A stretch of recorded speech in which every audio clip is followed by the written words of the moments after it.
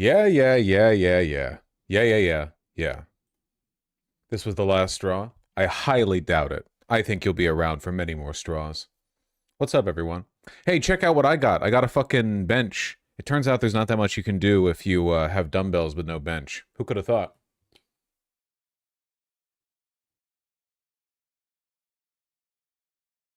It's like the most basic kind of bench. Silk Song reference? Yeah, every time I sit in it, I get my masks back.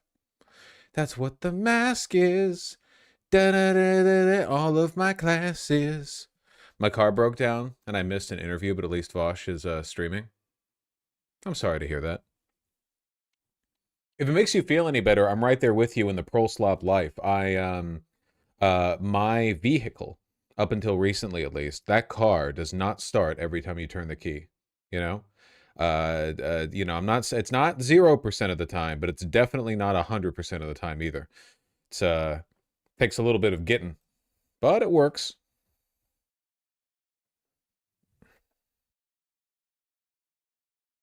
I beat Moog Rune level 1 a little while ago, like my favorite streamer Vanch. Is that not the sickest fight? Rune level 1? Doesn't that require... I feel like that's one of the top tier fights. That one is right up there with... I'm trying to think, actually. Moog might be like my #1 favorite fight mechanically at Rune level 1. That shit was really fucking fun. You have to... Because you can't get hit by the blood fire on the ground, the burning blood. But it's an insta-kill you. Can't wait to sell my car now that I live in an actual walkable area and right outside a rental store. Nice. Nice. By the way, Vosh, I recommended your content to my friends, so make sure to bring your A game. Sublime Centaria, motherfucker, that's your fault. I'm not... To me, it's just another, what is it, Wednesday? You're the one who's on the hook now. Now I can be fucking embarrassing today. I can bust out all of my most, like, unfunny, tasteless, Reddit tier misogynistic jokes. I can flub a couple of, like, racial ones and be like, come on, guys, you know it's not... You know I'm not like that. And really embarrass you. Your friend won't want to talk to you? There's a lot of power you're giving me over your friendship here.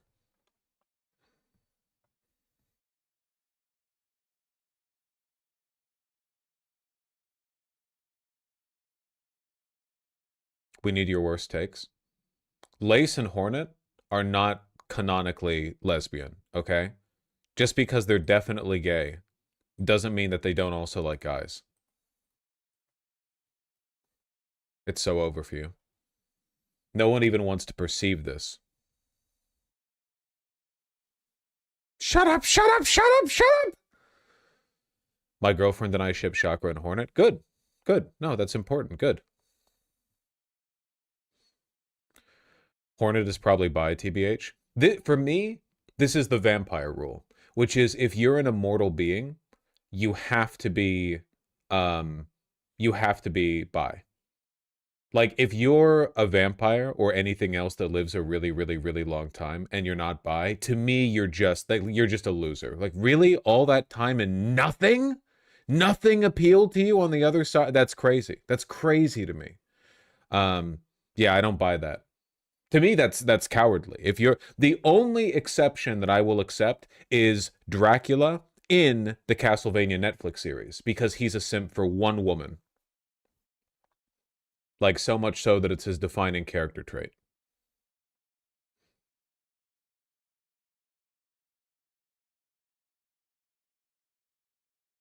His son is bi? Yeah, his son is bi.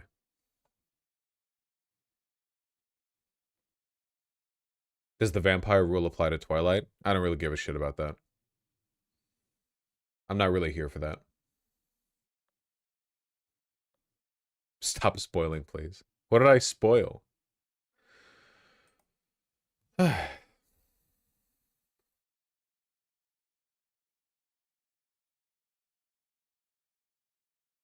Claim that Benny Johnson is gay. Based on what? This is lame. Why is everyone saying Benny Johnson is gay? Did he get caught, like, on Grindr or something? I saw the, one of the, like, left-wing meme poster accounts post the one with all like the gooey white substance on the ground, and someone was like, Benny Johnson farted in Home Depot. Like, did he get caught being gay, or did anything happen, or what does it mean? Everyone's a little gay. Okay, so it's not based on anything. Gotcha. Okay, moving right along.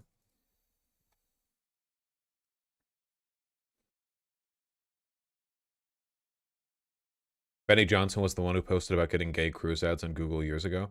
Oh, yeah, that was pretty funny. I remember that post. That one pops back up now and again.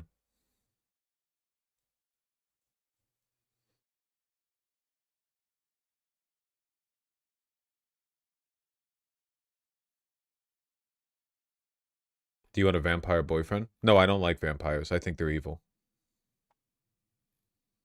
They're desouled.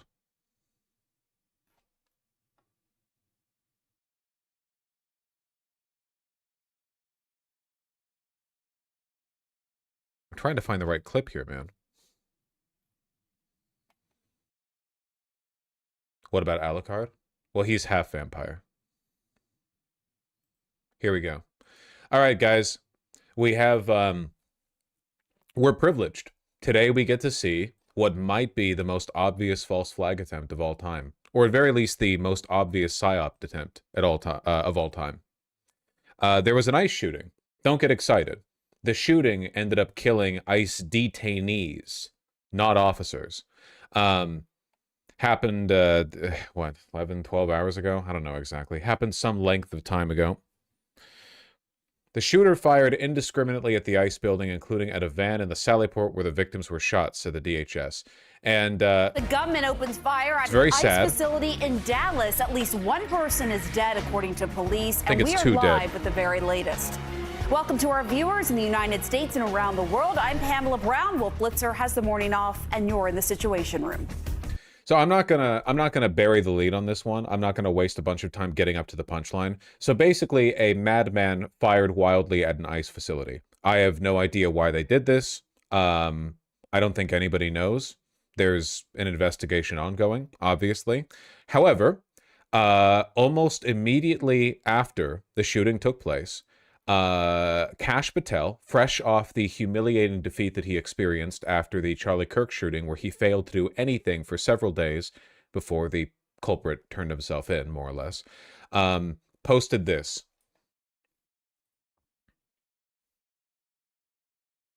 A clip of 5 bullets, one of which has had anti-ice written on it in blue Sharpie. Black's rule. Oh, yeah. So, yeah. It's, I feel like any serious attempt to engage with this is it's almost like a form of self-mockery, right? This is very obviously like, oh my god, a shooting happened. Somebody quickly scribble an anti-ICE slogan on one of these bullets. But Kash Patel was not the one doing the scribbling himself. No, of course not. This had to be done by somebody on the scene, a DHS officer, likely. And the DHS officer, having an average IQ of 73, barely being able to breathe and walk at the same time, heard it needs an anti-ICE slogan, and we got this. Yeah, yeah. Is this real? Yeah. This is the director of the FBI Director Kash Patel. A false flag so unbelievable that it's not even gaining the proportional traction within the right wing that you would expect. It's so incompetent that it's incredulous even to them. Nobody believes this. Nobody. 0 people believe this. The right wing is going to pretend they do. Nobody believes this. It's unbelievably shoddy. Normal thing to do, by the way, like just off the bat, normal thing to do, like several hours after a shooting, is to just post a picture of evidence to Twitter. Aren't you diving into conspiracy theory by assuming malice? Do you think that like a DHS officer slipped and the blue Sharpie fell out of his pocket and landed on just a 5-round clip that had been left in the ground, and it just like did that itself? What do you mean? Of course it was done with malice. I think you'd have to be conspiratorial to assume this wasn't a deliberate plan. Sounds plausible. While the investigation is ongoing, an initial review of the evidence shows an ideological motive behind this attack. See photo below. One of the unspent shell casings recovered was engraved with the phrase anti-ice. More updates will be forthcoming. One of the unspent shell from a completely unused clip. Engraved, unused clip. Did they drop the they're using this, like, yeah, ammo, just like it's just tossed it onto the Listen, like I said, they're calling it the worst psyop of all time. Hold on. Somebody mentioned this chat earlier. I saw this post. Very funny to remember when the FSB, the Russian Secret Service, were doing a plant to frame, like, Ukrainian saboteurs for an assassination attempt, and they were told to leave SIM cards on the bed to frame them, but they didn't know what that meant, or maybe there was a mistranslation, so they just left copies of the game The Sims 3. They must have left like 3 SIM cards, so they're like, what does that mean? They got 3 copies of Sims 3. This was literally insane. Yeah, but this is also what we're dealing with from the FBI right now. Sir, we found the top secret Ukrainian assailants' hideaway. They have a wig. They have what is this? Anti-system fighter, an unworn Nazi swastika flag T-shirt, as evidenced by the big crease in the center. They drew this. Is that even a Sonograd? I don't know. They drew some scuffed ass double swastika. Yeah, 3 copies of The Sims 3. They love that shit, sir. Yes, they would. We have expert intelligence detailing multiple incidences of them luring Sims into the pool and then deleting the latter out. They're sick. They're depraved. Just more Ukrainian depravity on display, sir. That's right. Launch the invasion.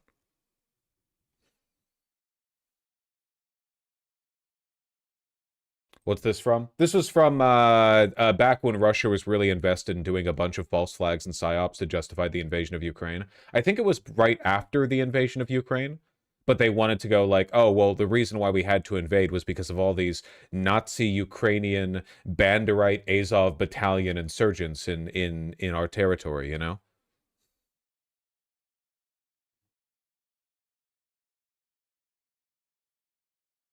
Incredible. Too many FBI agents confirming this to be a conspiracy? Well, what do you mean confirming it? We know for a fact that it's here. It's right here. What do you mean too many FBI agents? Buddy, who do you think runs the department? Sorry, as a rule, I think that you are probably better off just never trusting anything the FBI says. Remember, the FBI lied multiple times after the Charlie Kirk shooting. And that wasn't a false flag or anything. That was just pure incompetence. They're really, really bad at doing their job.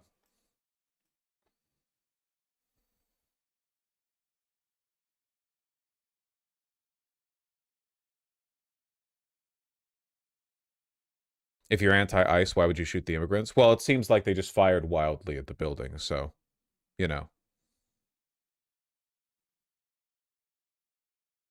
Anyway.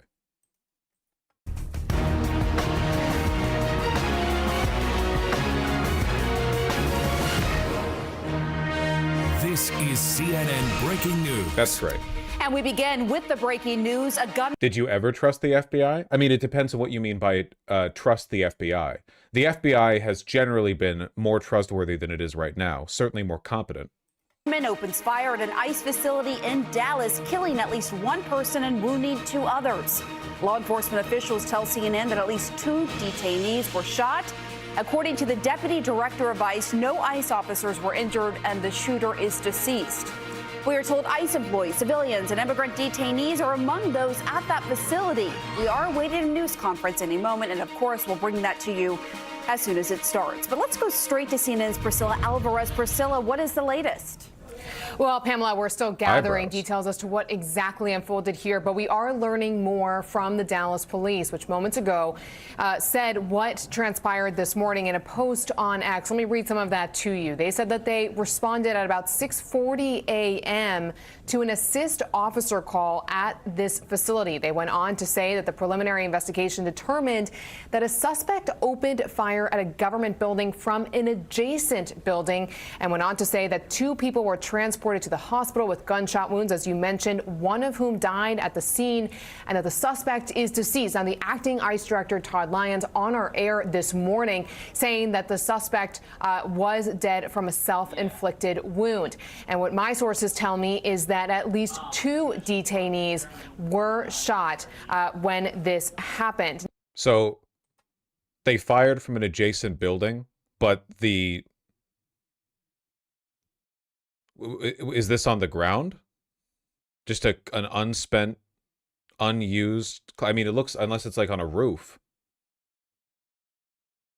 Also, they only shot, like, if they were being a sniper, why'd they only shoot detainees? Are you seriously telling me that this person with a rifle mistook 3 ICE agents for 3 detainees? Or vice versa? Like, they see the, you know, fucking Hispanic guys huddled in there, you know, wearing white shirts or whatever the fuck, those prison uniforms, and they were like, oh yeah, those are the ICE agents that I'm after. That's how that went down?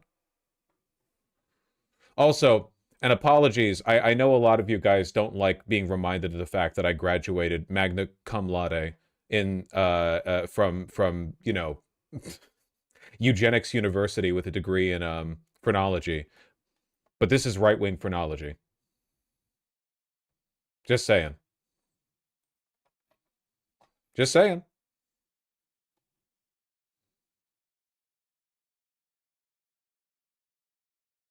Now, just to give you a little bit of context as to what the facility is, this Dallas ICE facility is generally a place used to process detainees. So they may be arrested by ICE, taken to this facility to be processed, where there are about 3 or 4 holding cells. So generally, there are a few dozen people at the facility before they are then transferred to a detention center. Now, we still do not know the motive of this shooter. We'll hope. No. We do know, because one of the unused clips had a 1 bullet with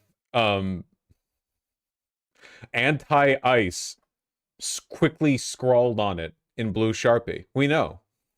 Learn more about that in the forthcoming presser. But what we do know from Homeland Security officials is that no ICE agents were shot or hurt during this incident. That's what they have said so far. But they are also highlighting that there have been increased assaults, attacks, and threats on ICE personnel. In fact, this particular facility was the target of a bomb threat in late August. So the Department of Homeland Security similarly saying that they do not have yet a motive for this shooter, but they are... Yeah, the FBI is pretty sure they have a motive. Tying this as well to what they have seen across the country, which is this increase in attacks toward ICE personnel. Take a listen to what the acting ICE director had to say about that this morning. I've never seen threats on law enforcement, specifically ICE, increase the way it is. You know, we're up over 1,000% assaults on officers right now. And all that with ICE having done absolutely nothing to prompt or deserve it. And really just a lot of the talk that's out there, a lot of the rhetoric is just the violence directed towards law enforcement officers just trying to do their job. And we just keep seeing an increase. Just following orders, sir.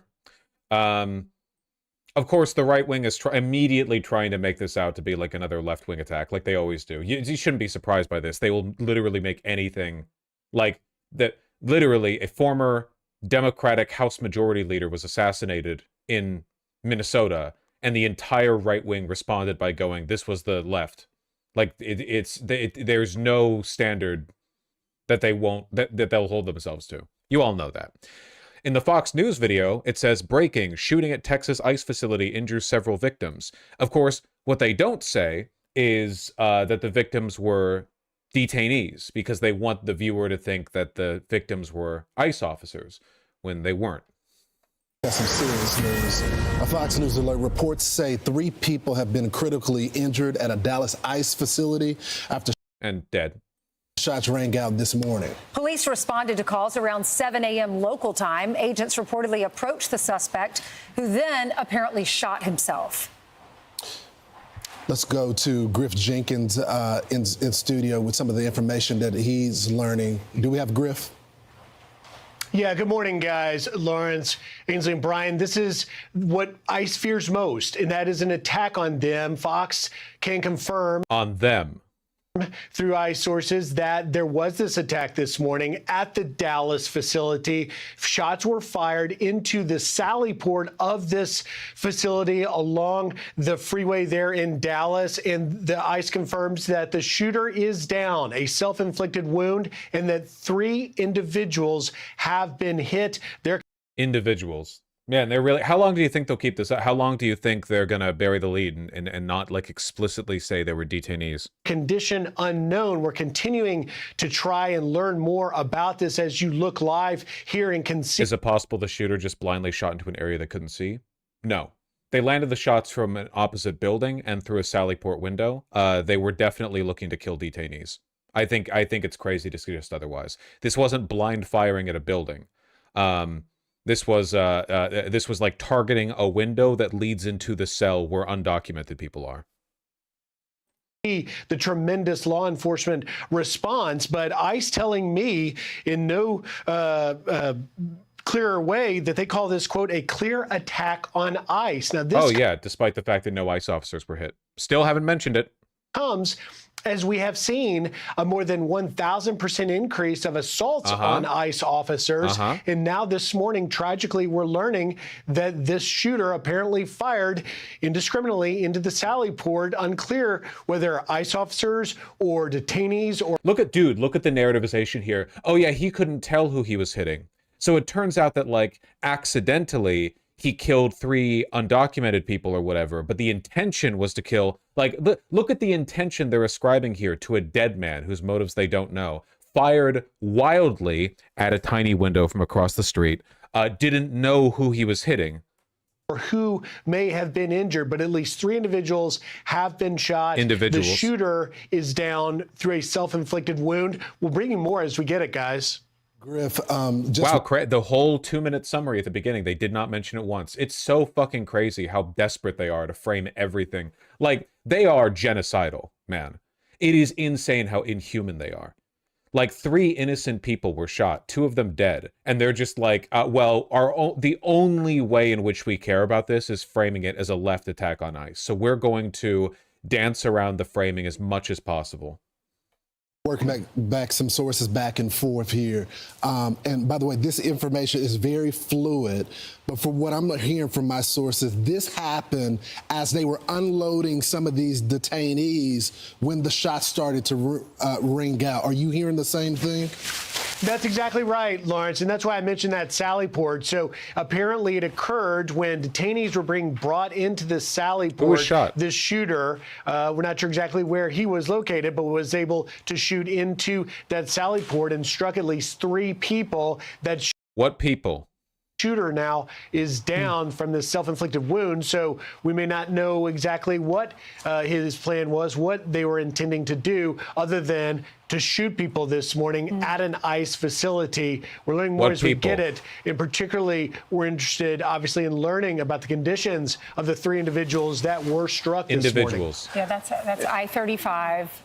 The east side is where you see most of the traffic. People are probably slowing down to watch and see what's going on. Look at all of the police cars. Wow, hey, let's not mention, like, who was shot, what type of person was shot. Look at the pretty cars. Wee-woo, wee-woo. Jingle the keys for the average Fox viewer. Wee-woo. There's so many lights. They go all the way up to the top. Wow, so this pretty. Is the access road in Texas. It's like a Christmas tree on the road.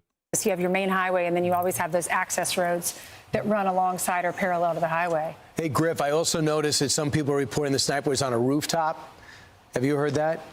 So we don't have that confirmed ourselves, but I'm talking directly to ICE authorities, and we're going to learn more about that. But I did see a local report that there would be a rooftop. And Brian, I'm just watching to wait and see if they ever, at any point, acknowledge that no officers were hurt.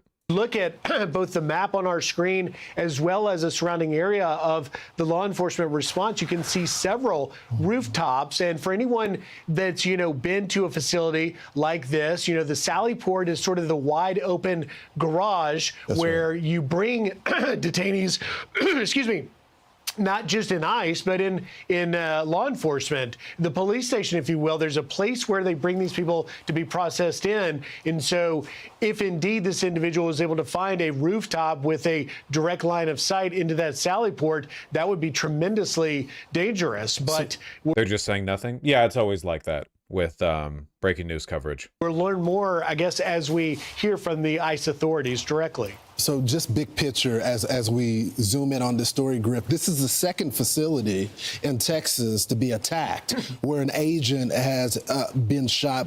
Oh, that's just a straight up lie. No agent has been shot. There we go. So not only do we not get an acknowledgement that it was detainees, just going to pretend.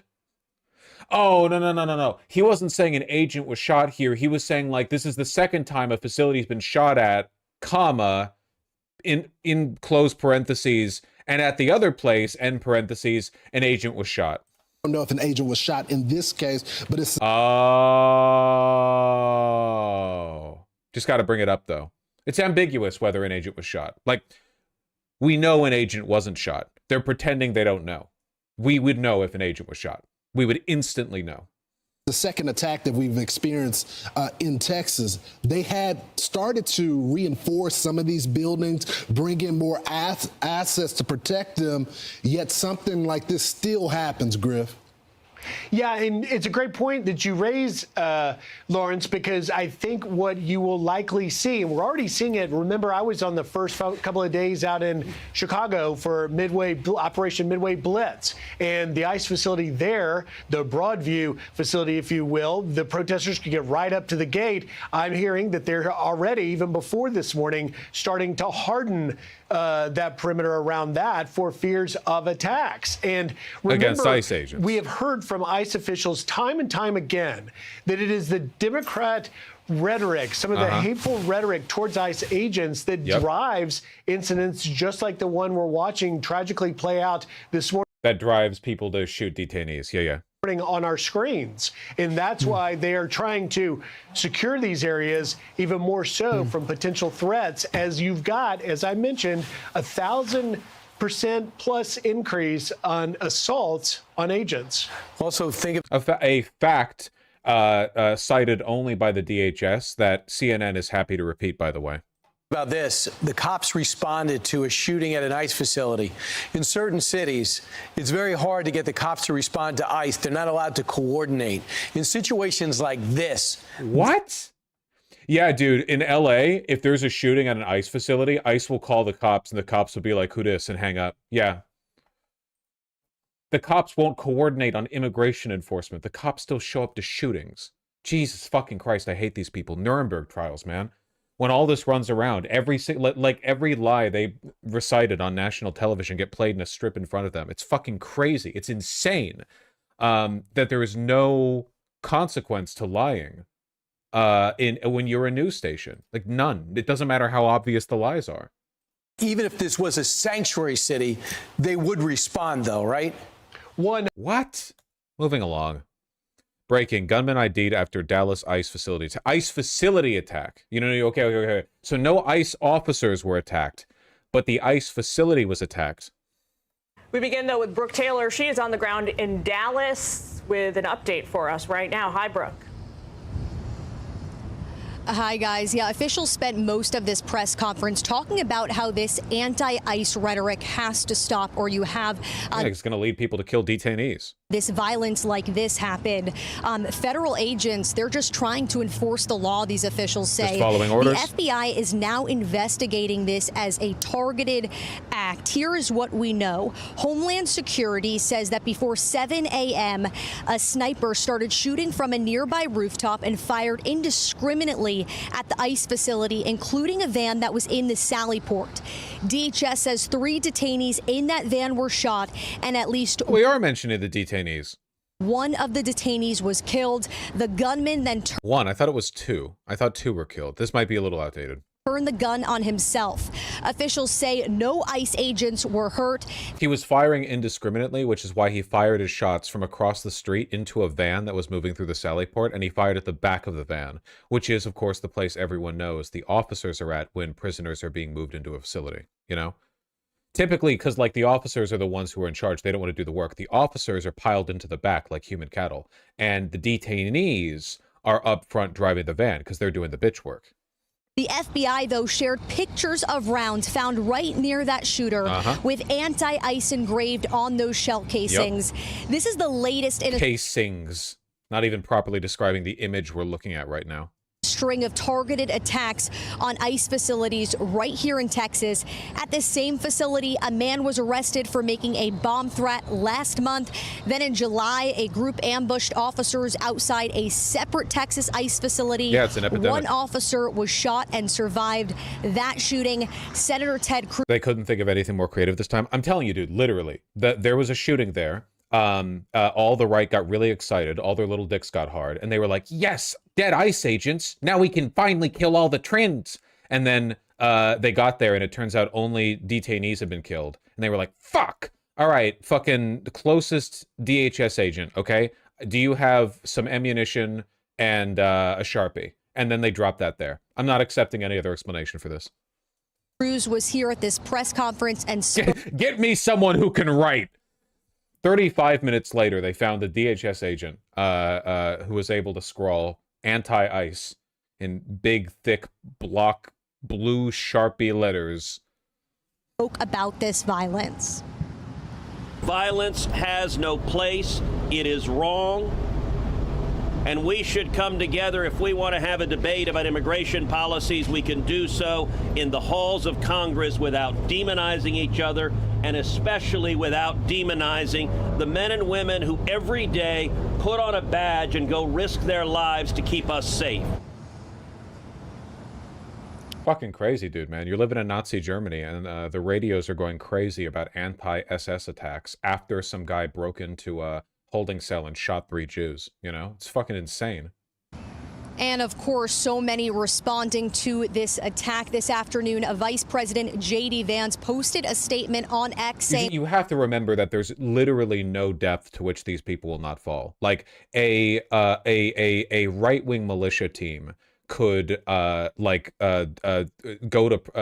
like a pride march or something and gun down everyone and like brutally execute dozens and dozens of queer people on the street to video camera while screaming their intentions, and the right wing would just dead sell it. They would just straight up say it's fake and the left did this. Or they would say they were asking for it. And if anything, it's just like, what do you expect when you display degeneracy like this in American streets? Eventually, people are going to push back. And then one day, for no reason at all, Hitler came to power in Germany.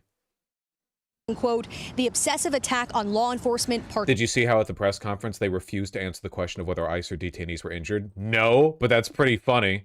Is this the one? Fox News alert, a deadly shooting at an ICE facility. That's how you know this definitely isn't a psyop, when they just won't answer it. Wait, where's the press conference? Is this it? There are people out there who are seeing what is being placed online, and they're coming and they're doing acts of violence against ICE employees.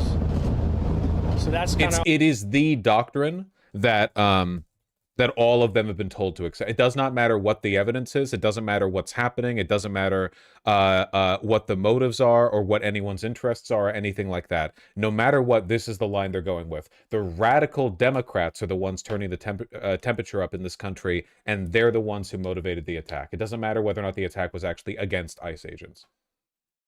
Here, is this the full press conference? Praying for this city, that we can come together at a time like this and pray. This is an active investigation. Had 4 individuals that were shot, 2 of them deceased, including the shooter. The DPD was able to locate the shooter who was deceased. We're going to be working this investigation shoulder to shoulder with our federal partners. The FBI is on scene. And right now, I'm going to introduce you to the SAC of the Dallas Field Division, FBI Joe Rumrock. Yeah, good morning. My name's Joe Rothrock. I'm the special agent in charge of the Dallas FBI field office. That's great. I want to first start by thanking our partners in local law enforcement, specifically the Dallas Police Department, for their quick and timely response. I can confirm at this time that the FBI is investigating this incident as an act of targeted violence. It is unfortunately just the most recent example we've seen of targeted violence, to include here in North Texas, where back on July 4th, we saw a coordinated attack carried out against an immigration detention center in Alvarado, Texas. What I can also share with you is that early evidence that we've seen from rounds that were found near the suspected shooter contain messages that are anti-ICE in nature. It not only in nature, in exact content, one might say. Does anyone here seriously believe that this isn't a false flag? Does anyone, like, again, I don't normally default to conspiracy, but come on. We know they are willing to lie like this. Of course they are. They lie about everything they do. And they have the motive, they have the intention. This is super ham-fisted. They're all trying to run with it, dude. Multiple anti-ICE messages, and it's literally just this. That's all we've got. It might be a legit attack they're trying to cover up. No, sorry, that's what I mean. Like this is the false, maybe false flag's the wrong term. PSYOP, false plant. What I mean is like they just fucking dropped this clip there, you know.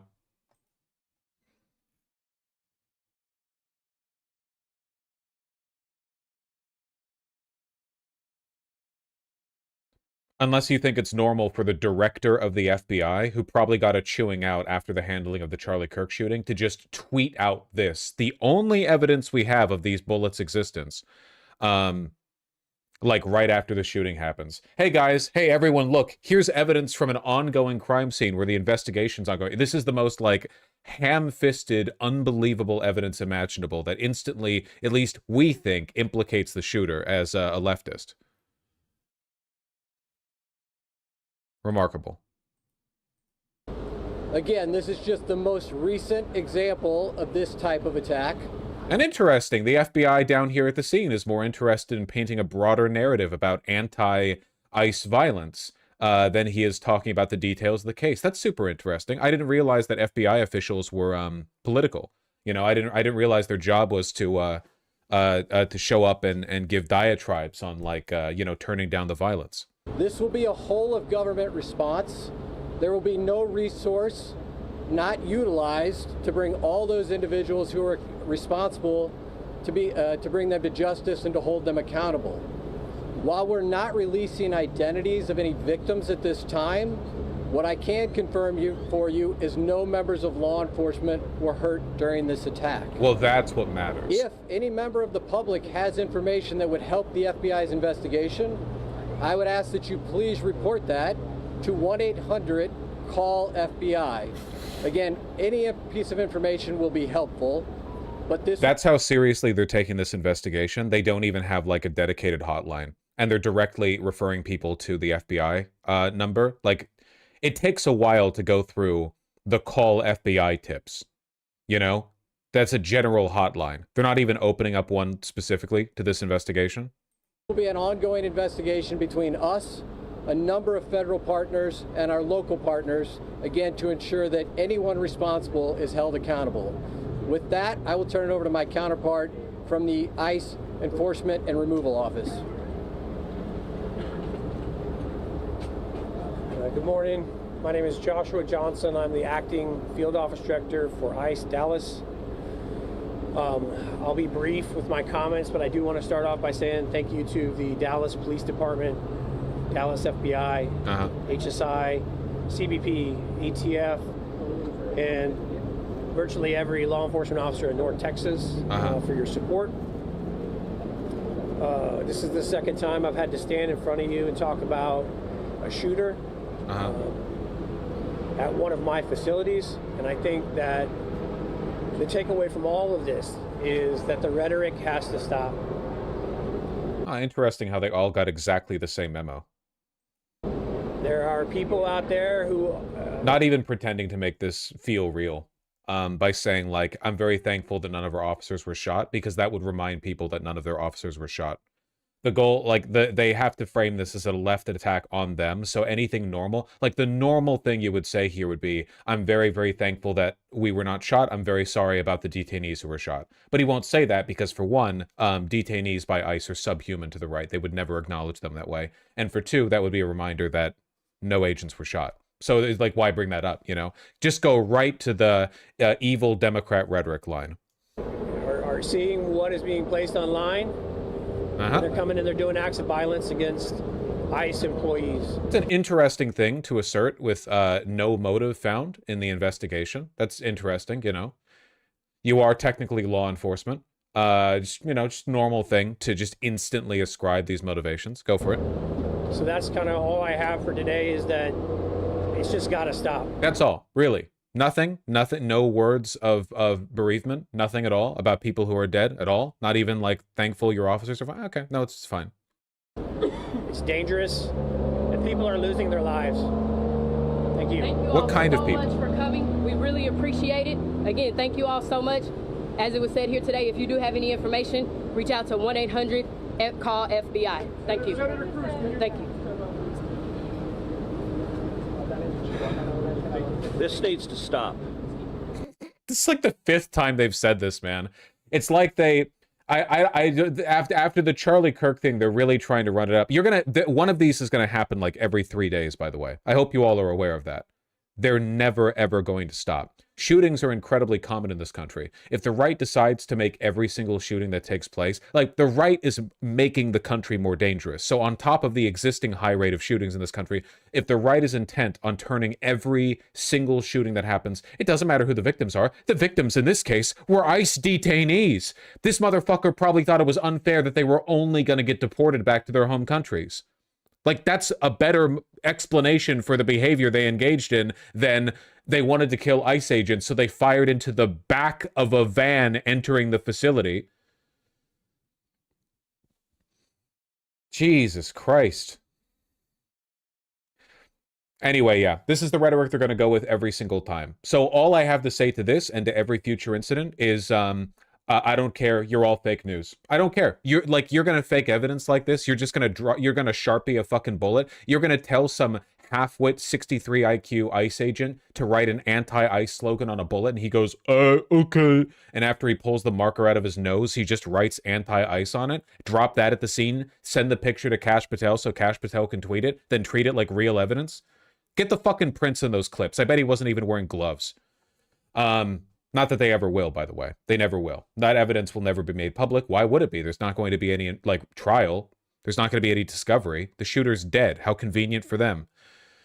Anyway, you're going to be seeing this happen way more often, and every time the rhetoric is going to be the same. The Democrats need to turn down the violence. This has to stop. Violent, stochastic rhetoric from Democrats.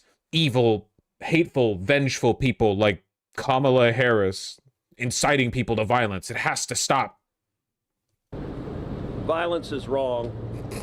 Politically motivated violence is wrong. Again, no evidence of motive. Just like, I feel like the only reason they faked the clips with, or the bullet with the anti-ICE was just so they could have a justification to roll out a press conference this quickly. You know what I mean? Like, they didn't want to wait until the second press conference on this event to have discovered evidence or whatever. They wanted to be able to talk about it in the first press conference, so they were super, super lazy and quick in how they dropped it. Weeks ago today that we saw a political assassination in Utah that tore the heart out of much of this country. I don't remember that. I don't know what you're talking about. This is the third shooting in Texas directed at ICE or CBP. This must stop. Wasn't really directed at ICE, though, was it?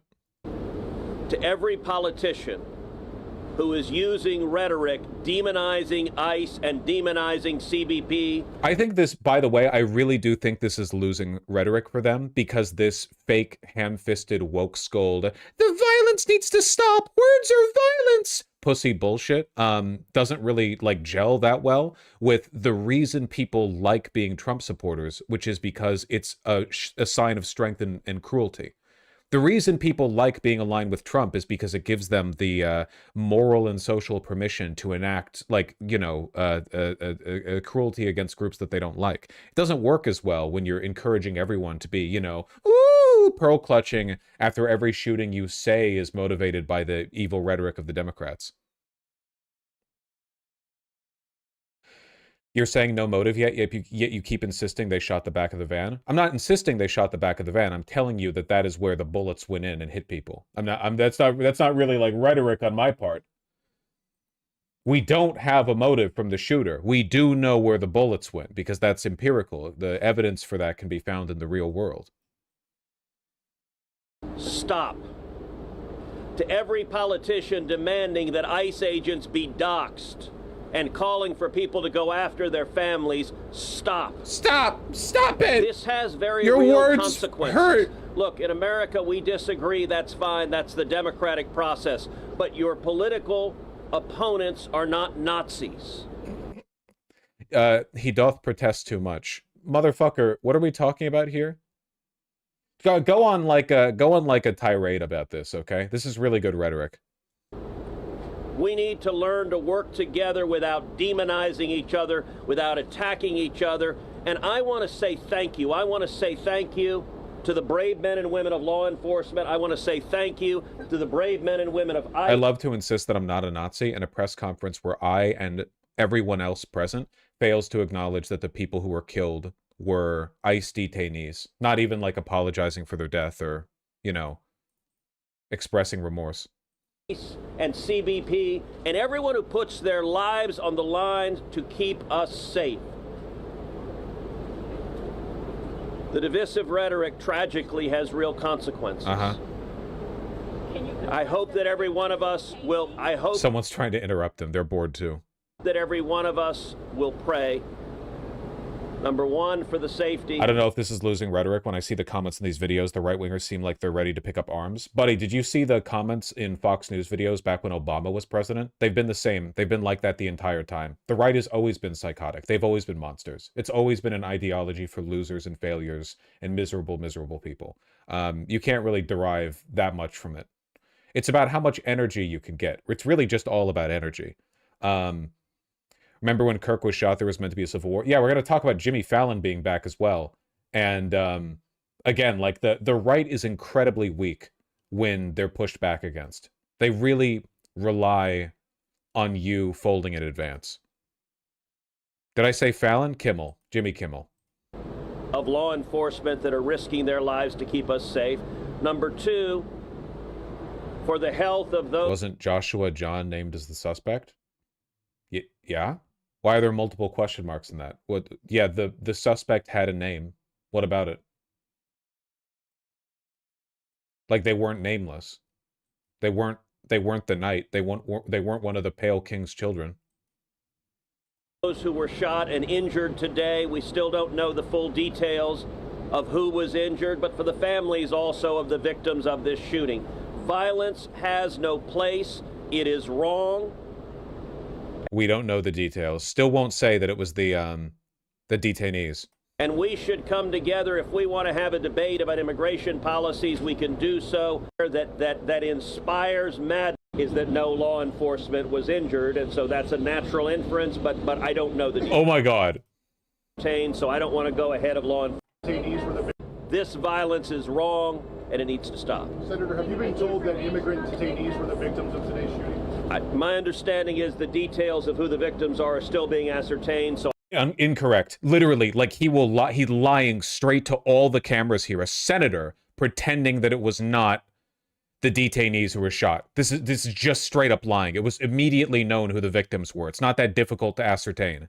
I don't want to go ahead of law enforcement releasing these details. What they have said is... We'll talk about the motives of the shooter, but the fact of who was shot, which was known minutes after the shooting finished, I don't want to speculate because, again, these people are subhuman to me. I don't want to acknowledge their existence. That no law enforcement was injured, and so that's a natural inference, but I don't know that. Well, we know no law enforcement was injured, but does that mean that it was non-law enforcement that was injured? What if there was, like, I don't know, a third hypothetical kind of person present at a prison, you know? What if the people in the van were neither law enforcement nor detainees, but stowaways, perhaps? You know, upstart urchin children that had packed themselves into the car blankets in the back that were looking to start a new life abroad, but picked the wrong, you know, back seat to hide under, maybe. I don't know. I couldn't really say. I want to wait. I want to wait for more information before speculating. I am, however, confident that Gavin Newsom caused this. I am positive Gavin Newsom caused this. Details. Special Agent, can you talk a little bit about some of the evidence you mentioned earlier? Just for clarity, I think there could be a lot of questions. Our understanding is that some of the shell casings had specific writing that was relevant to the motive. Give us more information. So I'm not going to go into any more details at this time. We will come back to you when we have more details to share. Again, our goal here will be transparency as those details become available. But we are still in the early stages of an investigation. Information is still... Where we know for a fact what the motives of the shooter were. The motives, often the most difficult thing to ascertain after a shooting. We got that one immediately. We're not sure where the bullets hit, though. Coming in, when we have more details, we will come back to this group.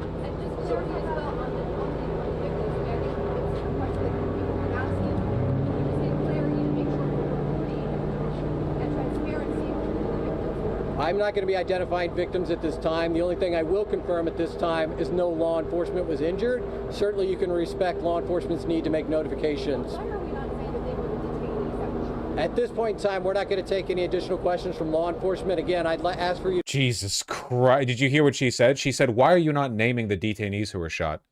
They might not even know. We already know thousands and thousands of detainees have been lost by ICE. Like, they've been taken and disappeared. Probably dead and buried somewhere, you know? Who the fuck knows? To respect the fact that this is an ongoing investigation, and as more details come available... We're not asking for the names of the victims. I understand. General sense if the victims are the detainees. The only thing I can say right now is no law enforcement was injured this morning as part of the attack. I won't be taking any more questions, neither will law enforcement at this time. We'll come back to you later. Fucking horrible Nazi-ass death camp officers. For sure, these people would absolutely administrate a death camp. Make no mistake, okay? What you're seeing now are like platitudes painted over an underlying desire to kill. They are unbelievably evil. I look forward to Democrat media running with the anti-ICE bullet bullshit as though it's real evidence, you know? Has it been submitted into evidence? Has it been, like, you know, investigated by an outside party? Are we completely trusting the determination of the FBI? Of course we are. Of course we are.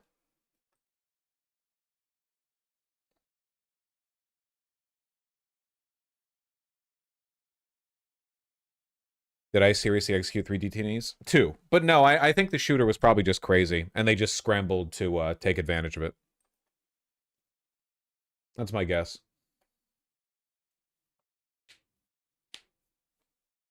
A lot of those. A lot of those in America.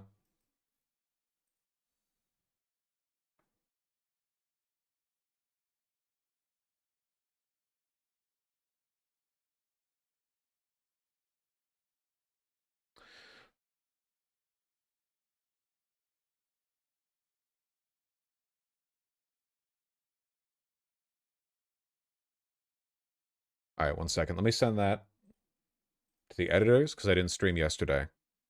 They're dying over there.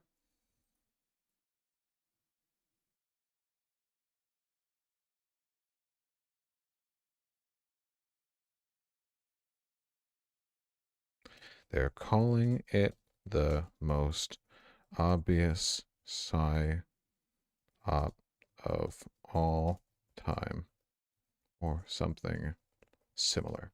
Okay.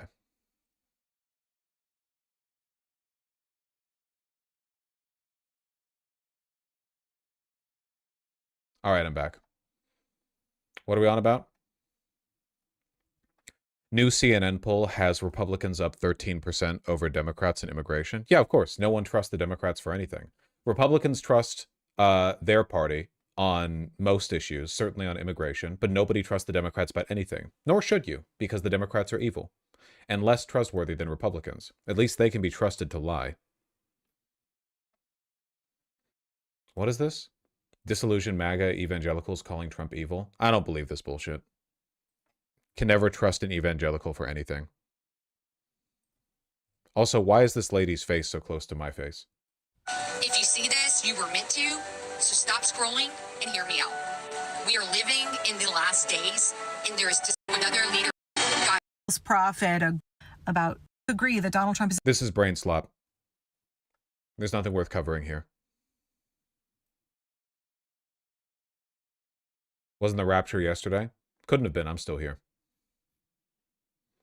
We were meant to see that, Vosh. Go back. No, we weren't. You're meant to see what I want to show, and I looked at that and was instantly bored.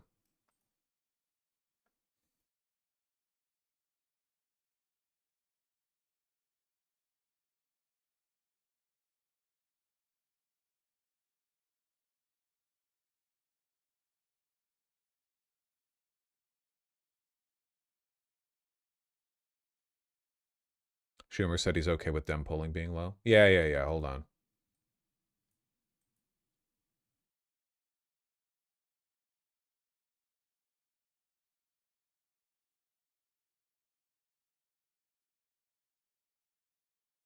Are we getting it? Are we getting the Epstein file release?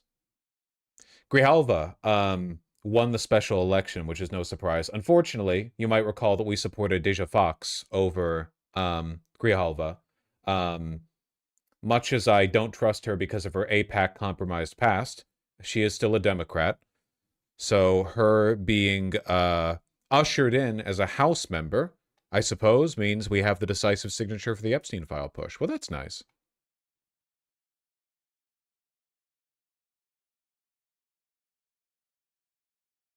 Working Families Party endorsed her, and so did Bernie and AOC. You think that gives a? Do you think a guy like me gives a shit? You think that means anything to a fella such as myself? Come on, think for yourself, sheeple.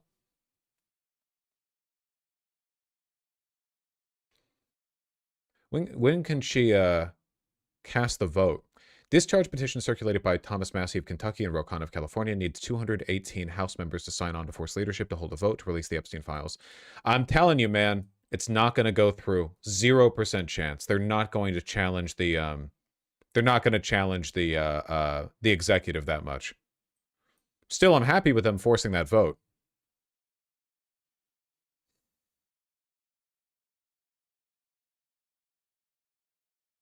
Yeah, it'll be a few days before she's actually able to sign that petition. And even then, it'll be a while before the actual vote is held. Has to wait, at least 7 legislative days before bringing the bill to the floor. I thought it would be less time than that. Okay. So why does Vosh hate her, Lamau?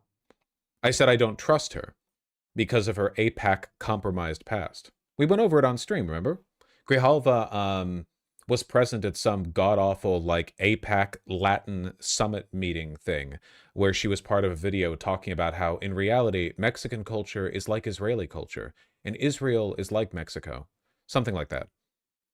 She was like a main speaker for it. She was there for talking for multiple minutes, you know?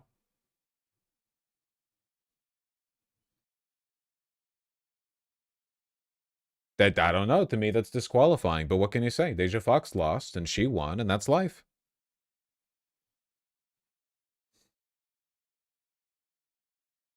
It was also like 10 years ago. She was an adult.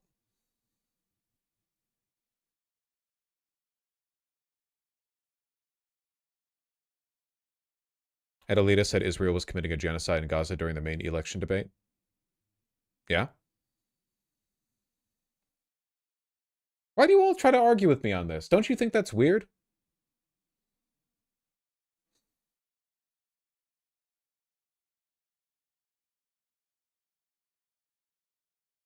It's our job.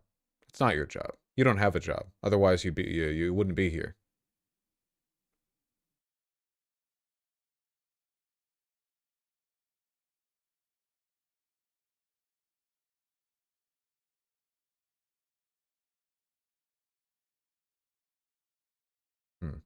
Okay. Dude, pretty much every Dem in the Midwest / Rockies has an AIPAC compromise pass at this point. And that doesn't mean we should add in more. This isn't going to change overnight, but it will change. Yeah, the way it changes is by non-AIPAC compromised people winning their primaries, which is why I supported her opponent in the primary. What do you mean?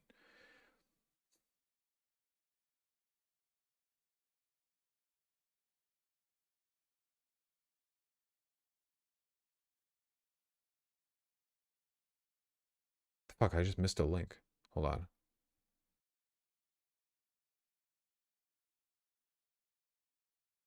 Where'd it go?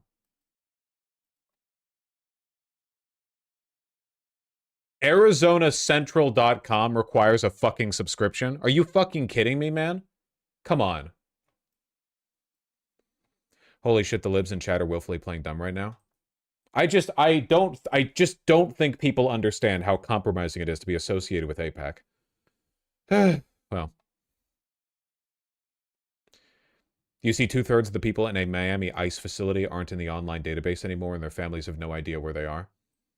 Yeah, I heard that at least 3 of them just got taken to Dallas and got taken care of through other means. Yeah, they're disappearing people and dropping them in the swamp. Isn't that the whole point of Alligator Alcatraz, that you can dump people in the swamp?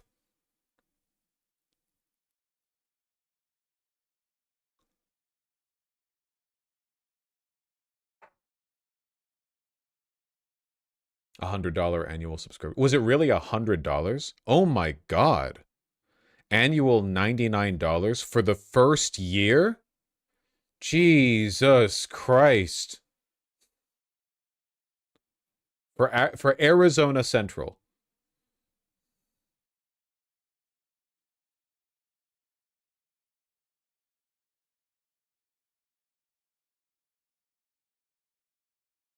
I don't know.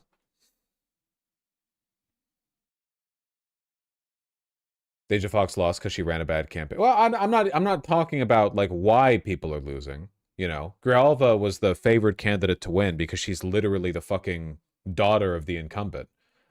She's literally like a legacy hire, you know? She's not a generational politician. She didn't get into it because, you know, America called for her or whatever. She got into it because it's the family business.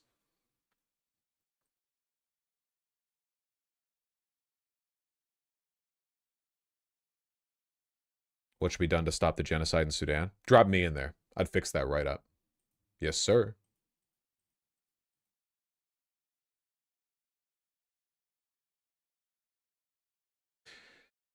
Was her dad a bad dude? Nah, he was cool. Is Grijalva good? Are you listening?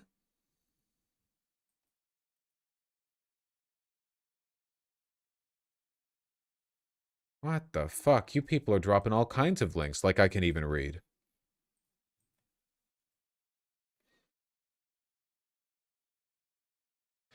Vance on ICE facility shooting. Just because we don't support illegal aliens, we don't want them to be executed. That's great. Me waking up and taking a look at my political discourse this morning. Opening up the newspaper. Taking a look at the talking points. Let's go.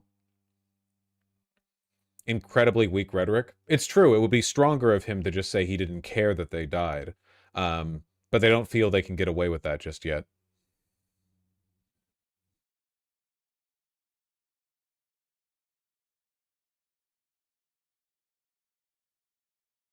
Joshua John.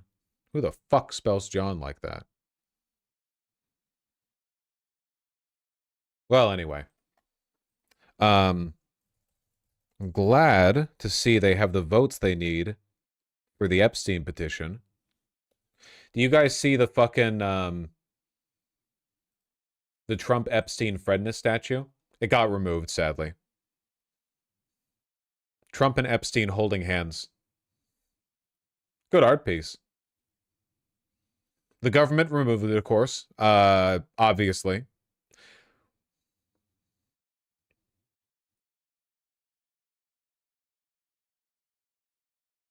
Dude, look at this. They even fucking broke the law removing it.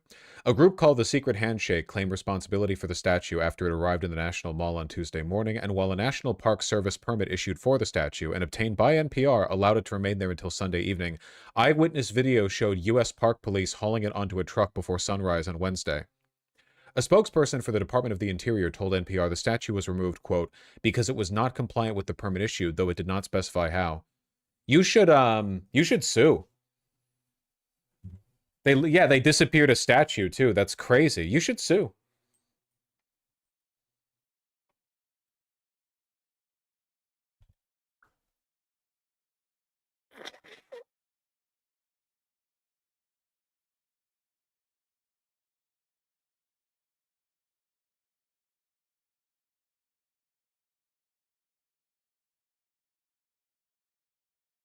The White House did not respond to NPR's questions about the artwork's removal, but had previously criticized it. The White House said, liberals are free to waste their money however they see fit, but it's not news that Epstein knew Donald Trump because Donald Trump kicked Epstein out of his club for being a creep. The actual reason that happened, allegedly, is because Donald Trump was upset about Epstein poaching young girls. It was an argument, right? It was an argument that took place because there was a teen girl that Trump found very beautiful, who worked as a masseur over at Mar-a-Lago, who Epstein poached.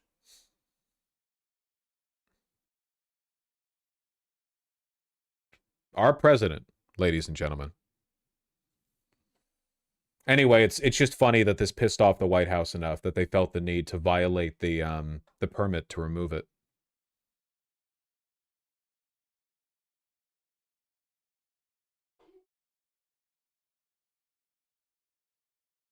Friendship as a sensitive subject.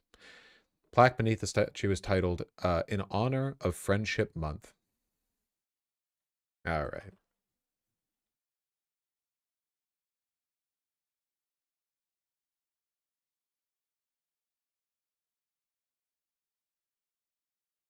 Why the fuck do I have so many goddamn tabs open? It took me no time at all to have too many tabs open. You guys want to get really, really, really, really, really angry at Chuck Schumer for a bit?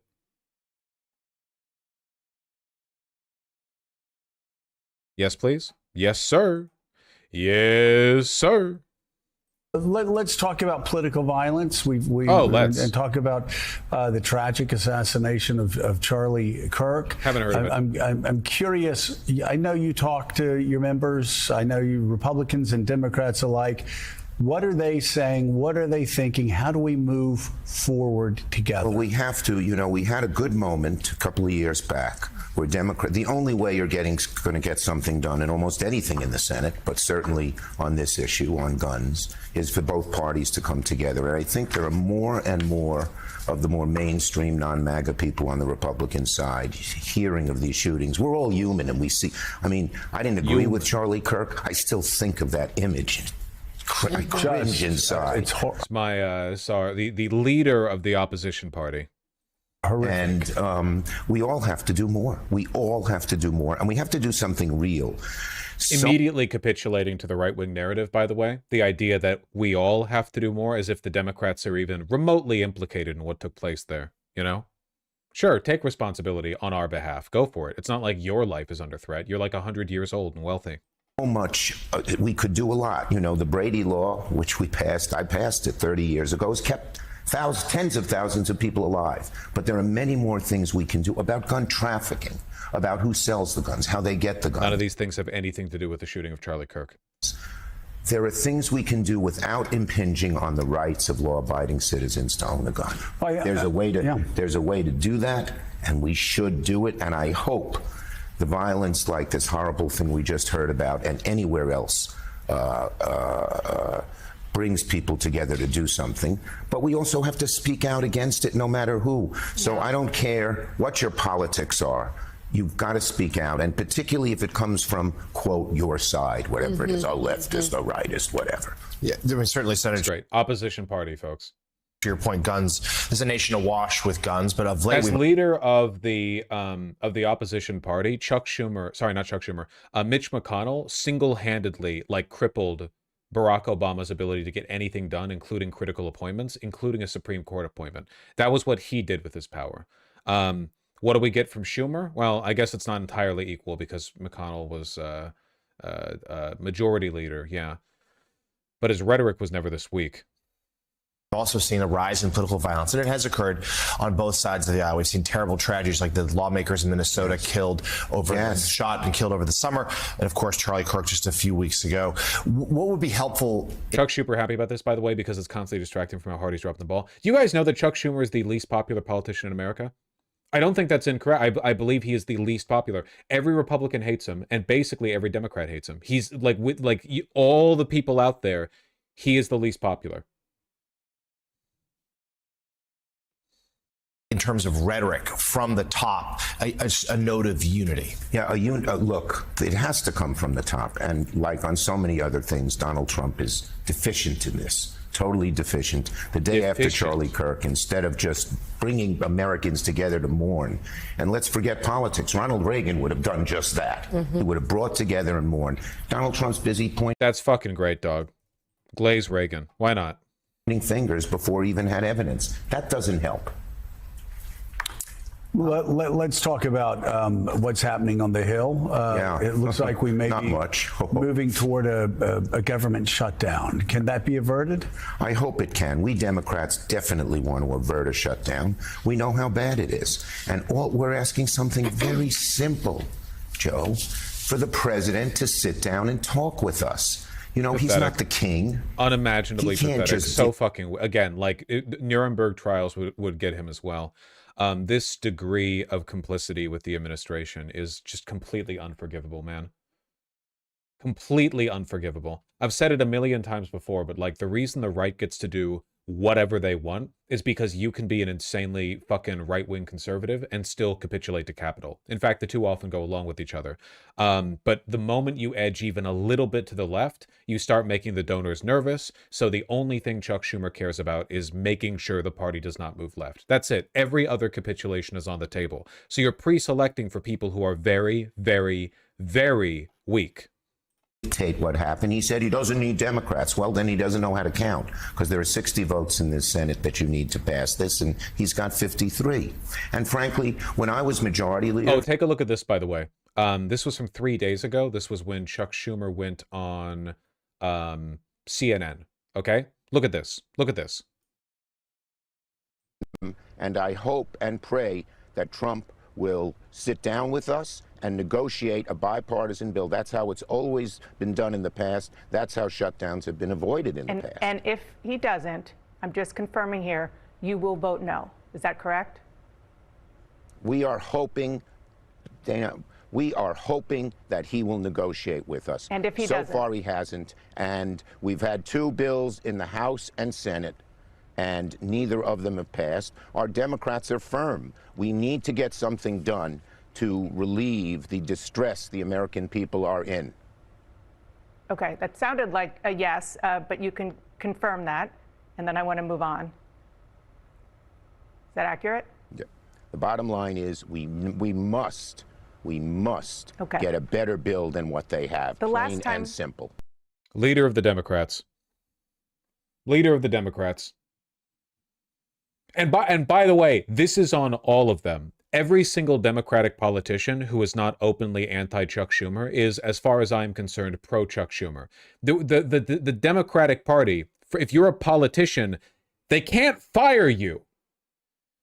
If you're a House or Senate member and you speak out against Chuck Schumer, the most unpopular politician in the country, you can't be fired. You're not hinging on a job. You can attack him as much as you want. You're allowed to. He talks like this about fucking everything. You've been asked numerous times if you will endorse Zohran Mamdani for New York City mayor. You always say you're going to continue to talk. There are 2 key questions here that you haven't answered. One is, will you ever endorse him? And 2, what do you need from him to get your endorsement? Okay, well, first of all, you know, I know him. We've had a good relationship in the past, and we had a good meeting 2 weeks ago, a very long meeting with a lot of serious questions, and all I can tell you is I'm going to continue talking to him. What's the holdup? I got to continue talking to him, and that's what I'm going to do. He's so pathetic that he's actually like irritating her. Normally, this Dana, right? Dana. Normally, she is like incredibly moderate in how she speaks to these people because, you know, it's her job. She talks to a million of them a day, whatever, you know, keep them coming back, you know. But he's actually so feckless that she's like just personally bothering her. Is part of the calculus that if you endorse a Democratic socialist, you're worried it will be damaging to your party, maybe even your chances of winning back the Senate? He's trying to pitch a motive like, hey, give me something, give me anything to work with. I'm going to continue talking to him. Dana, you can ask me again. Jesus fuck. He's so inhuman. It's crazy. I hate him more than basically any Republican. His internal world is probably indistinguishable from Republicans in that there's like a black void of self-interest where like absolutely anything you can say or do is justified as long as you come out on top. The difference is Republicans are much better at actually enacting that self-interest than he is. Or maybe his self-interest is just in being weak. He's managed to like worm himself into a position where nonstop capitulation to donor groups and lobbyists and what have you is, you know, what positions him best in life. Doesn't matter what happens to the rest of us. As far as he's concerned, we could all die. Schumer's leadership is increasingly toxic among Senate candidates. I don't fucking care, man. I don't fucking care, okay? People need to openly denounce him. Jeffries and Schumer are weak beyond weak. They are like historically weak. Books are going to be written on how weak they are, okay? We're talking like we're beyond like Hindenburg weakness. We're talking like insane, unprecedented levels of weakness. And nobody says anything because nobody can imagine a better world.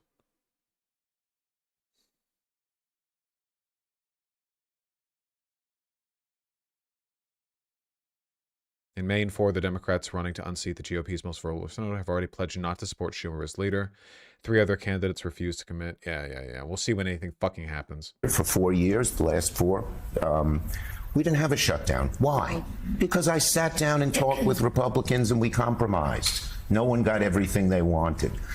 Donald Trump is the first president we're having a shutdown. As you saw, Hakeem Jeffries and I just made a simple, easy request. Sit down and talk to us. We can probably come to some agreements. There are a lot of people on his side who are upset about what's happening on some of the areas of health care, particularly the ACA, but others as well. Just sit and talk with us. So he did say yes. He didn't tell us, but, you know, his press person said yes. And then a day later, yesterday, he says no. And he has this rant. It's a shame it's advocated for by the most annoying, politically illiterate people in the world, but unfortunately, the Democratic ratchet theory remains tried and tested, you know. The Republicans pull you to the right, the Democrats keep you from moving to the left. Sure does fucking feel that way, at least these days. About radical Democrats. Is it radical to want people not to have their premiums go up $400 a month, $5,000 a year? Is it radical to tell a mother whose child has cancer that you're not getting treatment anymore and you're going to watch your child die? No, it's not radical. And 68% of Americans think that this big bad bill was wrong on health care. And it's all the Democrats, 2/3 or 3/4 of the Republicans, but 1/3, of the independents, but 1/3 of the Republicans. So all he's got to do is sit down and talk. It's such a simple request, and I think the American people understand that. And Leader Schumer, you said as you sat down, you told me that you found out, like the rest of us, that the meeting was canceled yesterday when he posted on Truth Social. Yeah. So we have about a week until the deadline. So what happens now? And obviously there are real world implications to any government shutdown. Exactly. There will be federal workers will. I hope the government just completely shuts down. I don't really care. Well, but there's also the political aspect of this and the risk of receiving. He's stealing Bernie rhetoric by asking rhetorically if things would be radical. Yeah, the entire Democratic establishment did that after 2016. Hillary Clinton did it like very visibly after Bernie Sanders started to do better in the primary. Again, they really do not believe in anything. It's why after Mamdani started to rise up in prominence, there was a whole bunch of discourse about like, well, what if we got like a liberal Mamdani? And a few people tried, but you actually you can't, because in reality, you can't actually totally divorce rhetoric from belief. You know, you can't actually like cosplay rhetorically as a radical if you're not a radical. Yeah, look, it's simple. ask the Republicans. First, they control the show. They have the presidency, they have the Senate, they have the House. So they're in charge. And God forbid there's a shutdown, which we don't want. American people are going to know they're in charge and say, what the heck? Or worse. Is there any chance of a meeting happening? I hope so. We are persisting. Our request to meet with the president is still out there. Do Republican leaders on the Hill want that meeting to take place, though? That's a good chuck. What do you think of John Ossoff? I don't like any of these people. The Democratic Party, its brand, its name is so toxic. I can't even like people who are associated with it at this point. I feel like the Democrats institutionally are so weak and so responsible for where we are right now that the only kind of Democrat I could like would be one who distinguishes themselves loudly from the rest of it, you know? I mean, the rest of it just comes across like a capitulation. It's like, okay, so maybe you're better than fucking Kamala Harris or whatever. Nice low bar there, okay? But you can't be that good because you haven't been speaking up about how bad this shit is. How are you meant to be separate from the muck? Ossoff voted for the Charlie Kirk Memorial Day. Well, there you go. There's some reports that right now they don't. Yeah, I still, look, the bottom line is there are reports they don't. And we did ask them, the reason we asked them for 2 months, Hakeem and I, to sit down and talk with us. That's what always happens. Why won't they do that? Well, we learned why. Because you're weak and pathetic and we'll give them whatever they want anyway and nothing matters and you don't care anyway and you're aware of that fact and you're basically just sitting here with an enormous amount of money and power doing absolutely nothing and you're fine to keep it that way? Trump said ignore the Democrats. So I think this really comes from Trump. And they're afraid of him. We haven't seen them buck him. Even if you hear chatter in the gym or his members talk to each other that what Trump is doing is wrong and bad, they don't buck him. They don't buck him. And he thinks he's king. And you can't be king. And look, the American people are learning about this. The view of Trump is declining because costs are going up, not just healthcare costs. Your energy costs are going to go up because of what was in that BBB bill. If you take wind and solar off the grid, even if you believe in all of the above, you're going to raise electricity prices. The tariffs, they're killing people. I just had one of my colleagues out in Iowa. All the farmers could talk about was how the tariffs were killing them. So people are getting really upset with Donald Trump. And it's because of what he does. He ran. And yet, somehow, by a significant margin, the Democrats are the less popular of the two parties. Yesterday, he had a rant at the UN. He had a rant about why he wouldn't sit down with us. He doesn't deal with the issues. He's not being president. He's not up to the job. It's so, excuse me, it's so easy to just sit down and talk to us. And we know we're not going to get everything. But he's not even doing that. That's a great thing to say when you're at the negotiating table and you want to fight for your constituency. I love saying that shit. I love before the negotiations have even begun, saying, now listen, we're not expecting much. We don't expect that. We know we're not going to get everything we want. In fact, we know you're going to benefit more than us from this.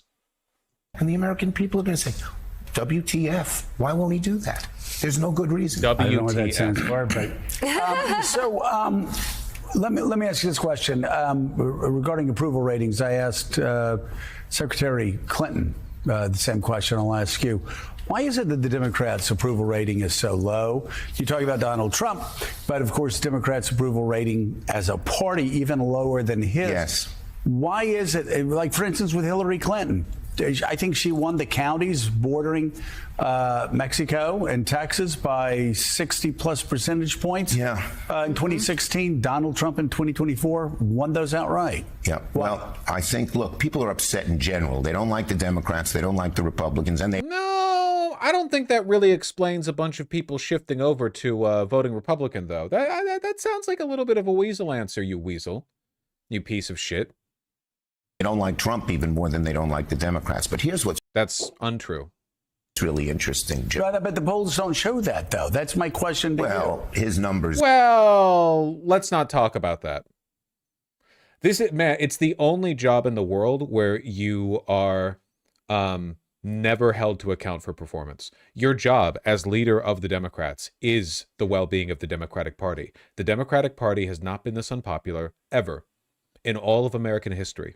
There has never been a point where the Democratic Party was this unpopular. This is the worst it has ever been, and not by a small amount. And it's because of him and Jeffries. They're the guys on top. It is not people are generally angry. Have gotten much worse. Today there's a Ipsos Washington Post poll that shows I think he's lower than he's been by a considerable amount, and it's going to keep and far higher than you. Getting lower as all of these, especially the high costs of living, he's helping cause. So what do Democrats need to do? What went wrong? I wish one of them would just look him in the eye and say, you are the most unpopular politician in the country. The Democratic Party has never been this unpopular in its history. Why are you so bad at your job? People want you to leave. You should leave. Yep. How did they lose some of their most loyal voters? Right. And what do they need to do to turn it around? What we need to do to turn it around is show working families and everybody that we're on their side. And we are doing that, and we're going to continue to do that over the next several months. We have to keep hitting Trump, but we have to show we're on their side. And frankly, to win the elections, we have to recruit good candidates. I am optimistic about us actually taking back the Senate much more now than before, because really fine candidates are stepping up to the plate. And one more point on all those polls, even though like Mamdani? No, not like that. We're gonna look at it soon, by the way, but Kamala Harris is doing her campaigning for presumably her next presidential run, and she immediately smears Mamdani. Not directly, but indirectly, as soon as the question is pitched to her. So, you can get ready for that, I guess. Democrats' numbers are low. When you ask people, who do you prefer, a Democratic senator or a Republican senator? We did it in the 6th battleground. Kamala said she isn't going to run, and I don't believe her. We'll see if she does. We have a few more years. States, which were +2, +3 overall, so it's not a Democratic or independent survey. 47-39, they prefer Democrats. And in a couple of the races where we have the two candidates, we win. So the people want to see what Democrats will do for them if we get in, but they also are really leery and dubious of Trump and the Republicans who follow him even more so.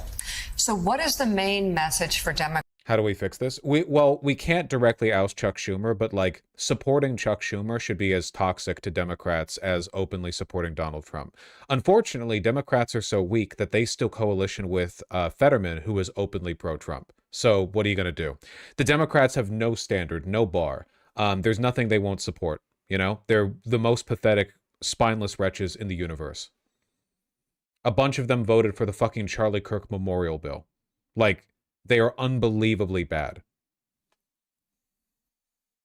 Democrats, there's so many different criticisms that they could be taking on right now, from free speech to you name it. But what's the message Democrats should focus on to bring it home? The positive message is very simple.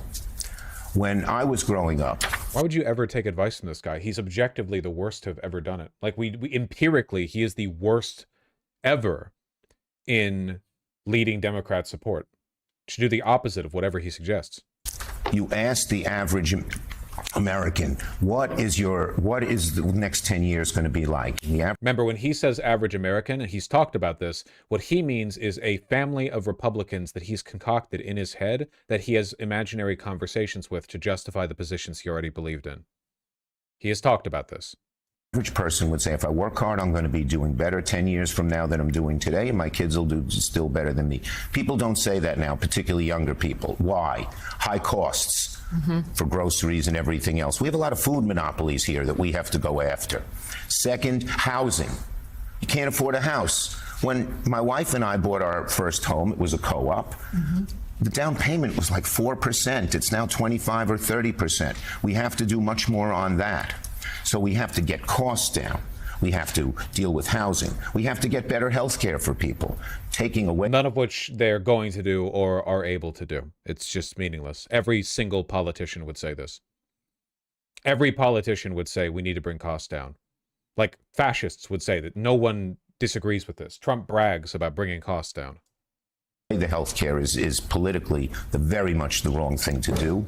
So we have to be really strong about a good future. We have to be really strong about how bad Trump is for people's future. Affordability. That's correct. So, Leader Schumer, I want to follow up what Mika said about free speech. Obviously, we've been talking a lot this morning about Jimmy Kimmel's return to the airwaves last night. He did a beautiful thing. He was measured, he was calm, but he was strong, and he didn't duck the issue one bit. So when Kimmel was... What the fuck are you talking about, man? Taken off the air, there was a lot of storylines. Well, it's a business decision. These affiliates are trying to get this merger done, etc. But last night, right around the time Kimmel came back, that show aired, President Trump went on Truth Social and made it plain that that he does not think he should be on the air. This is spoilers. We'll get to this in a bit. I don't know. I just wanted to remind you guys you should hate Democrats. It's really fucking bad. Oh, it's both of them, by the way. Here's of course, that's the Senate minority leader. He's the House minority leader. When Trump was president last time, Speaker Pelosi, and she was Speaker, Democrats were in the majority, she seemed to relish going toe-to-toe with him on a daily basis. Do you relish the fight with Donald Trump? Look at that face. I think it's an incredibly important fight for the American people. And I'm just not clear why Donald Trump is backing away from that fight. Nothing going on up here. Man, it is true, though, that Pelosi was 1,000 times better than what she left behind. It's crazy to think we could have gone down from that point, but it turns out that, cynical, evil, but competent is a lot better than, I don't even know how cynical Jeffries is. I think he's really stupid. Really just low IQ. I genuinely, a lot of the way, Schumer is an evil void, okay? Hakeem Jeffries is a fish man. He's an Innsmouth citizen. I genuinely don't know how aware he is of what's going on around him. He agreed to the meeting. We demanded it on Saturday. Leader Schumer and I sent a letter laying out our position very clearly as it relates to government funding and the health care of the American people. That's great.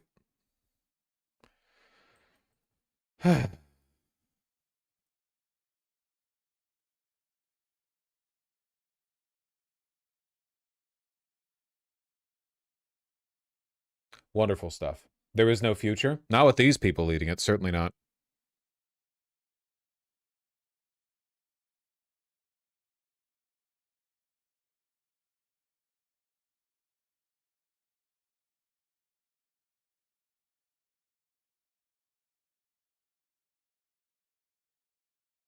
Yeah. You see Jeffrey saying Trump was too scared to say his name? I saw that. That was pretty funny. He posted this clip himself, too. It wasn't even oh, no, sorry, it's not a clip. It's just text. Donald Trump has never used my name during his presidency. Now he is afraid to meet to discuss the Republican healthcare crisis and pending government shutdown. Why is that? Sincerely, Hakeem Sekou Jeffries. Sekou? Sekou? Whoa. What the fuck? It's Japanese? Is he a sword saint? I don't fucking know. Where is that middle name from?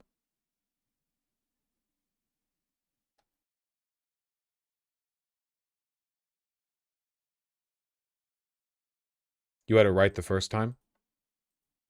Seku? It's from Sekiro? It's from the video game Sekiro, which he is a fan of? Okay, gotcha. West Africa? So it's not from Sekiro. It sounds Japanese. That's crazy.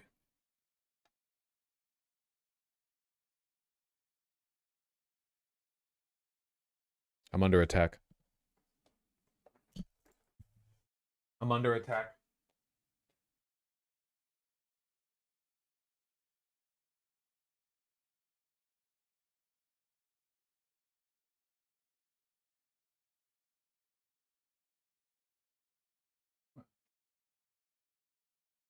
Very good. Got her.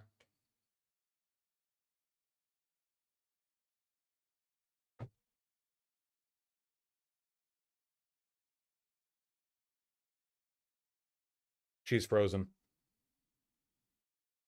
You want to tear up my shirt with your claws? My nice shirt? Yes, you do. Yes, you do. Be free. Ooh.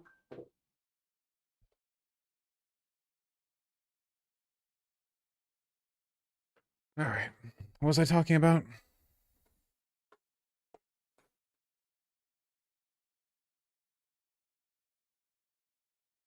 You threw him animal abuse? She's dead. Hating Democrats. That's true.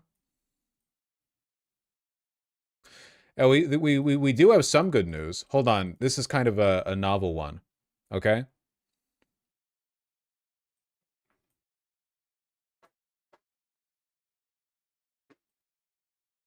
One second.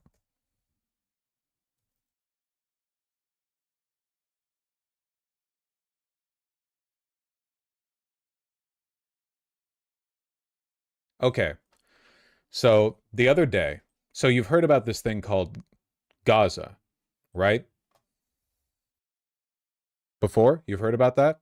It turns out there's some drama. I'm not really familiar with all the details. It's like a Go Palestine, I think. That's the team we're on. Anyway, it turns out Italy is a huge fan of this team. Take a look. Big strikes across the country. Big worker strikes. They can actually do worker strikes in Italy and like in other countries. America is a fake country. America is just like 300 million people sitting on a parking lot, like all doing Uber Eats drives for each other. But in other countries, they can actually do disruptive strikes. It's actually possible. There's been a bunch of outrage. They work in Italy. Well, yeah, thousands of workers across Italy is the entire labor force.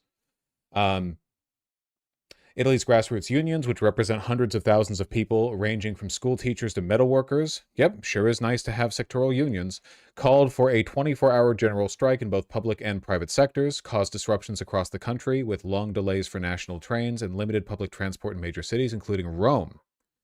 In Milan, tensions escalated when dozens of protesters dressed in black and armed with batons tried to smash the main entrance of the city's central train station, throwing smoke bombs, bottles, and stones at police, pepper spray. Listen, a lot of people had a good time. A lot of people they had fun with it, and they were wacky with it, and that's what matters most, you know? That's the most important thing. Imagine if America had a society. I can only imagine. It's difficult to imagine. So, a little while ago, a very large flotilla was deployed to Gaza from, my understanding is, in large part, Italy and Spain, to provide aid. It's not the first time a flotilla has gone over to Gaza. Remember the one that, what's her name? Greta Thunberg was from? Or was on? The frog hat got taken? What's a flotilla? I will not Google it. Like a big convoy of non-military, like a fleet of non-military ships, right? Is that actually, what is the definition of a flotilla? Boat parade?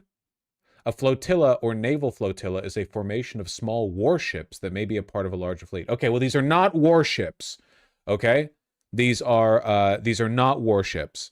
They're going over there to epically own Israeli fascists by giving food and water and aid and so on to dying, starving civilians. So with that in mind, of course, just the other day, Israel attacked the flotilla. Drones flew overhead, and they were bombed and subjected to radio jamming with ABBA music of all things. I don't really know why. We are witnessing these psychological operations firsthand right now, but we will not be intimidated, said Global Sumud Flotilla, which is great. We love it when people won't step down or be intimidated. We like that, as a matter of fact. So the point that I'm arriving at is that following this drone attack by Israel, Italy is deploying a frigate to escort them. Now, this is crazy enough that I want to see how it plays out, to see like how much it actually turns out to make a difference, you know? But yeah, and I think this is unprecedented, but we have an actual naval deployment to escort the flotilla and keep around it. Turkey and Spain are also sending warships to assist. No kidding? Yeah, there's Spain. Hold on. Turkey ship flotilla. Give me the good news. I don't trust Italy to fire on Israeli drones. I partially trust Spain. I think that Italy and Spain would have to keep Turkish ships from firing on Israeli drones. I think that a Turkish ship would need to have like UN peacekeepers on it to keep everyone's hands off of the firing pins. Sheesh. Hold on, I'm not seeing anything about Turkey assisting them.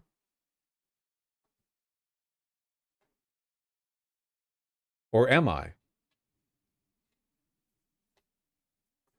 Isn't Italy governed by a literal fascist? Why would Meloni do this? Because Israel is insanely unpopular in Europe.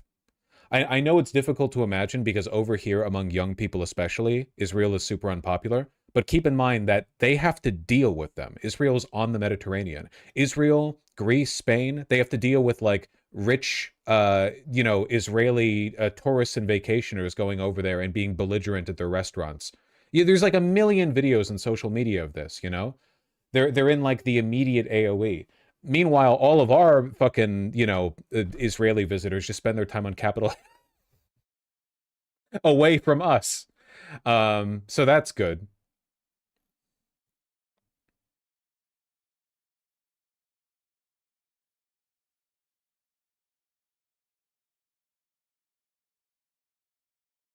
Global Summit Flotilla, some 35 small boats of different types, around 350 activists are sailing across the Mediterranean, intending to deliver aid directly to Gaza. The flotilla, which the organizers say includes delegations from 45 different countries, is currently in the central Mediterranean region, north of Libya and west of Crete, and will take approximately another week to reach the coastal area off of Israel and Gaza. The flotilla seeks to break Israel's naval blockade of Gaza and unload aid in the war-torn territory to help the civilian population, while also drawing attention to the genocide. So to have Italy and Spain deploy naval ships to assist the flotilla, I mean, it depends on how things play out. But I feel like implicitly, the suggestion here is like a military breaking of the blockade. I have a feeling it's not going to reach that point because that would be crazy. But even them sending ships to the flotilla provides a lot of legitimacy. It's not as good as it should be, sadly. All right, where's the other shoe? I want to see the other shoe drop. Italy urges Gaza flotilla to hand over aid after drone attack. Ah, I see. So the Italian military is saying like, we'll take the aid over. It's not safe for you. That makes sense.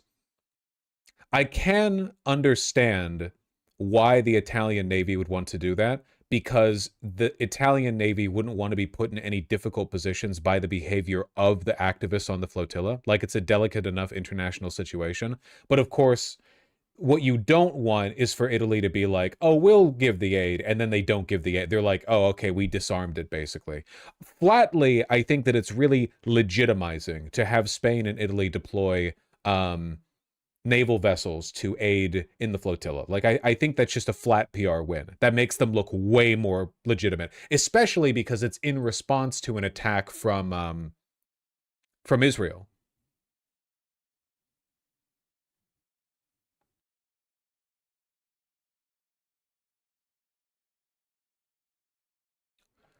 Unverified CCTV video footage released by the GSF shows a man on board a yacht jumping onto the deck following what appeared to be an explosion nearby. 13 explosions were heard. Objects being dropped in at least 10 boats from drones or other aircraft, causing no damage. So like flashbangs? So they're like attempting to just rattle everyone? They did this with Greta Thunberg's flotilla as well.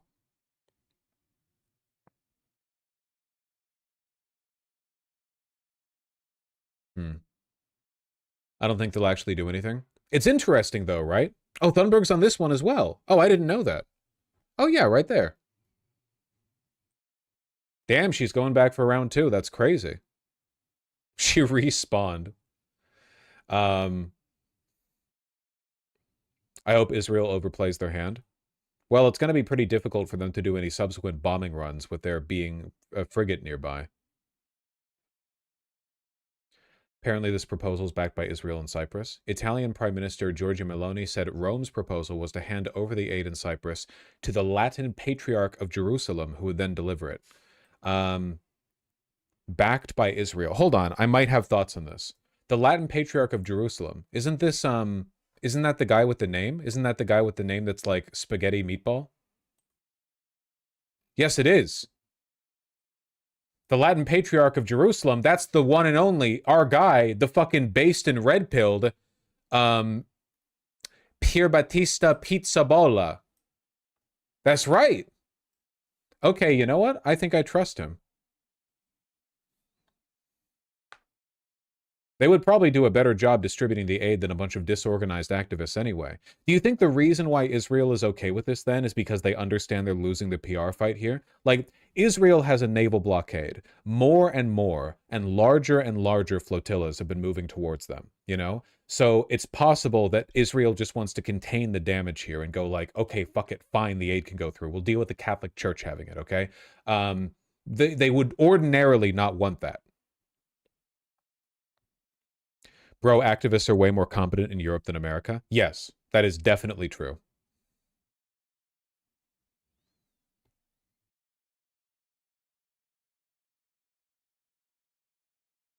The Israelis would block them like they do current aid from entering.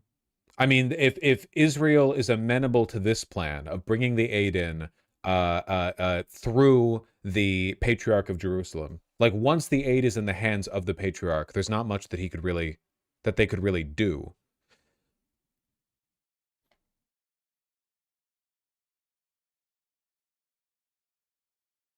It's the Catholic League again.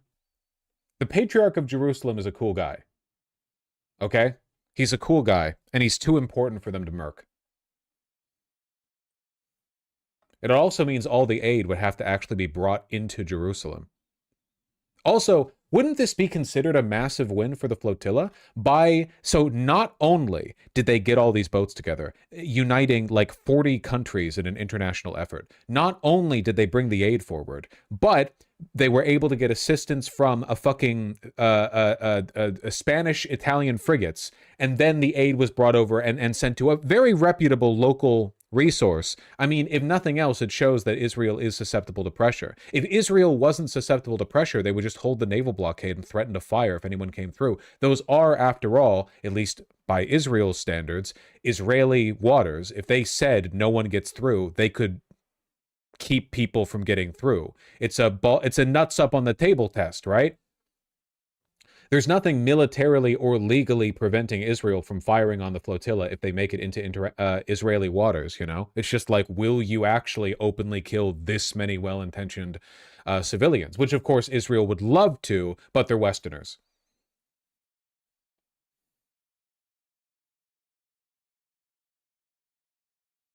Pope Leo's been very public about criticizing Israel's actions, facilitating more aid for Gaza. Yeah, no, Pope Leo's been pretty good about this. The Catholics are probably doing the best job of any group in the world at defending the rights of Palestinian people. Not to be too cavalier here, but they're doing a better job than the local Arabs, you know? All of the like militant Islamic groups in the Middle East are like in some kind of how much should this benefit us versus like what are we willing to risk, and like every day another fucking 1,000 Palestinians die. The Catholics are being a lot more, I think, hands-on. I guess they're also in a position of relative privilege here, of course.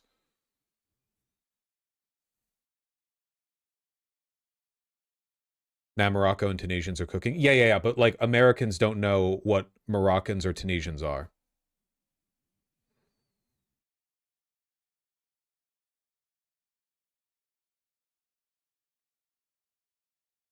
Israel is threatening that. They're not capitulating whatsoever. They just want Europe to get the number of boats down. If aid gets through to the Patriarch of Jerusalem, that would be a capitulation. It's also an indication that Israel can't deter the flotilla purely through military might.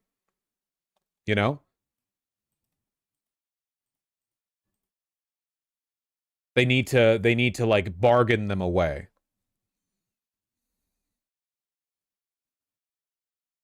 It is an optics thing.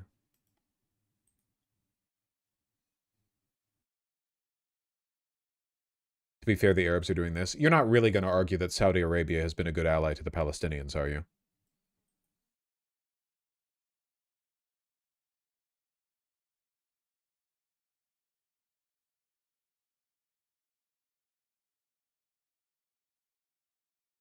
How would it be a capitulation for Israel to allow the flotilla to arrive at an Israeli port? Because the flotilla broke the blockade. Even aid making it through would be a capitulation. I mean, Saudi Arabia fucking hates Israel. Yeah, and they do nothing with it. Absolutely nothing. Saudi Arabia is more of like a regional power broker than Israel is by a significant amount. Israel might have like newer weapons, but it's hard to overstate how much influence Saudi Arabia buys just by being the guys who have all the oil. If they wanted to, they could do a lot more, but they don't because they're fine with it. Israel and the Saudi government get along just fine with America.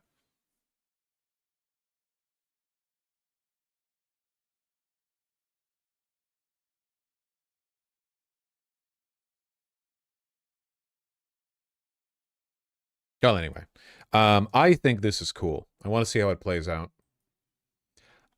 Ever since the Trump administration took over, we have not been able to do as good of a job laundering Israeli massacres as the Biden administration could. See, that's the problem, right? The Trump administration might be pro-Israeli, but they're also all psychopaths. The Biden administration was also militantly pro-Israeli, but, you know, they're more internationally respected. Right. Whereas with the Trump administration, they're just open psychopaths, and it kind of delegitimizes Israel a bit.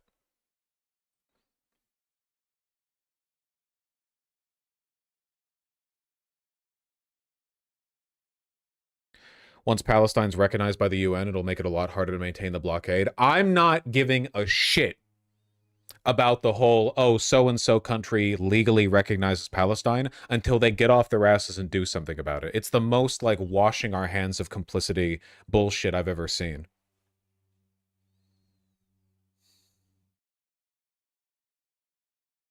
Vosh, Gaza is being blockaded, not Israel. The whole point of the flotilla is that it arrives through Palestinian waters, the Gaza coast. Going to an Israeli port and allowing Israel to stop the Catholic Church but bringing aid over the Gaza border is not a win in any way. I disagree. I think that like the flotilla was never, ever, ever, ever, ever going to win by those standards. Like, there is no world in which a flotilla of any number of activists lands on the shores of Gaza and is allowed to distribute aid freely without the IDF immediately like vaporizing the entire coast. There's absolutely no way. It's always about forcing Israel to back down. And what Israel wants to pose is ultimate strength. You can do nothing. If you want to get aid through, you have to go down to the Egyptian crossing and then just die because nothing gets through, you know? Like, the amount of aid they're bringing through isn't enough to meaningfully abate the genocide. You need industrial levels of aid to stop that from happening. It's about showing that Israel is susceptible to public pressure. They can be moved. They're not willing to take any risk, you know?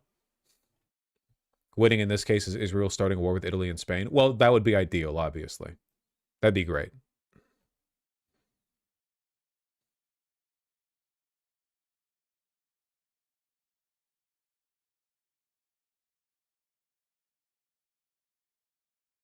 Crusades, sorry, yeah. An international aid flotilla trying to deliver aid to Gaza said on Wednesday it was attacked overnight by drones in international waters off Greece. It's prompted Italy to send a Navy ship to come to the assistance of the 50 civilian boats trying to break Israel's naval block of Gaza. Maria Cosmidi, a volunteer for March to Gaza, Greece, which is part of the flotilla, says the attacks involved stun grenades and explosive devices. She says they exploded over the vessels. They did not injure any of the flotilla's volunteers. We cannot confirm who operated the drones that carried out the attacks, but it is reasonable to assume Did this happen in international waters? Oh yeah, Israel loves doing that. Israel loves attacking ships in international waters. It's their favorite thing to do. They did it with Greta Thunberg's ship. Linked to either Israel or its allies. Many lawyers and activists are on board, including Swedish climate campaigner Greta Thunberg. Spanish lawmaker Juan Bordera Roma also witnessed the attack. Yesterday were 12 explosions. Some of them were not. You look like you've been at sea for a while, buddy. Also with some kind of liquid that is flammable. So, yeah, it has been a crazy, crazy nightmare. The Israeli Foreign Ministry said in a statement it would not allow vessels to enter an active combat zone, but made no comment on whether it was responsible for the drones. Israel has repeatedly criticised the flotilla, accusing it of complicity with the Hamas militant group. It said it, quote, would take the necessary measures to stop it unless it accepted the alternative proposal to drop aid in an Israeli port. Italy's defence ministers said in a statement the sea convoy had been targeted by currently unidentified perpetrators. He expressed the strongest condemnation of the incident. Just get that little bit of leeway there. Just that teeny tiny bit. Just, oh, we don't know who did it. We're sending a ship over to protect them, but we don't know who did it, you know? No, no, no. I get it. I get it.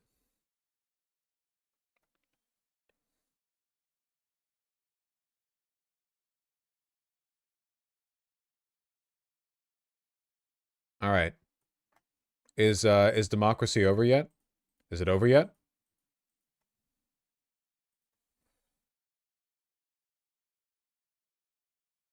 Former FBI Director Comey expected to be indicted soon. For what? On criminal charges. Oh.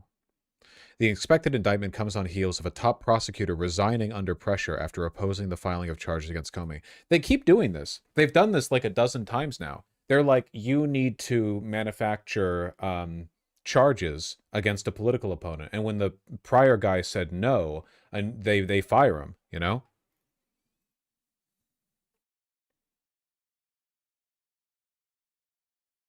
The full extent of the charges being prepared against Comey is unclear, but the sources believe that if one element of the indictment, if it goes forward, will accuse him of lying to Congress during his testimony on September 30th, 2020 about whether he authorized a leak of information.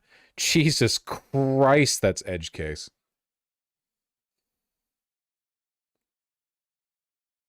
The reporter noted the 5-year statute of limitations on that charge would lapse next Tuesday. Well, better get a move on. Gotta get in before the bell rings, huh?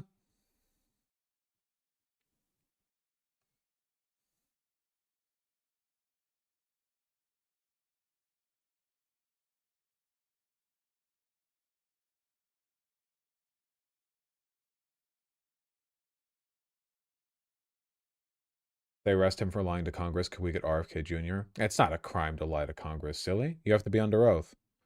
The fact that the statute of limitations is about to expire is incredibly fucking funny. Hold on, chew on this. I need to pee, okay? We are following, as we promised, breaking news. It's out of the Eastern District of Virginia, where 3 sources familiar tell MSNBC former FBI Director James Comey is expected to be indicted in the coming days.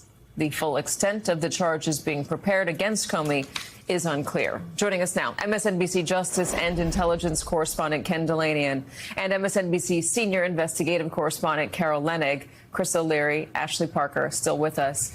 Carol, help us understand the reporting. So, Katie, we have some sources who say that for several weeks now, the U.S. Attorney's Office in the Eastern District of Virginia, and actually in offices that are potentially much further south than Alexandria, have been eyeing ways to indict Comey, and they are getting very much closer.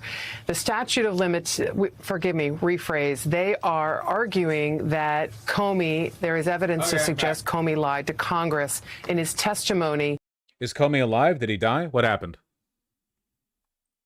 On the Hill in September of 2020. And for viewers out in the audience who may not be legally as nerdy as me and Ken, I'll just say that there's a statute of limitations to charge people with the crime of lying to Congress or perjury, and that's 5 years. The 5-year statute runs this month.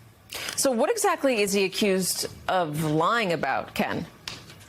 Well, there was an exchange. There was a seminal hearing back in September of 2020 where congressional Republicans grilled him in the Senate about the Crossfire Hurricane investigation, the FBI Trump-Russia investigation. Remember, there were some issues around FBI mistakes, and the Republicans were accusing him of all sorts of misdeeds and of relying on that dossier. But in one exchange with Senator Ted Cruz, he was asked about a previous question that had been put to him back in 2017 by Senator Grassley about whether he had ever authorized the leak of information about the Trump administration or the Clinton administration and Hillary Clinton. And he said that he had not. He repeated his answer back in 2017. This is so fucking boring. What a stupid procedural. Again, this is the liberal fascism thing. They want to build the death camps. They want to step on your neck with a boot. They want to kill you and your family, you know.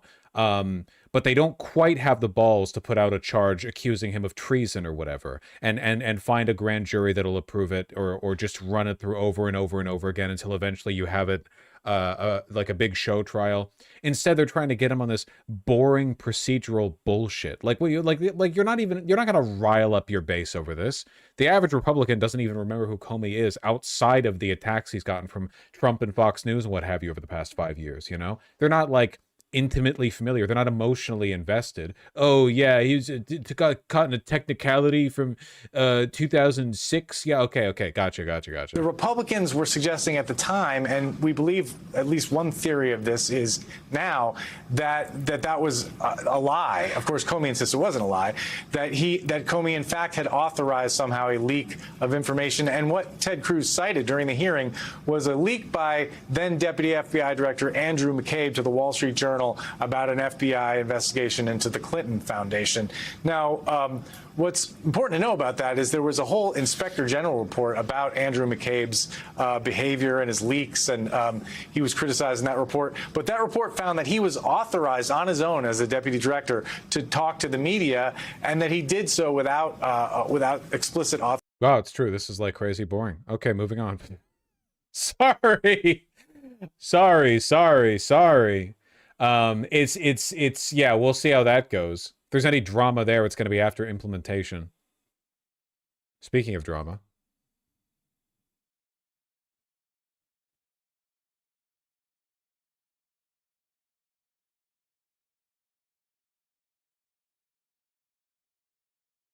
That's funny.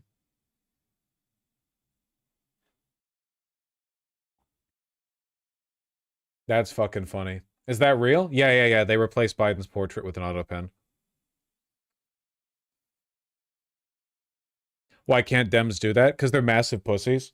I do not want any Democrat to be president unless their first task as president is to destroy everything reminiscent of MAGA in the White House.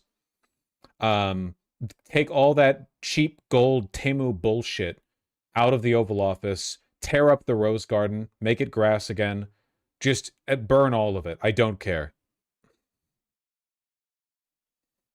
We need to see some fucking contempt, okay?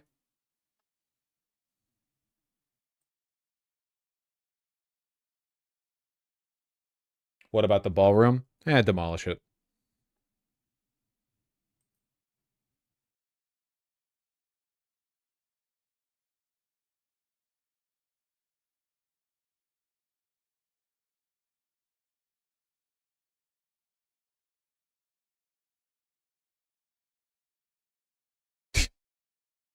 Hold on.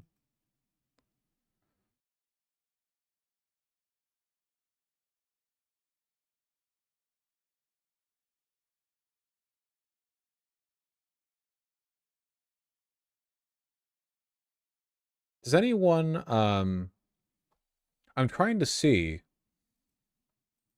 what the ratings were for Jimmy Kimmel's return episode last night.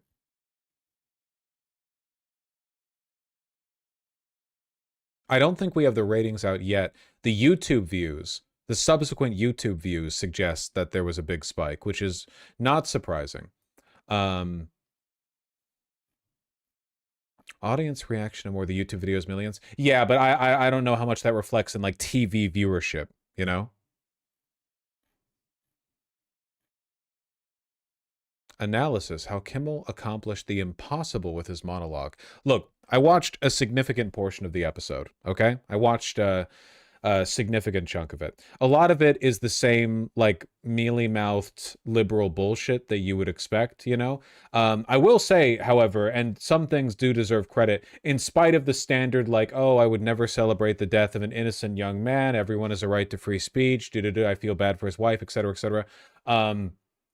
In spite of all that, he never actually apologized. He never capitulated on that. He never indicated that he had done anything wrong, which, of course, he didn't, apart from being, you know, Kimmel.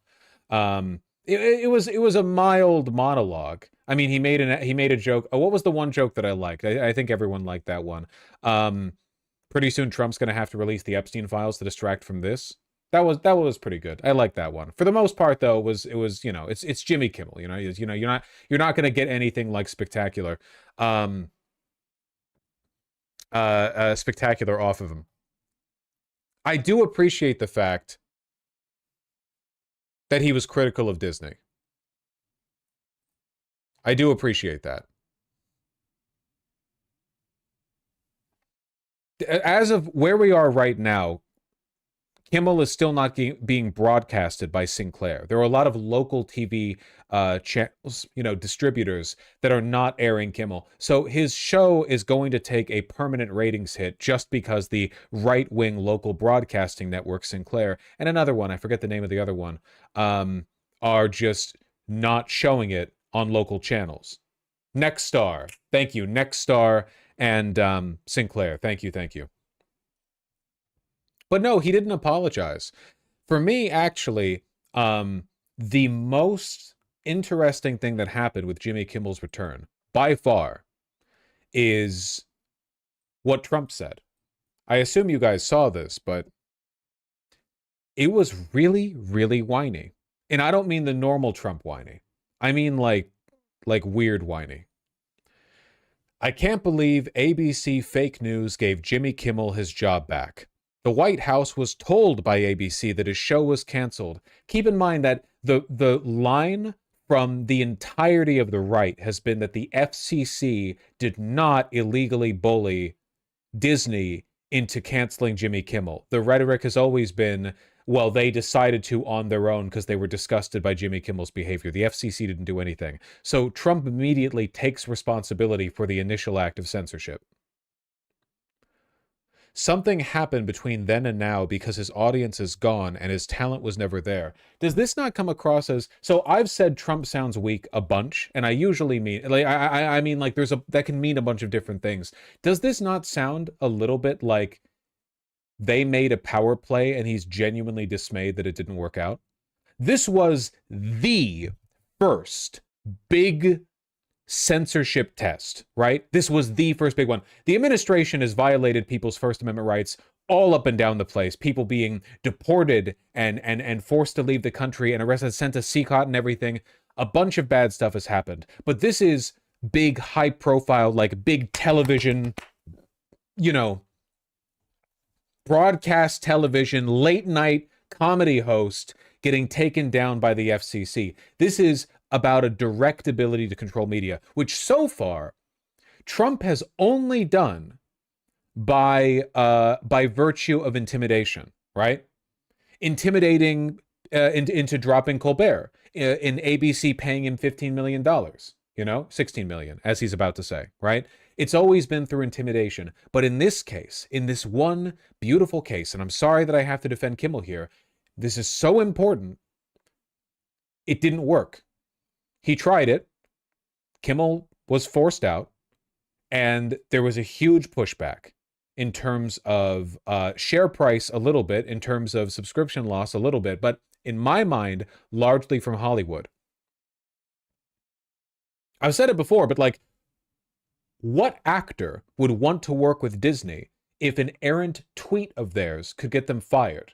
Oh, you're a high-profile actor in the new Star Wars production, but oh, you tweeted that you think it's monstrous that this Fox News host called for the execution of homeless people.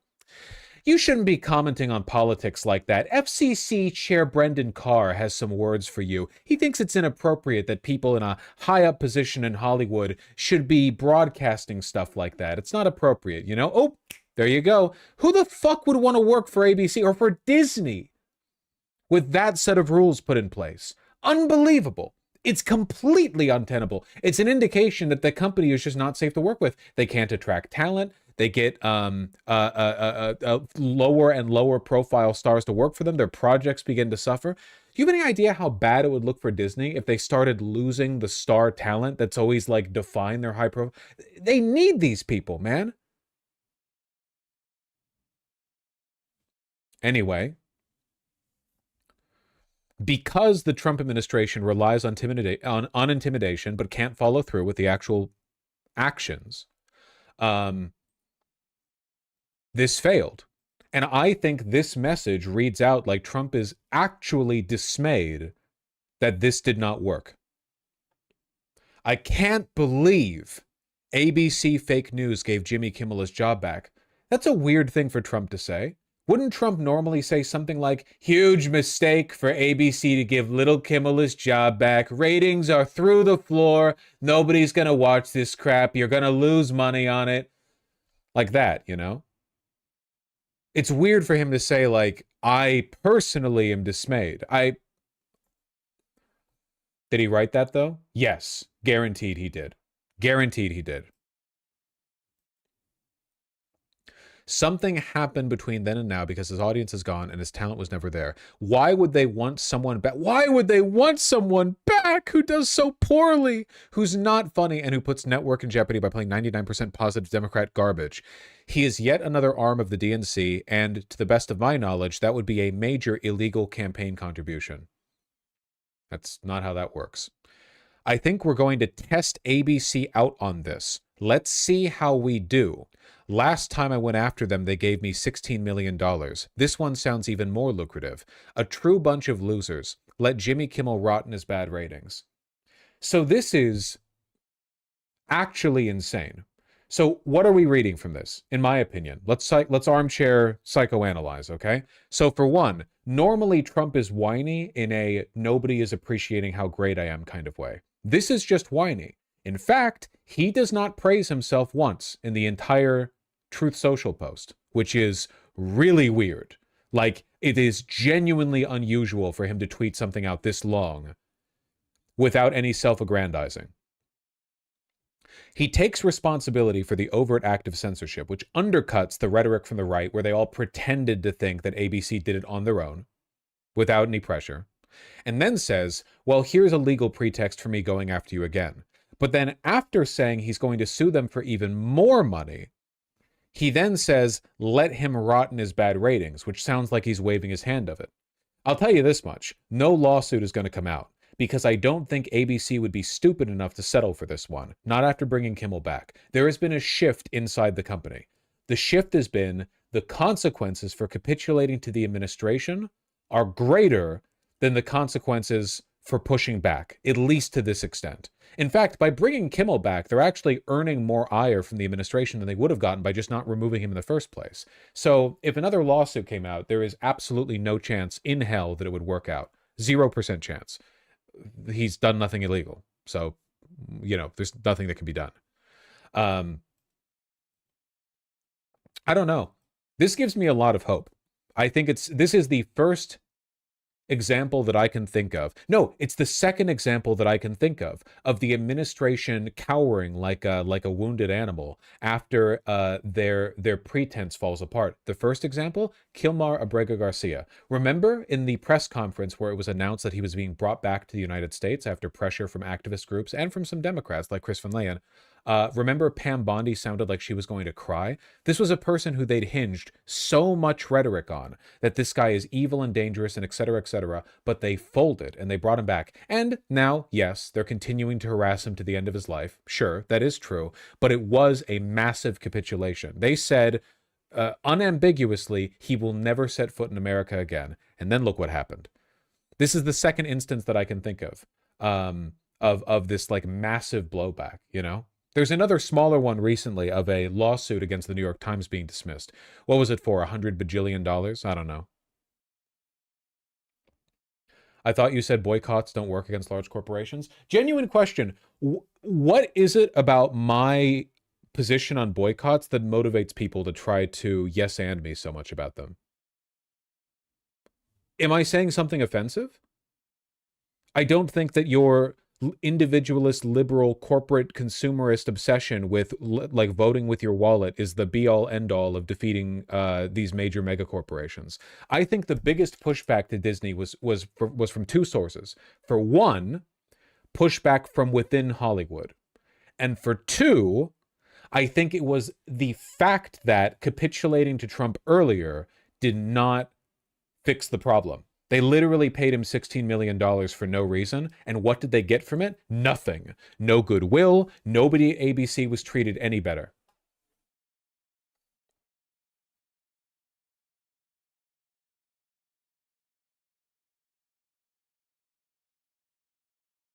I do think that to an extent, though, the loss in subscriptions was a contributing factor. I don't know. I don't think we have numbers on how many subscriptions for Disney Plus and Hulu and stuff were lost. I'm not entirely sure.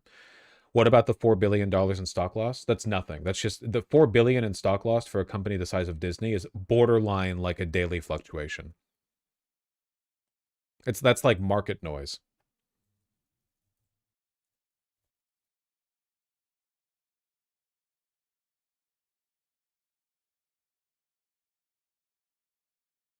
Like, here's Disney year to date. Whenever you hear corporation lost like so and so many $1 billion, you got to understand that in the context of how much money these companies have in their like evaluation, you know? Yeah, this little decline right here, which to some extent is attributable to the Jimmy Kimmel business, but it's all, you know, you get me.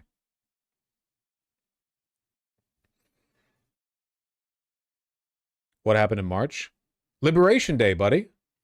Tariffs. A bunch of money left the stock market. Everyone was terrified.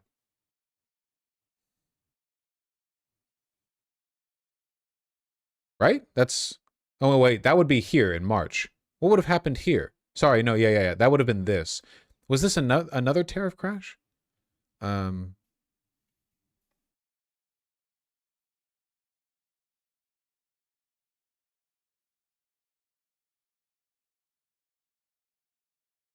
I don't know. Anyway, irrelevant. Aren't you all excited by this?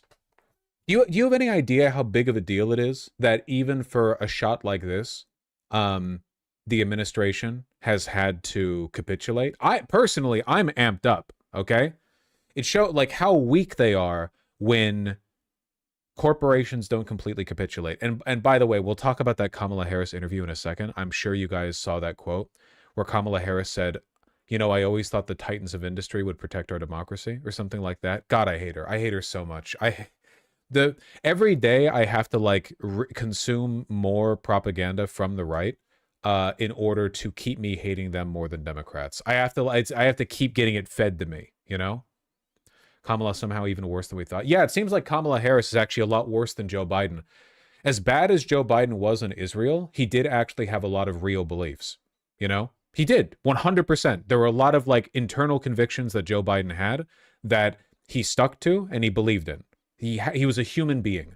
The same can't be said of Kamala, apparently. Anyway, we'll get to that in a second.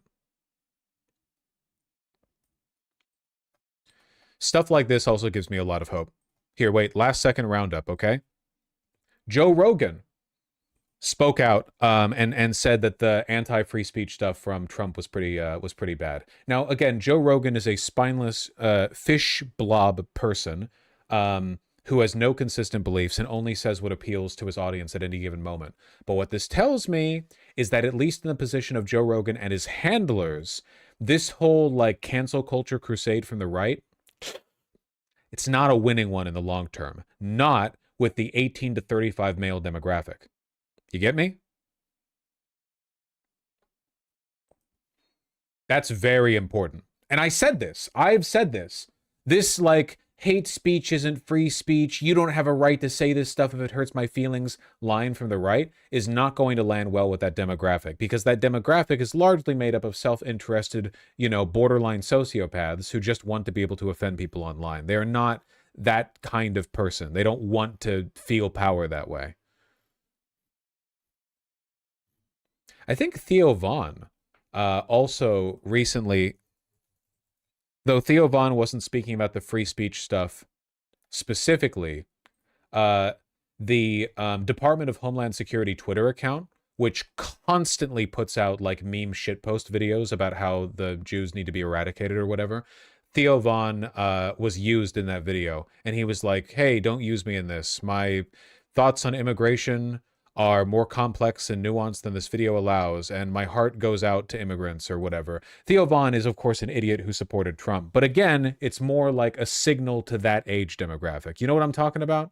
It's not about what they believe. I don't care what they believe. But they are very good at determining what is marketable to a certain group of people. The group of people that support Trump the strongest, frankly.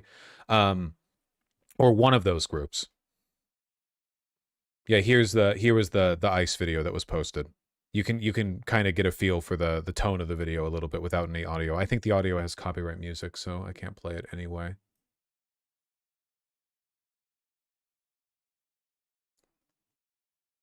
Hold on. Congressman, can I just read you something? This is what the President of the United States says. And you tell me whether you think this sounds like coercion or not. I think we're going to test ABC out on this. Let's see how we do.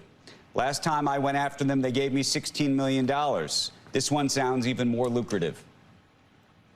Well, I mean, I don't think you can say this is the pressure from the government, because ABC put him back on. I didn't stay up to watch it, but I think he was back on last night. So how is that the government's taking him off the air when in fact the ABC themselves, Disney, made the decision? Oh, we got two of people we do business with, Nexstar and Sinclair. Right, I'm saying, but a number of affiliates. But that does sound like pressure from the government, right? But there's pressure. He's fumbling, dude. Trump putting out that, you know, that despairing tweet where he's like, we tried to get him canceled, but they brought him back. Why? Means they can't really stick to the rhetoric of like, it wasn't the FCC. Now they have to own up to the fact that it was obviously intimidation, which it was, but Trump has made it harder for them to argue against that point. It may not be successful pressure, but it's pressure from the government? I guess you can say maybe some, but I don't think that's what drove this. I think this was a business decision. Maybe some. I mean, what do you make of what your peers like?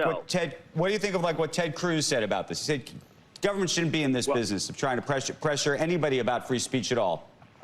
No, fair enough. And look, I think we should be defending your right to speak. Jim Jordan is a shameless sycophant. The fact that he's coming across this like jumbled here is very telling. This is huge. Why bother questioning morons? Because, well, for one, they're not morons, they're evil.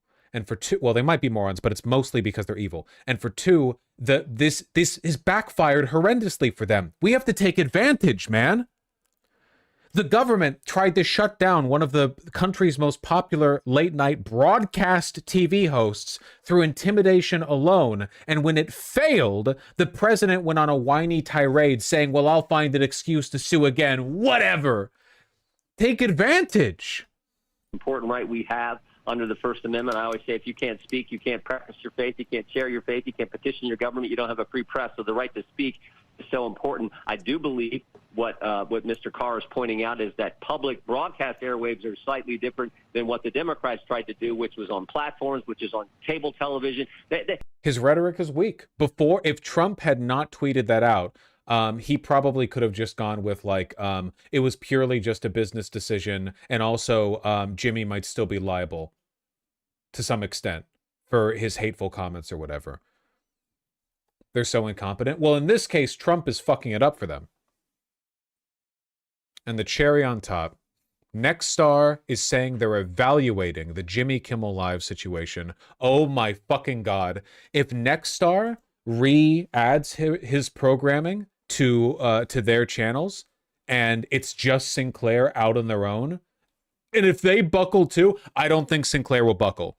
Sinclair is fucking evil. Those people are evil, evil sons of bitches. They are very ideologically motivated. They would lose money if it meant they could cause more suffering in the world.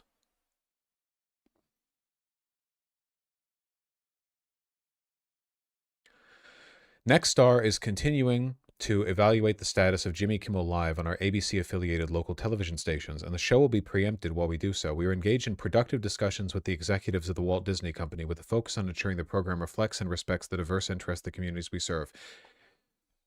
Kimmel did not capitulate or apologize in his return. I don't think he's going to just get back on with Nexstar. I think Nexstar is going to fold.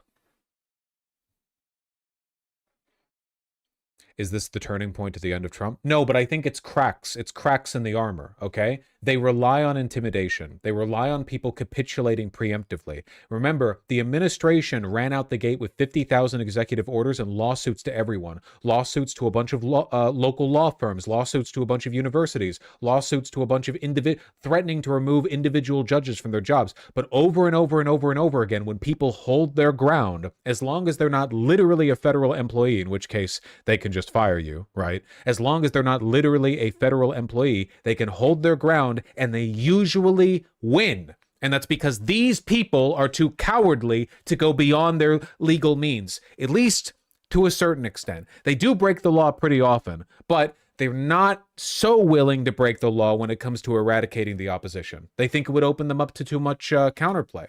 Maybe they're right.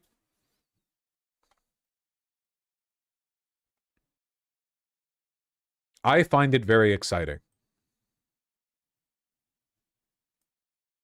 It's true that it's an antiquated system. To mean that you used to have a license to broadcast because you were going to influence so many people, they had to make sure that you were on the up and up, right? So, there were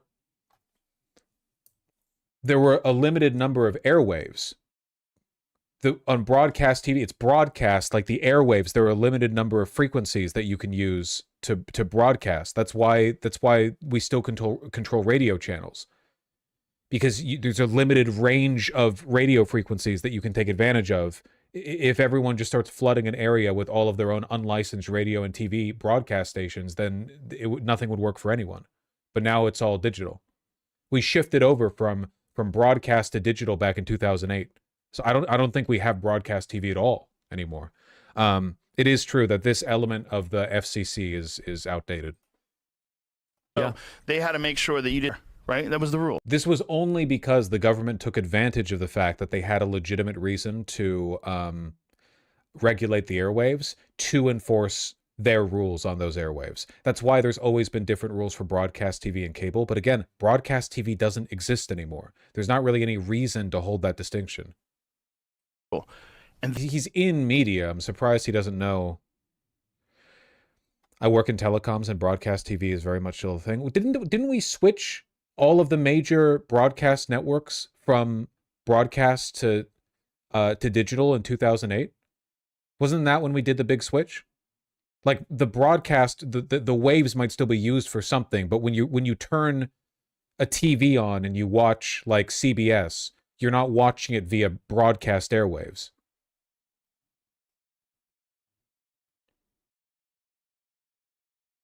Broadcast TV still exists, it's just digital signal now? No, that's what I'm saying. It's not actually broadcast. It's a legal distinction that exists only because the FCC had a legitimate reason to regulate airwave coverage back in the day, but nowadays there's no reason to distinguish between airwave coverage and... It is broadcast, though? It's broadcast but not radio? It's still broadcast? They didn't regulate it because it was anything is broadcast. I'm broadcasting right now. I'm talking about we're not the government no longer has a reason to limit the airwave saturation in the way that it did before. Though you do still have like the limited number of channels, I guess. It's the same airwaves, just how they encode the digital signal. Yeah, but that means there's not as much risk of it competing. Wait, hold on. Do digital broadcast signals have as much risk of overlapping each other? Like, how much more space do you get bandwidth-wise? Like, so like imagine an old analog broadcast is like this much of the radio wave spectrum for a single channel. Could you bring it down to here digitally, or is it like more or less bandwidth? I'm not reading that shit, Free Palestine.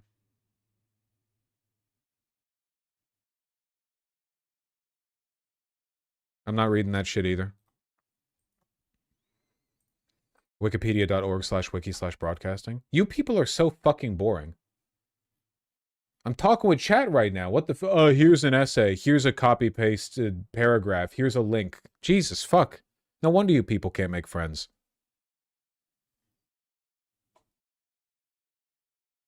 Cute fucking girl at the coffee shop walks up to you and she's like, that's such a cool espresso machine, you know? How do you use it? I'm assuming you're working here, which I suppose by virtue of being a chatter, you probably don't have a job. And you're like, here's the fucking manual. I still feel like leaving aside the tech question or me not knowing what digital broadcast means, to me, this is like such a crack in the armor, right? This is such a like warning sign for them. The MAGA movement might contain within it tens of millions of random like retard boomers and people out in the sticks and whatever the fuck, but the energy of the movement is and always has been sustained largely by its loudest sociopaths, often the tech literate loudest sociopaths. That's why the regardless of like the average age of the Democrat and Republican voter being fairly comparable, the Republicans are much better at online messaging. And the federal government is much, much more aggressive in its messaging, you know? The loud, aggressive sociopaths, most of whom come from this demographic, 18 to 35 males. So if this demographic is shifting, if there's enough of a shift that Joe Rogan would feel the need to capitulate here, yeah, I've made the point.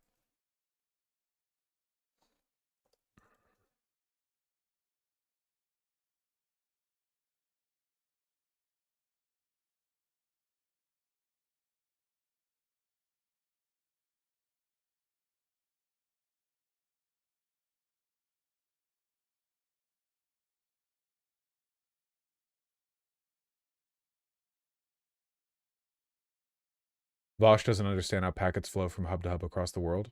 That is true. It seems pretty complicated. I will say, though, that I stand by my original assertion, which is that the FCC had to do something legitimate, which is manage broadcasted airwaves, and then they took advantage of that airwave regulation to impose a bunch of rules, like you can't show buttholes or whatever. But that wasn't like a necessary consequence of their airwave regulation. That was something they chose to do.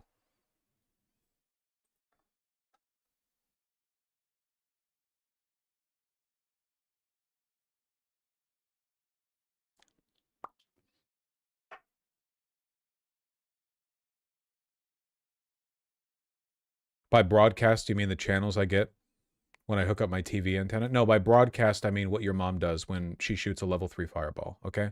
Shut the fuck up.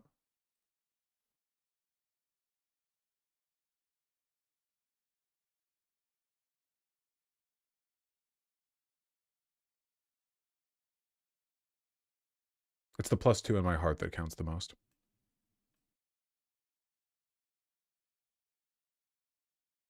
Close all this bullshit. I think I have it in my heart to do one more big one.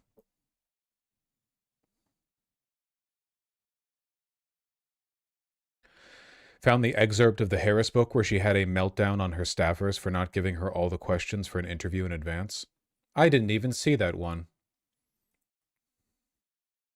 What the hell, man?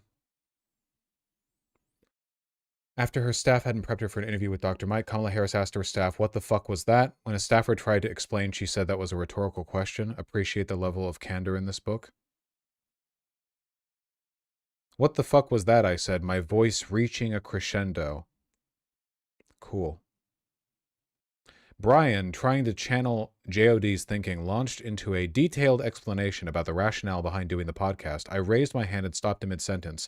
Brian, I said through gritted teeth, that was a rhetorical question. Okay. Full excerpt on the story. What's the...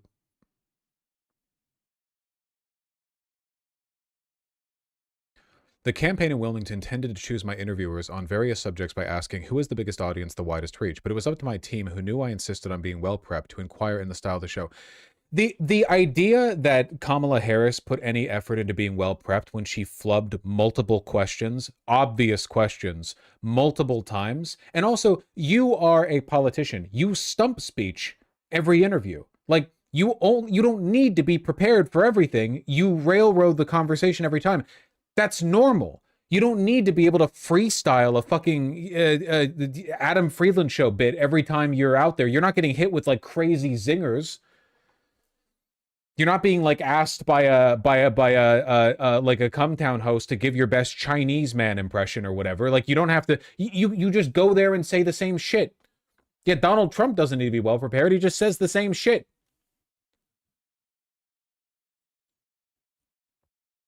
They gave me a briefing sheet so I could knock it out of the park, but that hasn't happened this time. They ushered me into the room with the Zoom was all set up. Dr. Mike was ready to go.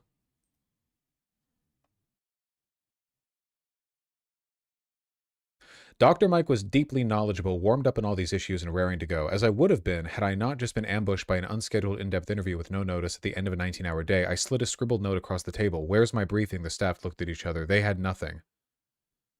When Dr. Mike asked, are you getting your 7 to 9 hours of sleep these days? I didn't know whether to laugh or to cry. Really? That's all it takes. An interview with a doctor, talking about medical shit. That's all it takes?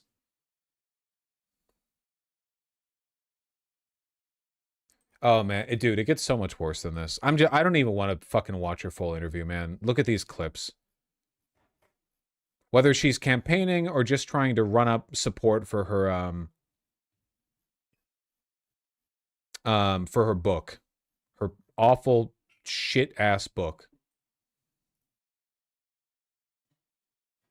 If his reaction to that, since this part of the book has come out, if you've had any reflection on that, or I guess I'd ask you to just elaborate on that a little bit. It's hard to hear. Yeah. With you running as, you're the first woman elected vice president. You're a black woman and a South Asian woman. Wow. Elected to that high office, very nearly elected president. To say that he couldn't be on the ticket effectively because he was gay is hard to hear. No, that's not what I said. That he couldn't be on the ticket because he is gay. My point oh yeah, and this is one of her big bits. So she's saying she wished she could have, for some reason in the book, she says she wishes she had claimed she would put a Republican in her cabinet, but I'm almost positive she did say that. I don't know if she forgot about that or if I'm thinking of Biden or whatever, but I'm almost positive she did say that she would be willing to put a Republican in the cabinet. But in the book, she said she wishes she had said that, or maybe that she said it more. And also, even though Tim Walz was the best thing to happen to the campaign, she's completely shafted him. In the book, she said she wishes she could have picked Pete Buttigieg, the guy who polls at 0% with black people, but didn't think America was ready for a gay VP. As I write in the book, is that I was clear that in 107 days, in one of the most hotly contested elections for President of the United States, against someone like Donald Trump, who knows no floor, to be a black woman running for President of the United States, and as a vice presidential running mate, a gay man, with the stakes being so high, it made me very sad, but I also realized it would be a real risk. Exactly the kind of confidence that you would expect from a woman who pretends to be an advocate for LGBT rights, but when asked what she would do about a variety of trans legal issues, she said she would leave it to the states. By the way, in the book, she continues to talk about how she's like a super duper woke and pro-trans. Still doing it. No matter how, I've been an advocate and an ally of the LGBT community my entire life. Oh, well, there you go. It wasn't about, yeah, right. So it wasn't about any prejudice on my part. But you wouldn't have them as a VP because you don't have enough confidence to run with one. You're a fucking black Asian woman running for president. Oh, sorry. We expended all of our bravery points with the black Asian woman for president. We don't have any room for the cisgender, white, boring as fuck gay guy. It's like the least gay guy, too. Pete Buttigieg? Jesus Christ. If America is ready for a black Asian woman, they have to be ready for the world's least homosexual. But we had such a short period of time, and the stakes. And by the way, in the book, she talks about how she sympathizes with parents who think it's unfair for transgender women to play with cisgender women in school sports. We're so high. I think Pete is a phenomenal public servant. And I think America is and would be ready for that. But when I had to make that decision with 2 weeks to go, you know, and maybe I was being too cautious, you know, I'll let our friends, we should all talk about that. Maybe I was. But that's the decision I made, and I, as with everything else in the book, I'm being very candid about that. Yeah. With a great deal of sadness about also the fact that it might have been a risk. Well, you consider. That's great. Maybe I was being too presidential. Yeah, seriously. Oh, we got this from the same interview, by the way. A tyrant. We used to compare the strength of our democracy to communist dictators. That's what we're dealing with right now in Donald Trump. And these titans of industry are not speaking up. Trump is a communist dictator. You know, they don't do that, like, by accident. They really, really, really want you to associate everything bad that's happening right now with anything other than capitalism, anything other than fascism. Now, I understand why somebody like Kamala Harris would be ideologically motivated to distract you from the fact that we're seeing corrosive forces that are very much a part of capitalism ruin our lives. Like, it's part of it, you know, because she is a capitalist. What the fuck is keeping people like her and Gavin Newsom from calling Trump a fascist? Seriously. Is it like an optics thing? Do they think that calling him a communist will win over Republicans? It's insane.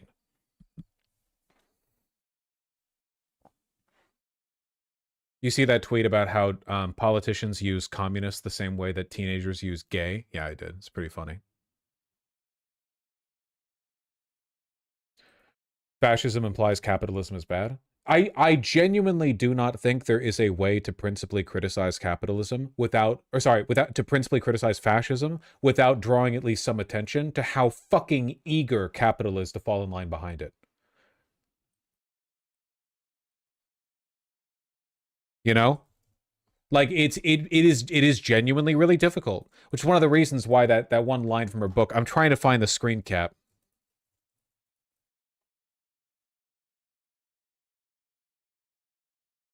Here we go. Yeah, it's from the Rachel Maddow interview.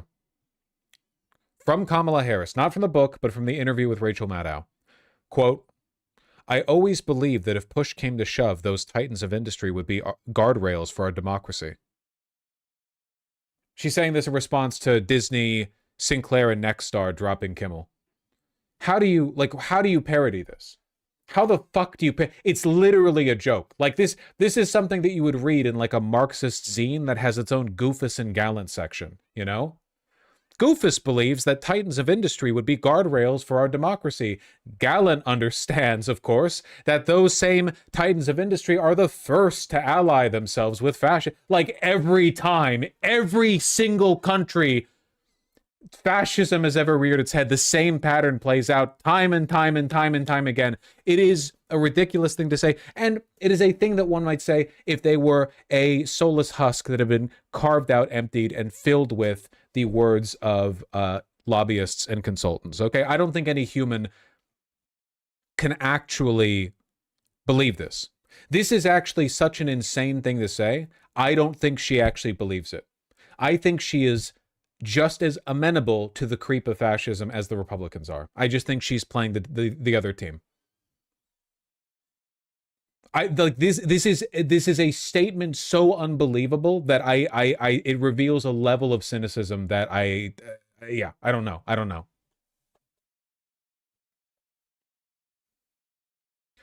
Now, I know libs who believe this. My parents vote center-left in the Netherlands. Yeah, but your parents are center-left. Your parents are shoe-polish-wearing doity Deutschmen, okay?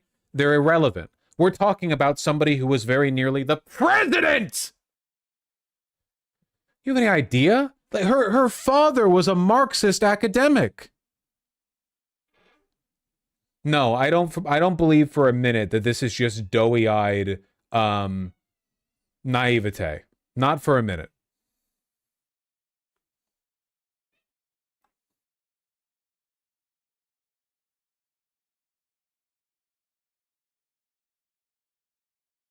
The fact of the matter is that Harris would rather work with Trump than she would someone like you every day of the week and twice on Sunday. Yeah. No, yeah, 100%. Absolutely. Yeah, for sure. The kind of behavior you would expect from a person who said the way in which she would distinguish herself from Biden while asked this question is nothing except maybe I would have a more right-wing cabinet. Buttigieg's father was a Marxist academic, not Kamala's? Nope. I believe both of theirs was.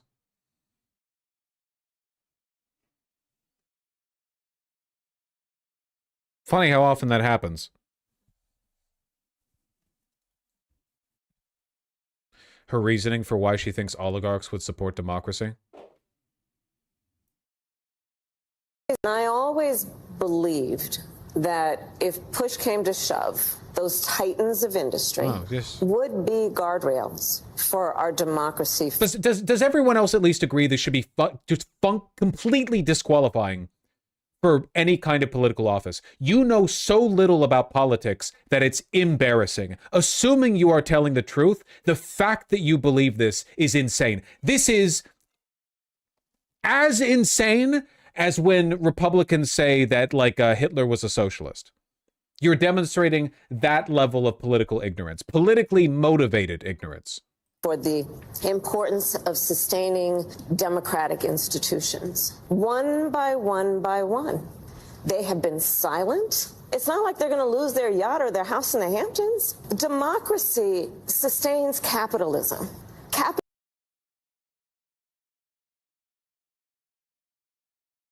Jarvis, list all the non-democratic capitalist countries out there. Capitalism thrives in a democracy. And right now we are dealing with... Again, like, this is liberal. This is why they can never really be our allies, man. If liberals were just people who think that market solutions are a good way of addressing things like food costs, home shortages, whatever, you know, okay, let's talk about it. You know, you more social democratic types, let's talk about it. But this belief, this is religious thinking.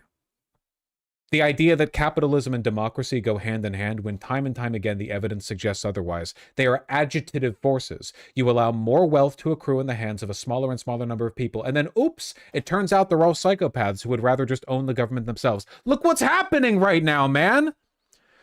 The entire stock market is like 8 tech companies. The entire government is like, it's like 50% billionaires.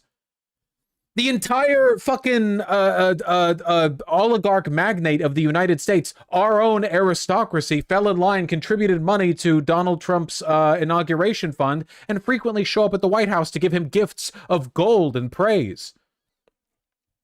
Remember that leaked audio recently of Tim Apple at the fucking White House press conference or dinner or whatever the fuck that he was at, where the audio caught him saying, like, admitting he was lying about how much money he was investing into the United States? I think that was Zuck. I think both of them did it at different points.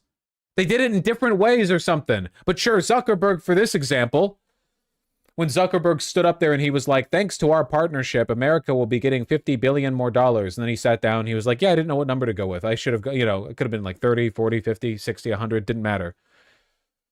These are agitative forces. If you listen, this is like a test for disqualification from being taken seriously by me. Okay, this is very, very important.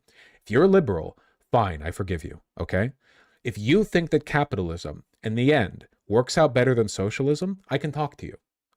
I disagree, but I can talk to you, okay? I think that, like, at the very least, there are criticisms you have to acknowledge. Nothing's perfect. I would never make the argument that any socialist government would be perfect. But at the very least, you have to acknowledge this. Democracy and capitalism are adjective forces. There is a dialectic at work here. They are not already... the thesis and the counter-thesis have not met to produce a synthesis. They are not a synthesis together. They are the thesis and the counter-thesis. Whatever you think the synthesis might be, some slightly modified or improved version of what we have now, whatever you think we're arriving at, if you believe there is an agitation between these forces, okay, all right, all right. At least we can work with that. But if you engage in this delusional religious thinking, where you are not a politician, you are a priest for a caste, a religious caste of people whose job it is to make you believe this system works, that's disqualifying. This is an insane thing to believe. I called him at my speech on the ellipse a tyrant. We used to compare the strength of our democracy to communist dictators. That's what we're dealing with right now, Donald Trump. And these titans of it. And then in this same ramble, we say that Donald Trump is the communist. Oh, no. What's happening right now, the titans of industry, the oligarchs under capitalism working with an authoritarian strongman looking to replace our democratic rights and institutions with, you know, a lack thereof. That's not capitalism and fascism working together. That's communism, which is why Trump is, you know, famously deregulatory and gets along with all of those business magnates. It's communism. Fucking insane. It is not a mistake. It's done deliberately by these people because they hate you and they want you to die. Do not forget that. There are many, many compromises these people are willing to make, but it will never, ever, ever be to us.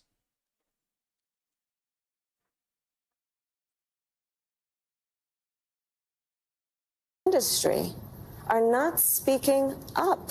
At some point, be the guardrails against a tyrant who is using the federal government to execute his whim and fancy because of a fragile ego. That's great. Oh, and sorry, this was the last clip I had in the burner, by the way, in case you wanted like a more direct reminder of how she feels about people to her left. That's a sort of talent spot. That's a sort of talent spotter in the Democratic Party. Yeah. This one is very telling, so pay attention. What do you think of him and his candidacy? And what do you think of mainline Democratic shyness and agitation about the prospect that he's going to win? Look, as far as I'm concerned, he's the Democratic nominee and he should be supported. He should be supported because he's the Democratic nominee. His overwhelming popularity notwithstanding, procedurally he should be supported because he's the Democratic nominee. Do you endorse his candidacy? I support the Democrat in the race. I support the Democrat. Jesus fuck, look at her hands. I mean, I support the Democrat. Do you think she would act that way if Cuomo got the endorsement? Cuomo, a sex pest, corrupt, murderous piece of shit who's openly working with Trump. Do you think she would respond that way? Maddow would be like, you know, oh, you know, people are critical of Cuomo after his performance as governor. Do you support him after he won the Democratic primary for the New York mayorship? And she would say, I do. Do you think she would do this? I support the Democrat. Fucking unbelievable. She's barely better than Schumer. Do you endorse his candidacy? I support the Democrat. Literally, I can't believe she did this, man. How are you going to be president when you're this fucking bad with your poker face? Oh. The race, sure. But let me just say this. He's not the only star. I know. That's that AIPAC money? That's that AIPAC money. Oh, he's not the only star. He's not the only star. I know that, you know, he's in New York, and I know New Yorkers immediately tries to detract from him. Because acknowledging, even though Rachel Maddow has not said anything to indicate this, acknowledging that he is not on her team. Why would she say this unless she's aware of the fact that she and Mamdani are not on the same team? Evil face, evil person. He's not the only star. I know that. Just unprompted. Rachel Maddow didn't say anything about a different direction for the party. Rachel Maddow didn't say, well, don't you think Mamdani's success indicates a populist uprising within the Democratic Party that implicates centrists like you? She didn't say anything like that. This is a reach. Strong disagree. Why would she say, but he's not the only star? Or did she say and? Hold on. He's not the only star. No, she didn't say but or and. She just said he's not the only star. Why would she say that? What prompted that? I know that, he's in New York, and I know New Yorkers think they're the center of the world, and here we are in New York having... What prompted this? Excuse me? Excuse me? What prompted this? I'm sorry, wait, hold on. We're talking about a rising star within the Democratic Party, a huge success story, somebody who's commanding a massive amount of popularity. Why are we minimizing? Hello? This interview. It is the biggest city in the country. And I love New York, as the saying goes. I really do. But I mean, there are people like Barbara. She knows he's her enemy for the same reason that she's our enemy. She hates us. Hates us. Barbara Drummond in Mobile, Alabama.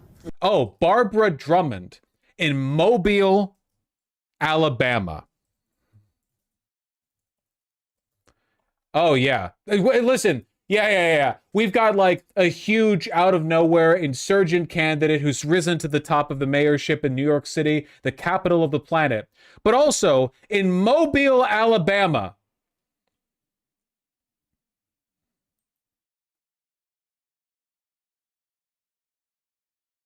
Let's see. Oh, you're right. Here's a rising star. No picture in the Wikipedia page. In February 2025, Drummond announced her candidacy for mayor of Mobile, Alabama, where she advanced the runoff election, placing first with 33.7. She then lost the runoff to Republican Spiro Chiriogodis. Oh, you're right. We do have other rising stars. Can somebody provide me an explanation for this that is not she hates you and wants you to die? I mean it. I really mean it, man. Why she was so desperate to minimize Mamdani because he's to her left, because she is an agent of capital. She was so desperate to minimize him. This is what she jumps to. A 70-year-old who just lost the mayorship in a city no one likes, in a state no one likes. A 69-year-old rising star. Kamala won that city by double digits, by the way. How did Drummond fumble? Man. That's crazy.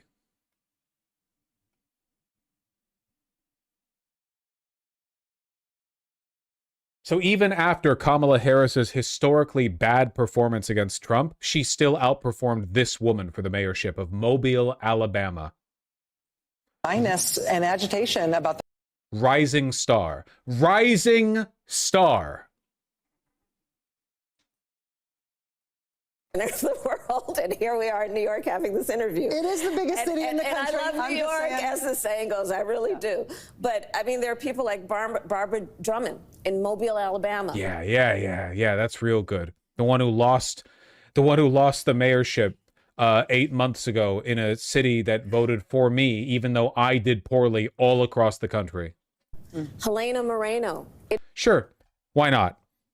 Helena Moreno. By the way, not lost on me that both of these are DEI picks on her part. Classic Hillary Clinton strategy, okay? They're both women.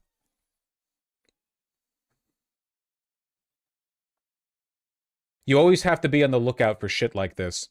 The cynical invocation of identity politics as a distraction from actual good politicians. Like Hillary Clinton asking Bernie Sanders what Medicare for All would do to address racial inequality, you know? Come on. No, I mean it. This is a tried and true tactic of these people. So what have you done? Filed paperwork to run for mayor of New Orleans in the 2025 election. Wow, she interned for Hillary Clinton. That's great. Born in Veracruz, Mexico, to oil executive Feliz Moreno. Oh my God. Oh my God. And she's just filed?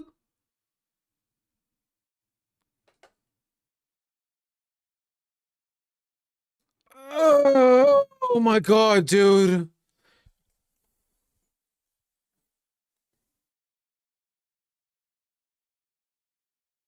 Oh my fucking God.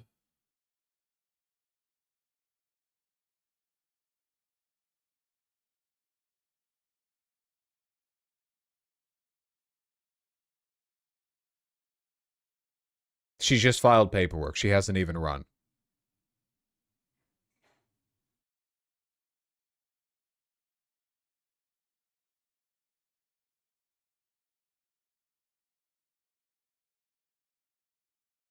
They really don't get it so bad the DNC is fucked. It's just, listen, there are up-and-coming stars who aren't just Mamdani. Omar Fateh, for example. But oh, he's on the left. Kat Abu Ghazala. Oh, sorry, she's on the left.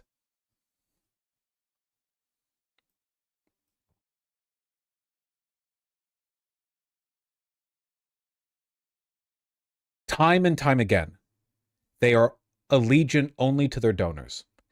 She has received millions from AIPAC and associated groups. That's just the least of it. AIPAC is a tiny drop in the water for the kind of money that circles around a presidential election. They brought in billions through the Democrats and through the PACs. They hate us. There is no, for people like Kamala Harris, for people compromised by this system, they will make any concession to the right.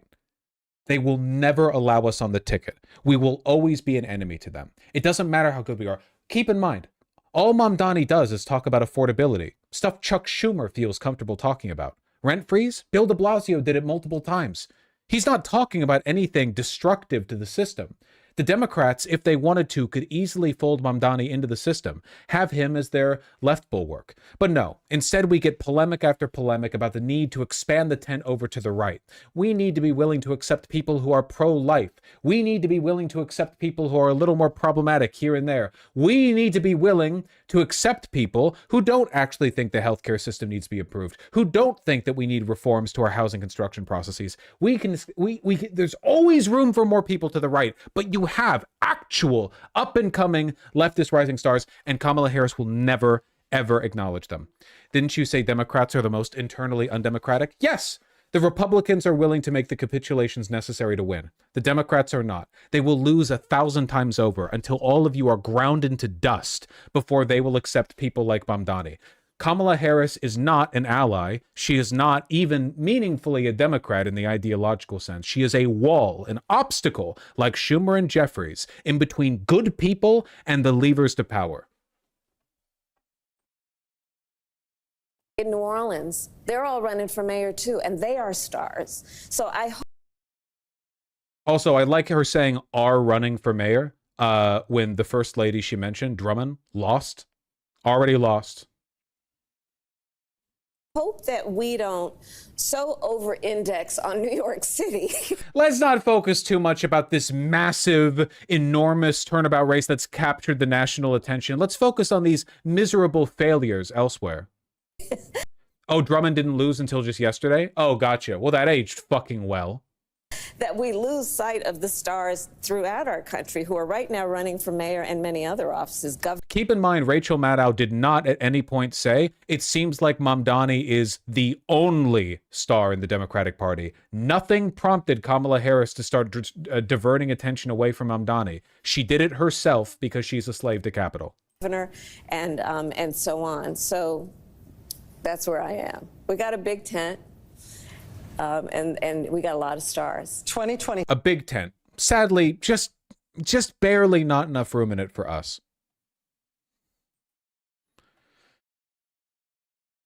I have not really been a big third-party person, but the Democrats as a brand are so unwilling to change and so toxic that it might actually be reaching a point where that might be the viable path forward. I don't think that was a viable path forward 8 years ago, like when Bernie Sanders was running against Hillary Clinton.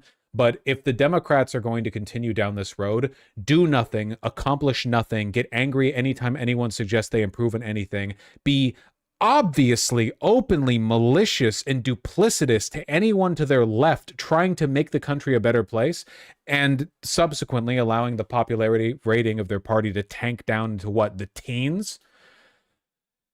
Yeah, eventually it might actually just be bad politics to run as a Democrat.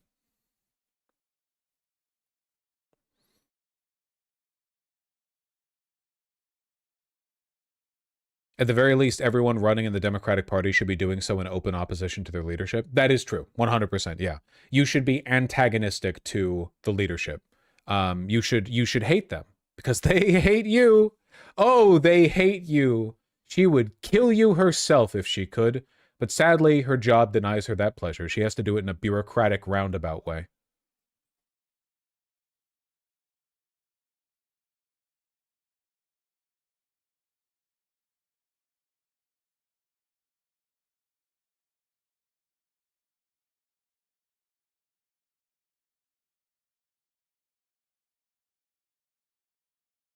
Oof. A lot of Democrat hate today, huh? Also, she's so condescending. It's the same thing that you got from Clinton and Feinstein as well, where they hate you because their soul has been hollowed out. They get contemptuous and condescending because they think you're naive for believing that it could work any other way. That's one of the reasons why, and this has been said by many senators, they consider Bernie Sanders to be relatively difficult to work with. Not because he's belligerent, rude, uncooperative, or anything like that. He's all of those things. He's famously easy to work with if you're willing to work with him. What they don't like is the fact that he's a living reminder that you can hold true to your principles. You know, he can be there, a longtime senator, longtime politician, believe things consistently, and not suffer for it. But they had to give up everything, you know? Imagine there was a religious caste where for almost everyone, the only way to become one of the higher ups is to flay all your skin off and live in bandages. And then there's like one guy at the temple who found out there was a different way of doing things. You didn't have to flay all your skin off. You could actually just like be really contrite or something. And he's just chilling there with all of his skin. I feel like a lot of people would fucking hate that guy. Like, even though he did everything right. In fact, he did it better because he can be a better, like, religious leader because he's not covered in bandages all the time, you know? But they hate his ass.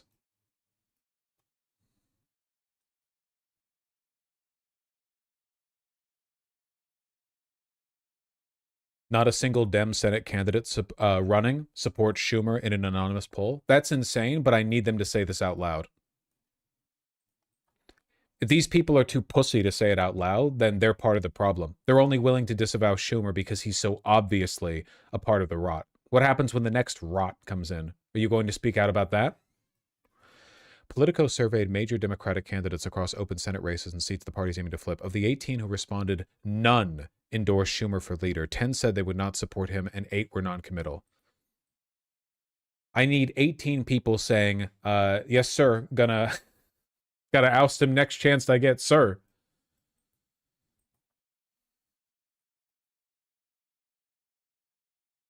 How does Schumer maintain his power like this? Because he's just one, like, face of a gigantic, you know, Leviathan called Capitol that exists in, you know, it's why they call it Capitol Hill, actually.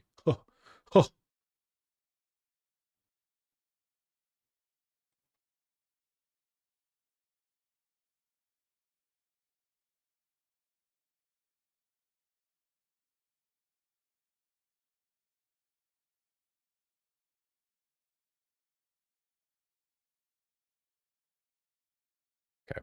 Wrote out the title of that segment, which is composed entirely of gendered and racial slurs.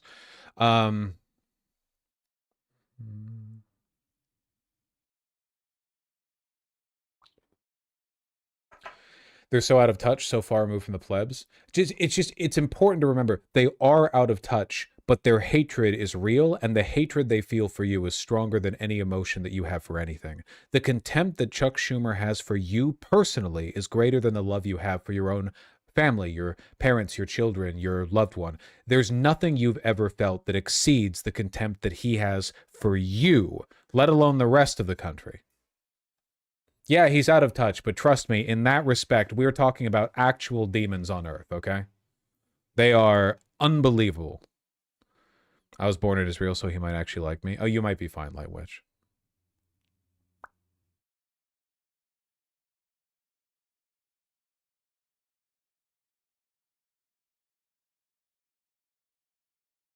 Even more than that Paul Ryan stop being poor meme.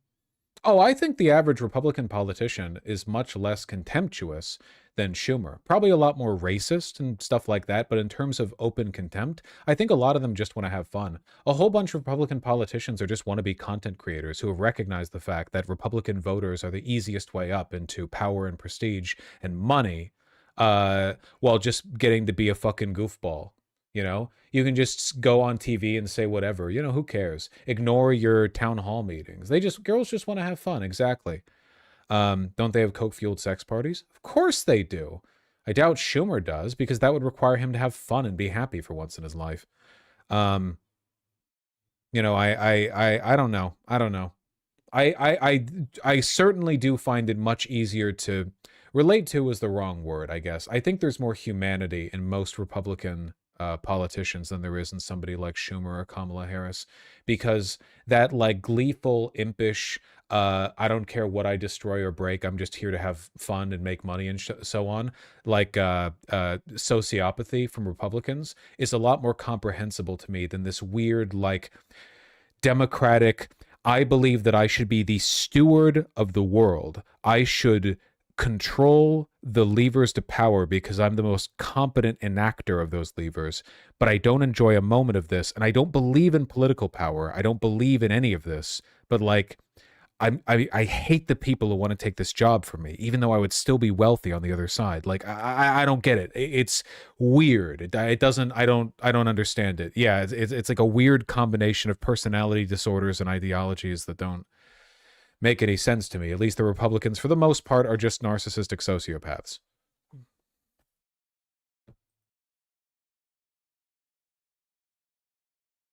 Type shit.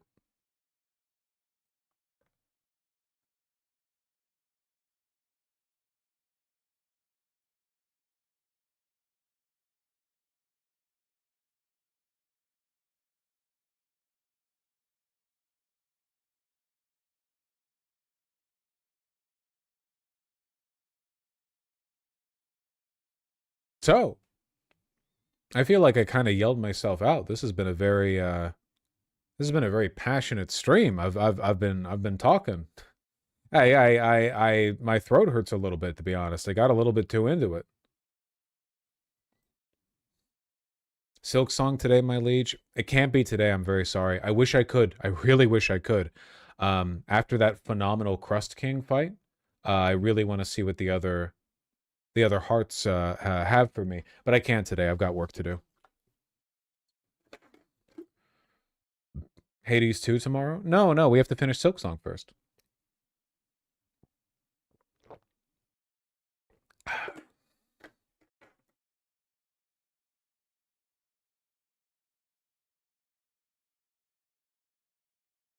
I would love a coffee.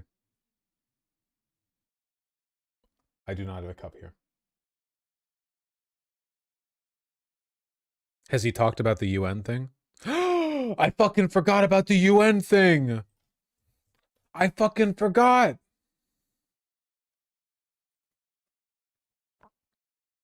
But that's more politics. Who cares about that, man?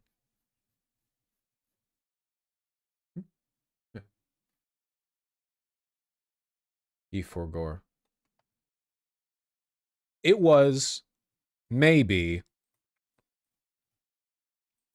the funniest speech ever delivered at the United Nations. Maybe matched by the one that Israeli rep did, where he cried about how the rest of the world is Hamas while he shredded up the UN Charter in his tiny little paper shredder.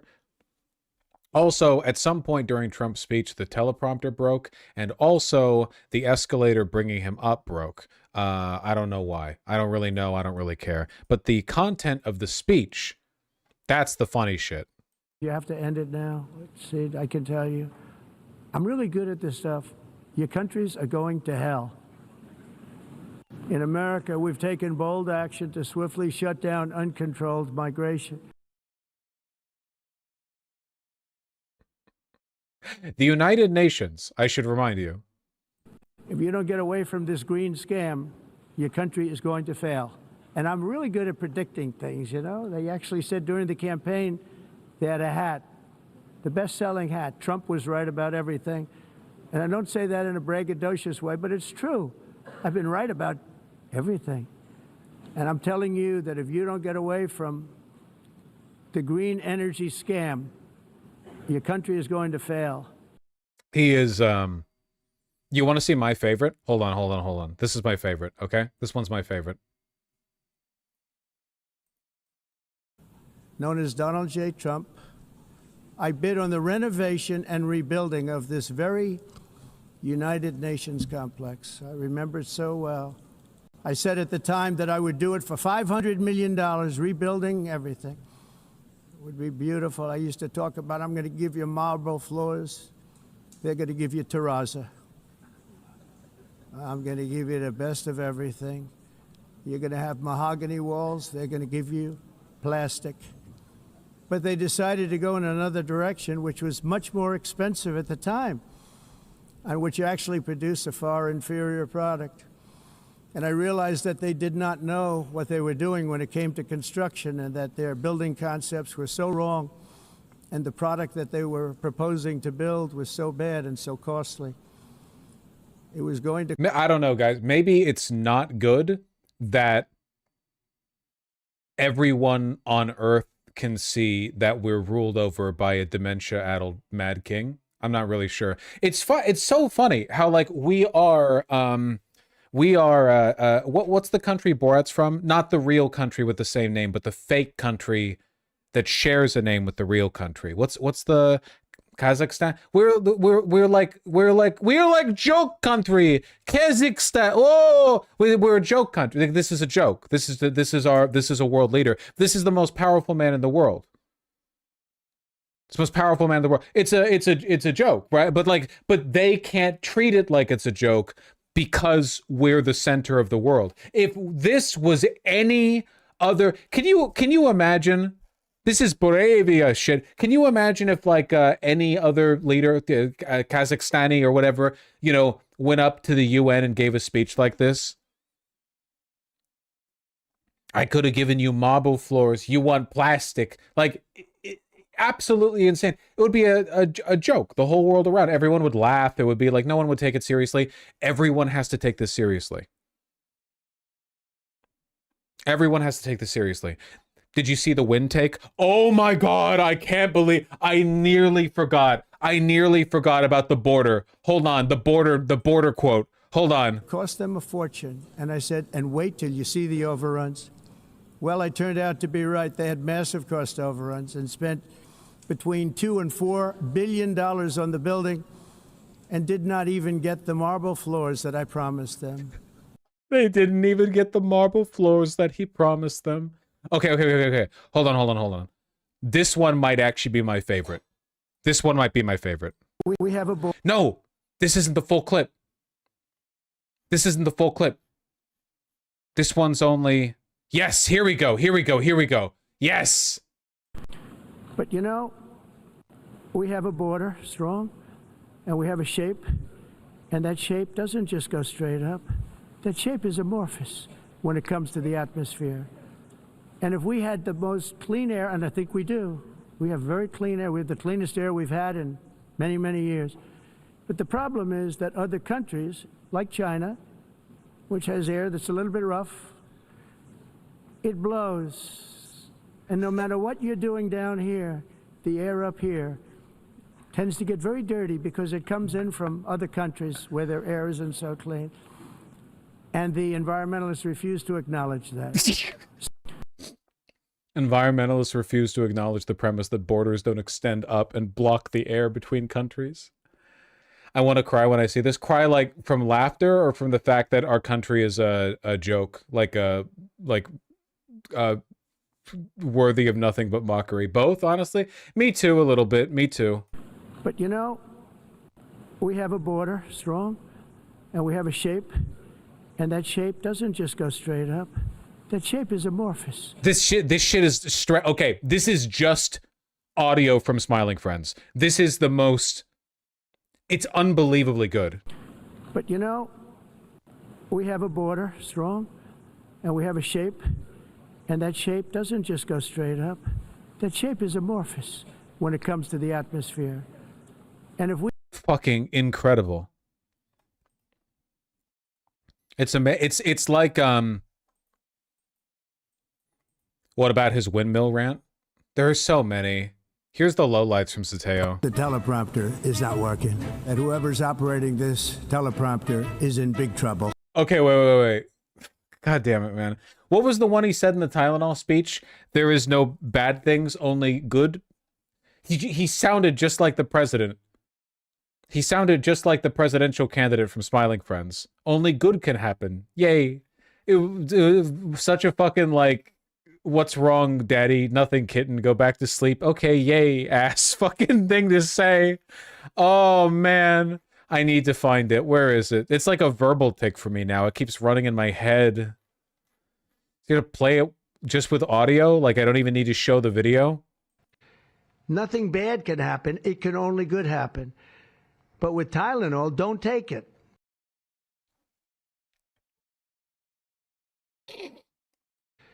Nothing bad can happen. It can only good happen.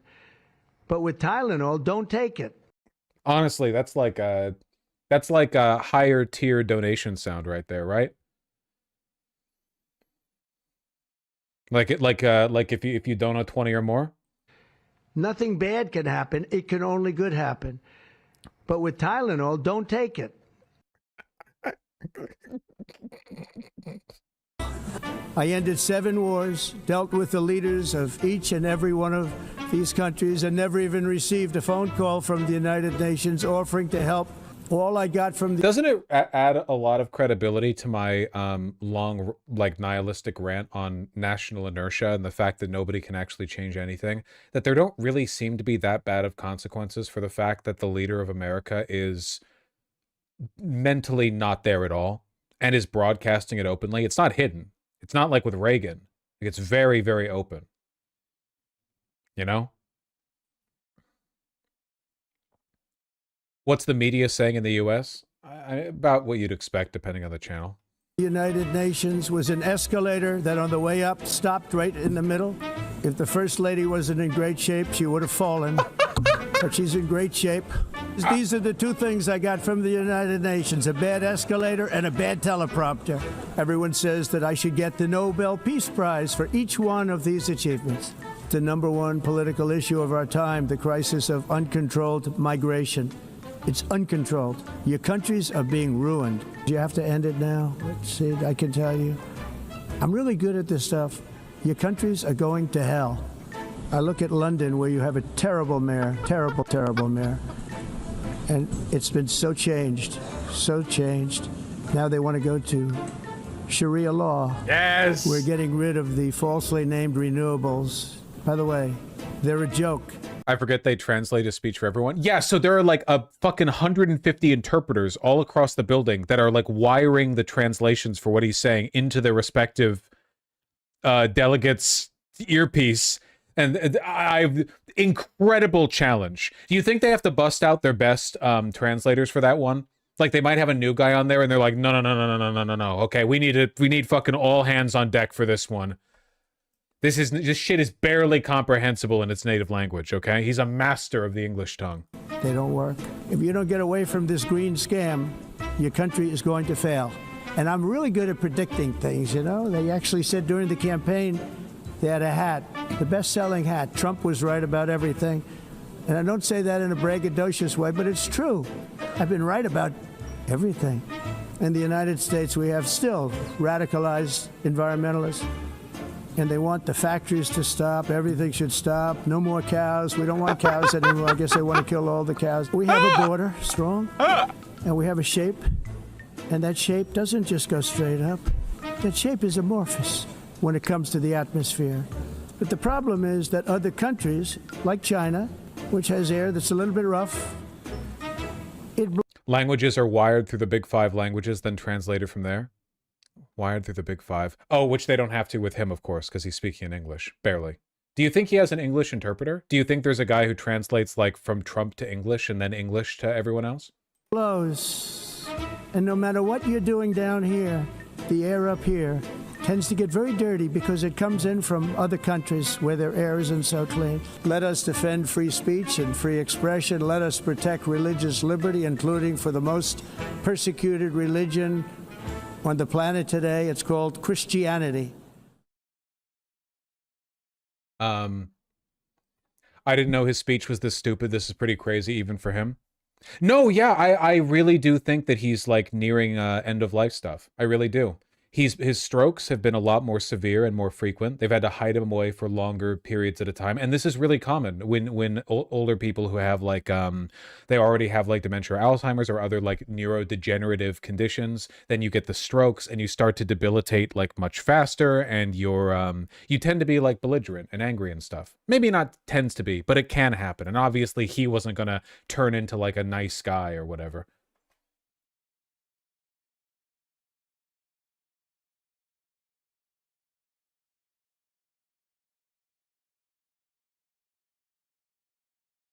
No.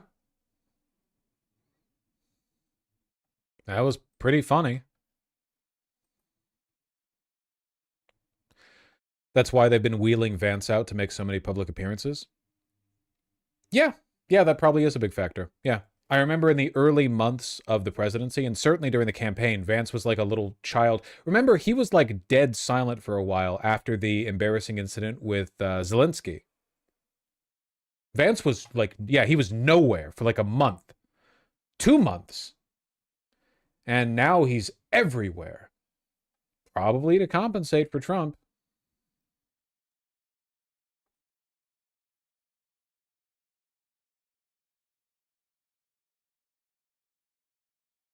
Trump is using the ICE shooting to, don't call it an ICE shooting. It's not. To declare Antifa a domestic terror threat. I told you. You know he's said this like 50 times, right?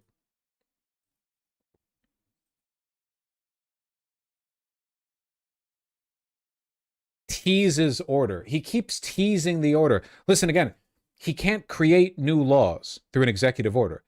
There's no, he can't make it illegal to be Antifa. That's not a thing he can do. You can't create new laws. What he can do is get the FBI to designate Antifa as a domestic terror cell, which would allow the FBI to monitor them. But that's not a crime. Being part of a gang or being part of a domestic terrorist group is actually not in itself a crime. It's not illegal to be a member of, let's say the KKK was considered a domestic terror network. That wouldn't make it illegal to be a member of the Ku Klux Klan. You can't be arrested and charged and put in prison for being a member of an organization like that. However, it does mean that the FBI has the ability to monitor you. So they can do warrantless wiretaps. They can monitor your communications as part of you being a domestic, part of a domestic terror network.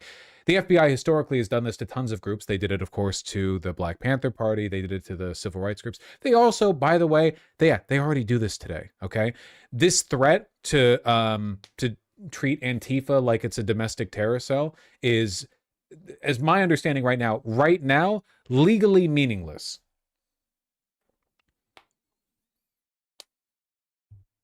And they're already doing it. Now, what you need to be worried about is a law going forward to make it federally illegal to be anti-fascist, which the Democrats would then vote for because they're, them.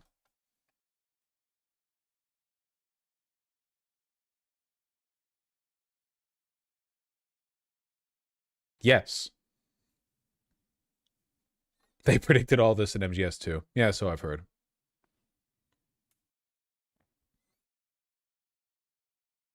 Do you have any tips for Lace? Playing Silk Song finally, and I'm struggling with her. Just keep it. She only has 3 attacks until her second phase. It's like with the Souls games, okay? You don't want to attack. You want to observe and not get hit. And then once you're comfortable not getting hit, you find the windows where you get an attack it, you know? She's got 3 main attacks, right? She jumps up and then forward. She does a couple of slashes forward, and she does a dash forward. You learn the tells for those 3 attacks, and then you get used to not getting hit by them, and then you find the windows where you can attack back. Every enemy works this way, fundamentally. It's just about staying calm and trying to identify those patterns.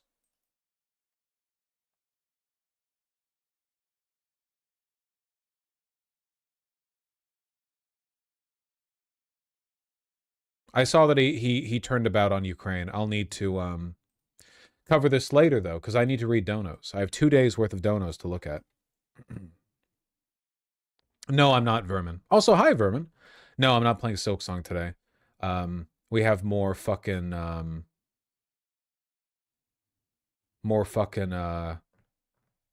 is it that I'm doing? I have something that I'm doing today. What shirt is this? It's a cotton linen blend Western shirt from Buck Mason. I think it's quite nice.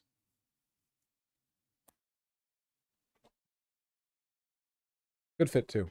Very snug. Though it needs to be ironed. The collar shouldn't be sitting like this. You were going to search your house for wiretaps? Oh. Kimmel ratings dropped. Nice. First episode of Jimmy Kimmel Live since it was suspended attracted nearly 4 times its average viewership. Nice. Average 6.2 million viewers. Nice. Especially considering the fact that like 20% of ABC affiliates have boycotted the show. Okay.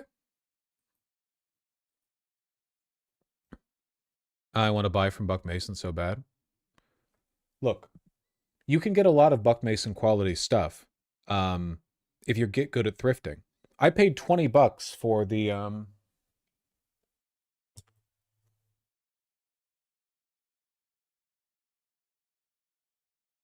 this beautiful vintage Wrangler cowboy pearl snap that I wore the other day. Look, it's old enough that you can't really... All the info on the tag has been washed away. It's just a scrap of cloth now.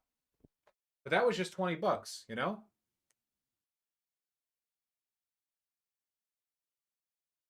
If you know what you're looking for, you can find some pretty amazing stuff. But you have to know what you're looking for.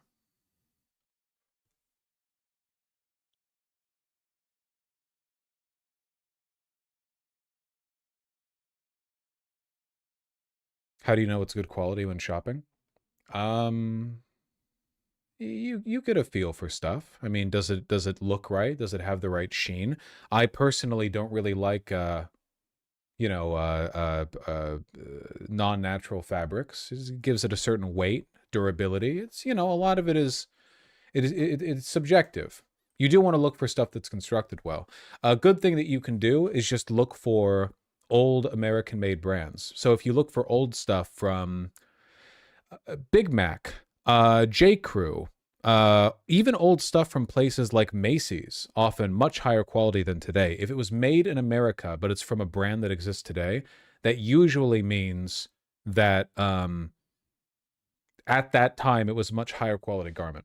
For example, Macy's used to be... Hold on.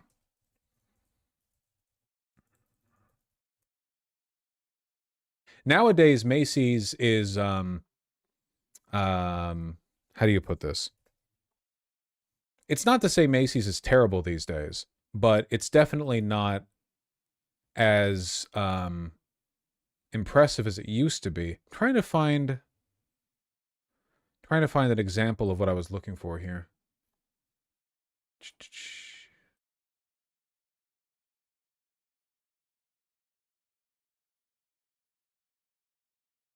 J. Crew and Banana Republic are terrible now. J. Crew occasionally has stuff that's okay, but yeah, it's definitely not as good as it used to be. Old Sears stuff. Oh yeah.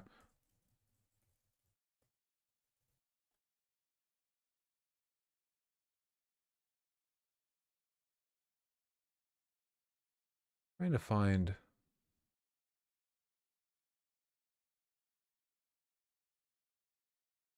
It's difficult to imagine, but like, it was a different world. Look at that. This is from a Sears spring-summer catalog. $16.95 for a nice new suit.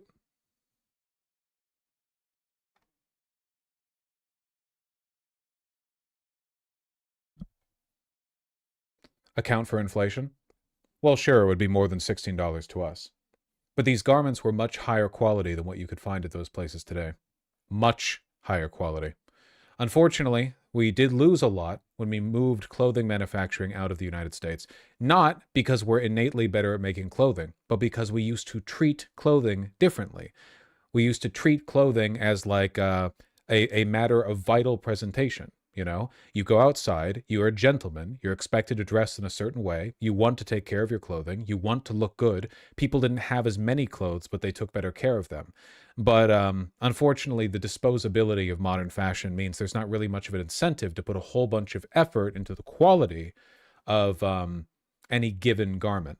It's not that China produces worse clothing. There are great clothes made in China. It's that if an American company is making their clothes in China, it's probably because they're trying to take advantage of lower labor costs. And if they want to take advantage of lower labor costs, they probably care more about the profitability than they do the quality of the garment. That's why you can find a lot of like really high quality made in America stuff today, to this day, but the t-shirts are like $60, you know? Pants are like $300.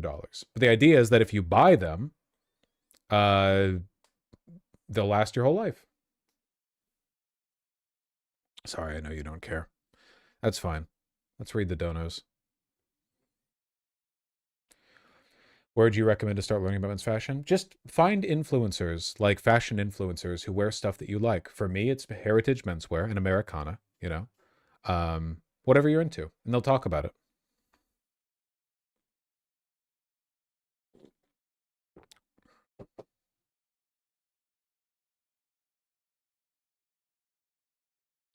The Iron Snail makes great videos about fashion quality. Yes, he does. And a lot of other interesting things. He also does have his own little men's clothing brand.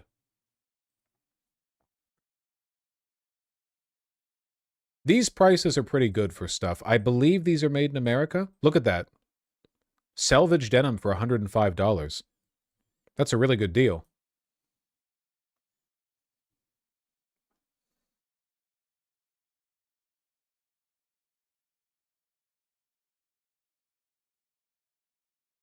That's really neat.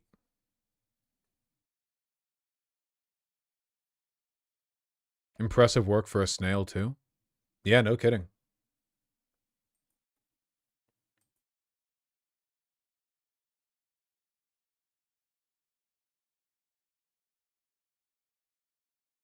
Anyway, I really need to read donos. Because I have to skedaddle. Teeth, Brooke Solis, and Festoon, thank you for the tier 1 subs all. I really appreciate that. Thank you. Jordan I-99, thank you for the very kind $20. Yeah, Romans also didn't like the proto-communistic ideas early Christianity espoused. There's a reason Imperator Constantine got so involved in the church. Yeah, it makes sense. I feel like if you went by what Christ said alone, it'd be pretty difficult to keep an empire going, you know? He was a little too nice for that. Yuri's not around. Spider-Cat, thank you for the tier 1 subs both. I have not read The Parable of the Sower by Octavia Butler, but that is a very cool title and author name. Leafar, thank you for the $5. Sofigo, thank you for the tier 2 subs. Tier 2 sub. They're acting like they don't have to run again, but they'd have to put their nuts on the table to not run again. How do they resolve that contradiction? Sofigo, my personal guess right now, that's what they're sweating about. They're thinking, oh my God, I feel like we could end democracy. We want to, you know, maybe we will, but how do we do it safely? I think they're cowardly. For overweight men, you suggest that high-waisted pants would help them look better than lower-rise, right? My husband has given me the stink eye over it, but he does trust your advice on clothing. 100%, yeah. Hold on. Did you guys see that image on Twitter of the guy who got that awful Charlie Kirk tattoo? This is what being fat with low-rise pants looks like to me, okay? Tattoo and all.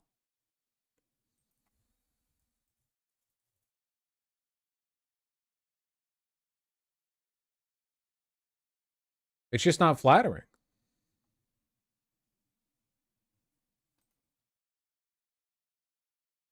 Here, I think this is maybe a more representative example. The image is a little bit low res. You can tell the guy's fat, but honestly, pretty flattering silhouette in my opinion. Denim field jacket or chore coat. The high rise goes up to the midpoint of the stomach, so it sort of elongates the legs. Here, hold on.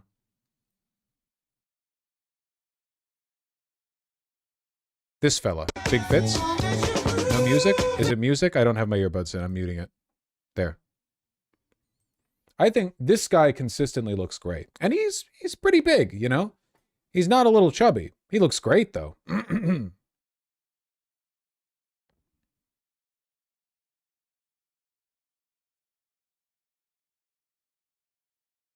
Having a long torso on top of that doesn't change it, right? No, it helps even more then because you elongate the legs. No, I think high-rise trousers look great if you're more portly. I think it makes a huge difference in framing your proportions. I think if you take a look, this is like an interesting test that you can do to get a feel for it. Look at how men are drawn when they're drawn to be attractive in basically all cartoons. They can be anime, Western cartoons, whatever, right? But as long as the proportions are meant to look realistic, right? They're meant to like look like a human, you know. Look at the proportions. What I've found is that a bunch of animators and artists will draw men with longer legs than they actually have. In real life, male-bodied people have proportionally shorter legs than female-bodied people. But then you take a look at, like, I don't know, Final Fantasy characters or whatever, and the guys have unusually long legs relative to human proportions. And that's done because those are drawings. But I think that generally that's like a beauty standard that we all kind of think of and relate back to. In my opinion. It's also the classical proportion, of course. That is how we wore suits for a long time.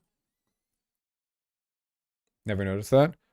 Final Fantasy 14 bunny character male.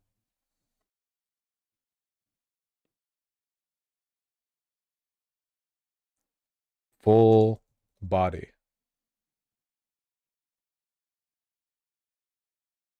I'm not getting the results I want.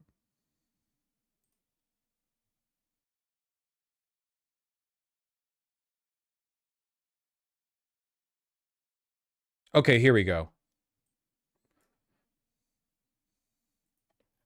This seems like an out there point, but I'm trying to make one for real, okay? When we talk about like sorry, there's a lot of links here. When we talk about classical suiting proportions like this, we usually talk about a 2-to-1 ratio, where 1/3 of the body lengthwise below the head is the torso, and then 2/3 of the legs. And that can vary, right? Like the suit, the waistline can be brought down a little bit. It's a rough ratio, you know, but it's a general trait. Now, if you take a look here, you'll notice, even though the navel is visible right here, so we know exactly how long the torso and the legs are and so on, right here, if you cut off where the clothing cuts off, you have that 2-to-1 proportion. See? 1/3 torso, the block that I'm making right now with my mouse, and then the 2/3 below. And that's even though this character is not wearing high-rise pants. Again, the belly button's visible. The waistband is about where it would be for low-rise pants. The artists elongated the legs just a little bit. I don't even think they did it intentionally. But to make this character, who I think is intended to be beautiful, you know, they designed the proportions to elongate the legs. And if you look for this, you will notice it in so many male character designs, where you can see proportionally they're just a little bit longer in the leg than you would expect. Gojo? Sure.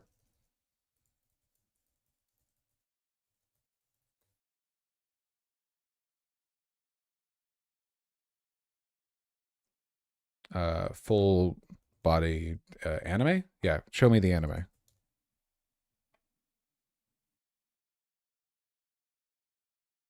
Perfect example. These clothes aren't even meant to accentuate the legs. These are like pretty boring clothes in my opinion. But if you take a look at these proportions, look at how long the legs are. You imagine the top of the hip bone cuts off right here. Navel is probably around here. We're not talking about fashion, of course, because he's just wearing, you know, whatever this clothing is. But you can tell what the proportions still look like, where his body's blocked off. 1/3 here, 2/3 here. Again, I don't think that it's being done deliberately, you know, but I think that his proportions are set that way for a reason. You can see clothing accentuates that. Anyway, I just think this is a common pattern in how, in the West, we tend to accentuate beauty. So the point that I'm getting at is that high-waisted pants are good.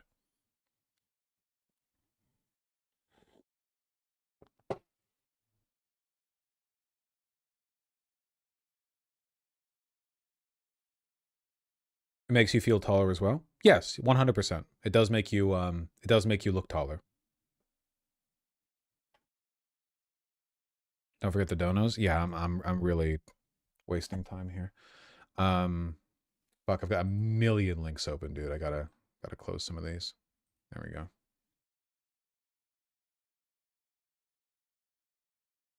I don't know, Sockscar. It totally depends on the body.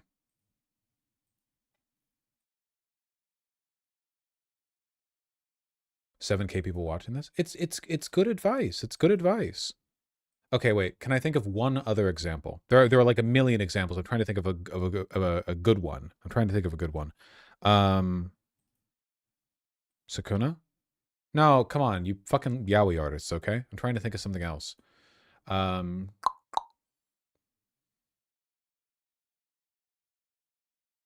Spike, Cowboy Bebop.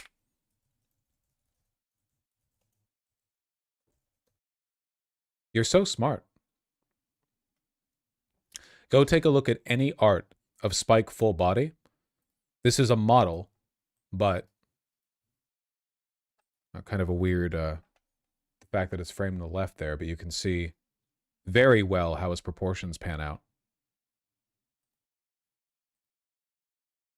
They even got it like in all the models. He's very, very wiry.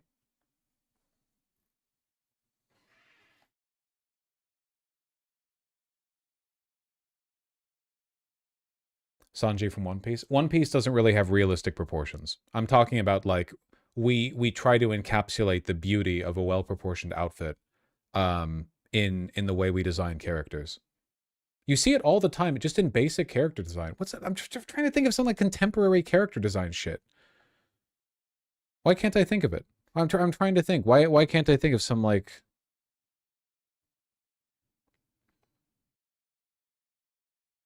Baldur's Gate 3? I'm curious, actually. I'm curious. Hold on. Because they have relatively realistic proportions. Astarion, Baldur's Gate 3, underwear.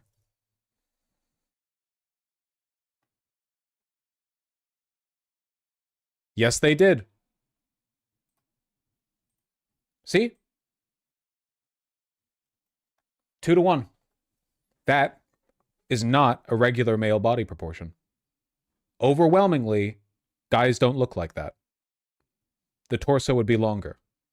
But the proportions were altered for aesthetic reasons. Now, you can't make your legs longer proportionate to your torso, at least not without surgery.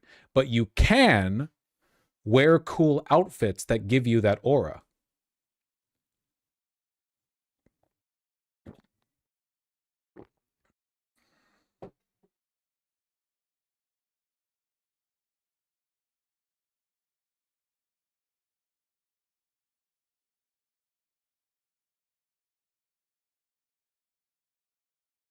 Donos? Why are you so intent on me reading donos? It's my job. What do you leave a dono? What's your name? Shikino Yume. I've got my eye out for you. Shikino Yume. You are in here. You self-interested motherfucker. All right. I can't fault you. I can't fault you. I can't fault you. You did donate. Cypher Nolan Pan Belgian, thank you for the tier 1 subs both. Really appreciate that. Greetings from Belgium. Greetings from America, Pan Belgian. Kowalski, thank you for the very kind tier 4 sub. Very kind of you, keeping up that name. This sub used to cost me 3 bushels of soybeans. Now it's 4. That is genuinely crazy. The Trump tariff tax is causing a Republican recession. Dems need a narrative for this moment. It is insane that we don't have a bunch of like Midwestern Democrats running around trying to mobilize the anger from those demographics, you know? They're so bad at politics. Bionic Meatloaf, thank you for the $5. Very nice retro gaming setup. I have to move quickly, though. Beverage Goblin, thank you for the Tier 2 sub. Really appreciate that. Teal Josh, thank you for the Tier 2 sub. Enjoy the $24 reduce. Thank you. Super Bad 06, thank you for the $10. Very, very happy to skip RFK. Yakubi and Ape, thank you for the Tier 1 sub. Adorable cats. Oh my god, that's so cute. Shikino Yume, thank you for the two $5 donos. By the way, this budget bill is the one with text for ending funding for GAC, so if the Dems don't hold out post-surgery trans folks are super fucked. Call your reps, please. Also, wish me a happy birthday, please, and thank you. That's why you wanted me to read, because it's your birthday. Happy birthday, Shikino Yume. I hope I'm pronouncing the name correctly. It sounds like a Japanese name. You know, that's what it sounds like to me, so I think I've got it down. Yeah, definitely a rough time for trans healthcare. It is and relatively correct. Okay. Can someone explain why the guy in his underwear, why the bottom of his abs do that? Bottom of his abs? Why do they fold in? Do you mean these? These are the oblique muscles. Everyone has muscles right here that assist in turning the torso, like rotating the torso. They kind of wrap around the side and go down to here. And coincidentally, like it's a good coincidence. It's like a favorable, divine coincidence. The line for the oblique ending, like the underside, if you're pretty ripped, it aligns with the dip that you get like at the edge of your hip bone. And that's why they're called cum gutters.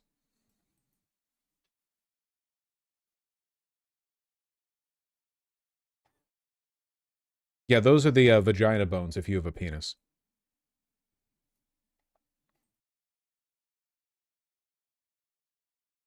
Sake, thank you for the 5 Tier 1 subs. I'm ready for the Kamala Buttigieg podcast. First episode, Blair White. Ugh. She could use the lifeline these days. Apparently she's moving back to California. Maybe to go on Gavin Newsom's podcast. Sake, thank you for the 5 additional Tier 1 subs. I'm not reading that fucking pun out loud. Fuck you. Zizzy Fizz, thank you for the Tier 2 sub. You should look at my child. Do I need to? Meatball sub shared this with you. I'm very sorry, but the format by which you've shown me something on Instagram is not one that I'm familiar with, as I do not use the app. So for that reason, I'm afraid I'm going to have to decline. However, I'm going to assume, based on the context here, that you are sending me something like cat photos, because behind the prompt, there are cat photos, and I think that's delightful. Unfortunately, I am just not familiar with Instagram, like, as a platform. But I do like what I can see.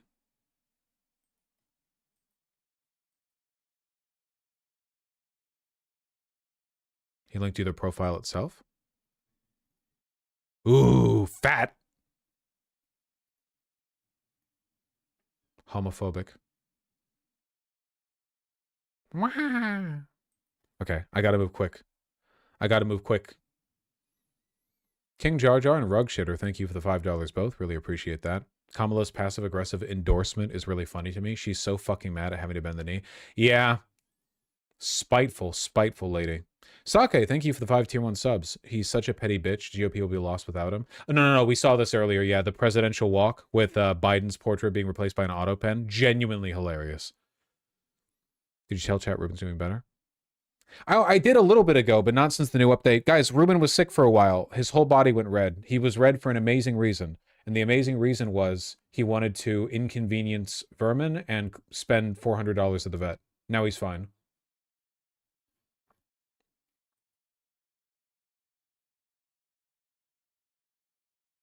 Goated? He's doing great.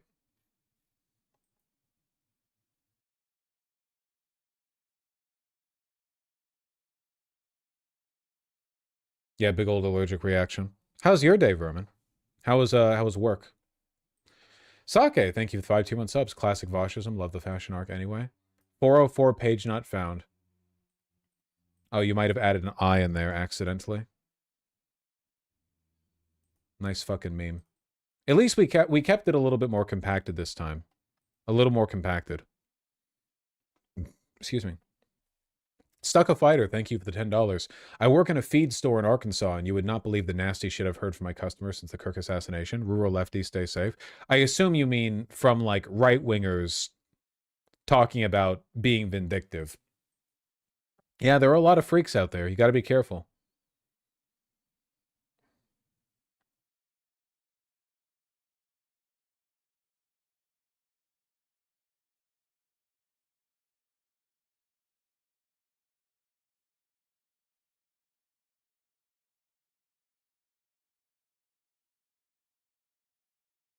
Huh.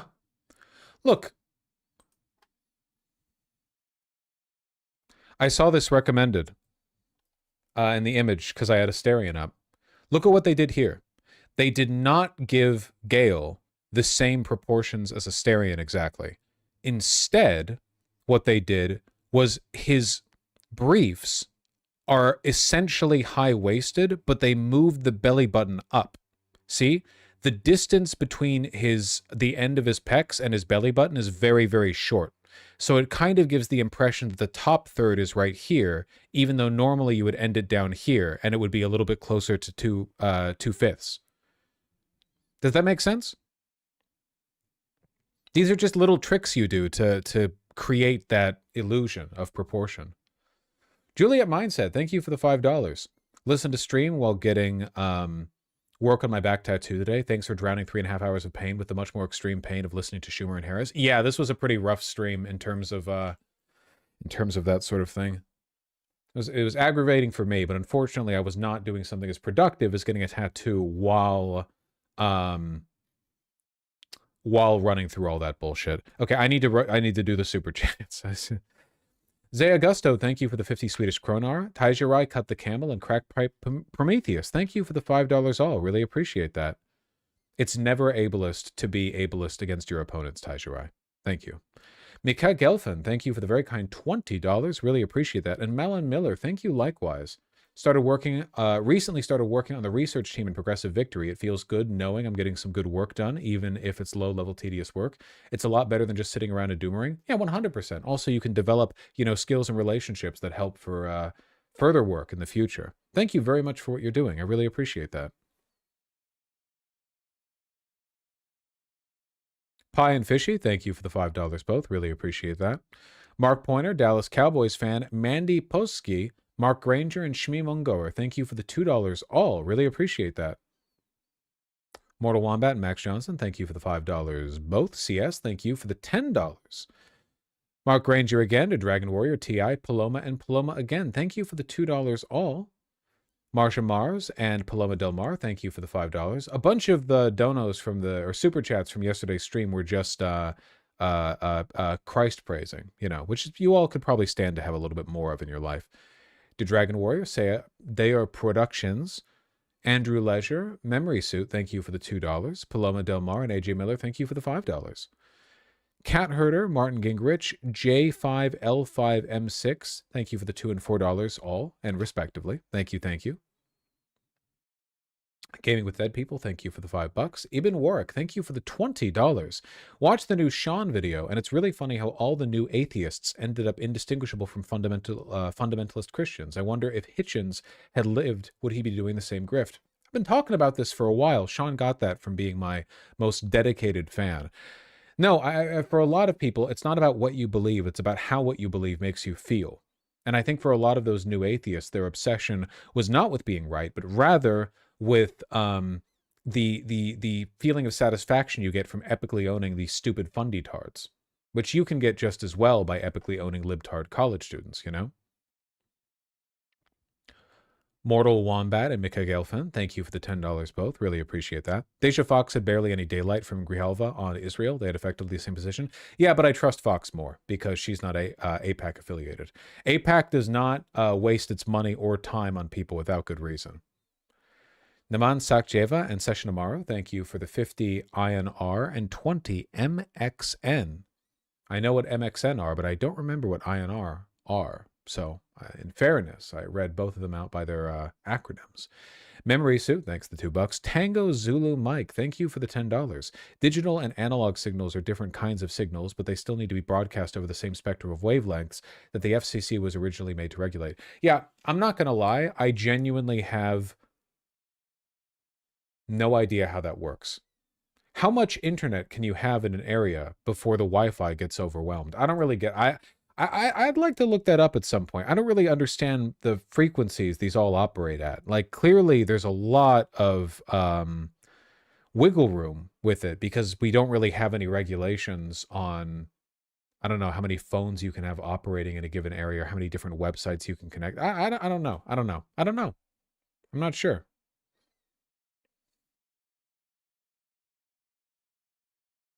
Is it that all of the internet satellites and modems and everything are getting pinged by like 1 trillion different signals a second, but all of those signals have a passcode in them and they only accept the signals from the ones with the passcode, like the key that you get to interact with them specifically? So it's not that it's not that they're not getting a bunch of like background noise, it's that they're only distinguishing it. I don't really know how it works. I should look it up or like research it or something. Still alive, thanks to $5. Feels like we dodged a bullet with Harris only to be hit with a shotgun shell with Trump. We were boned either way. Yeah, the game was rigged from the start, truly. Yep, it's really unfortunate, but like if somebody like Kamala Harris ends up being the Democratic nominee in 2028, in my opinion, it won't matter that much whether or not they win or lose. The inertia is already in a given direction. They will not be able to change what is happening, nor will they be interested in changing what is happening. We are up against the wall here. The fundamental conflict is with capital. Everything else is, if not secondary, at least subsidiary, you know?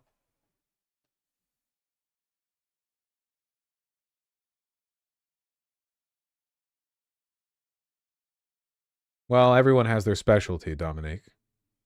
How high-rise are the pants you're wearing right now?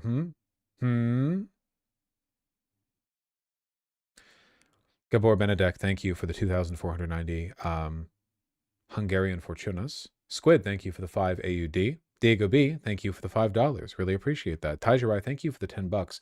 I've seen this compared to the Emperor's New Clothes, in which this man's bravado is being empowered by his ignorance or disdain. Yeah, it's just crazy that like the Emperor could parade in front of every other emperor in the world and still not get made fun of. Old Schoolist, thank you for the $5. You talking suits has convinced me to go shopping, but I can't afford a suit, so I'll just get a tuxedo shirt and fedora. Thanks, Miss Streamer. It's a bad time to be dropping $3,500 on custom tailoring anyway, but I have a friend's wedding to attend soon, so I was thinking of thrifting a suit. I don't own a suit. I have a sport jacket. I don't have a suit. And I would like a suit.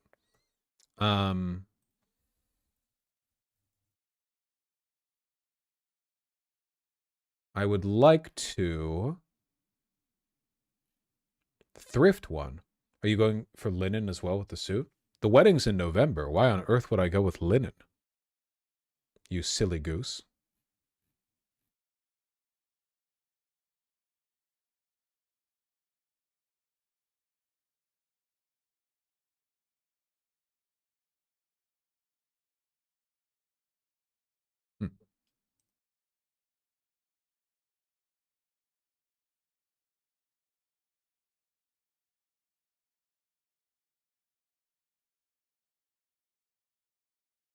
You're wearing linen to an October wedding in NorCal? Wear whatever makes you happy. Average person only has so many suits anyway. Andrew Alt, thank you for the $5. Hope you're doing well today. I am. Unfortunately, I'm quite hungry and I have to go. But today's stream was great. We did politics for once, huh? None of that boring old Silk song distracting us. I imagine we'll be getting distracted tomorrow's stream, though. So look forward to that. I want to finish the game. There's Hades up next, and the Metal Gear Solid. We're going to be playing a lot more games on stream, and I'm hoping to start streaming earlier. I'm really trying to commit to improving my life, like waking up earlier and such. I've got the bench over there so I can work out, proper workouts, not just like waving dumbbells around. Yo! That came early. Wait, hold on. That just show up? Hey. It has one of the jackets in it. Oh, we're gonna get to do a test fitting on screen. What? Ooh.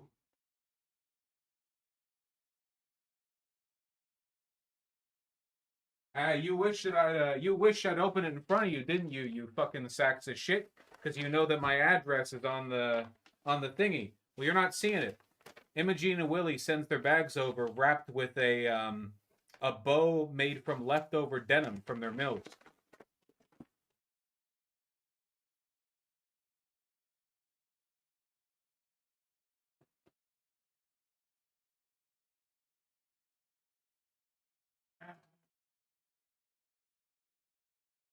Oh my god, it feels incredible. You guys remember that jacket that I showed you on stream, that work jacket? Now, I'm not sure if this is going to be the right size. That fabric feels amazing, though.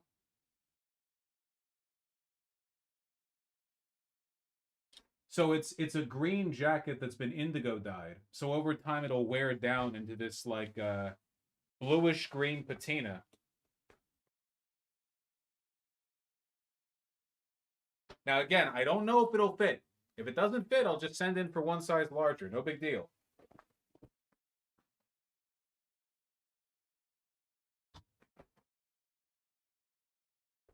Guys, I've got good news. I've got good news, guys. I gotta open the zippers on the pockets.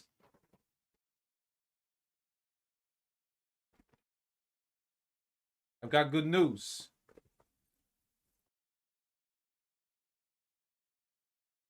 Yeah. That feels fucking good. Little tight, but it's cotton. It'll stretch. Is it tight looking on purpose? Yes. This is called a gas station jacket. Hold on. Can't believe that came in like that. Hold on. This is called a gas station jacket. It's one of the two big archetypes of work jackets, and that's I consider to be like Americana, right? One of them is the Carhartt Detroit jacket. Here, hold on. Imogene has their own versions of both of these. Let me find them. I want to show you because I'm excited about this. The sleeves aren't too short. No, the sleeves on this tend to run a little bit short, but these actually fit me pretty good. Here, I'll show you. Imogene's mostly a workwear brand, so they've got a lot of these. But on the right-hand side, that's a chore coat right there. That's French workwear, you know. Over here on the left, this is what I'm wearing. Bedford work jacket. That's a gas station jacket. Here you've got another type of chore coat. And here's another gas station jacket, service station jacket. See, and this is in contrast to the I'm blanking on this, the Carhartt Detroit jacket, which you've seen everywhere. Carhartt Detroit jacket.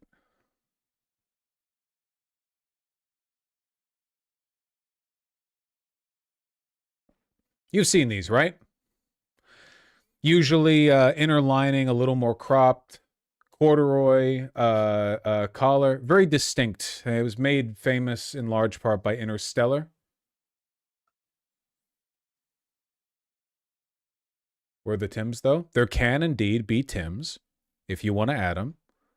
Have I watched The Lighthouse? Multiple times, yes.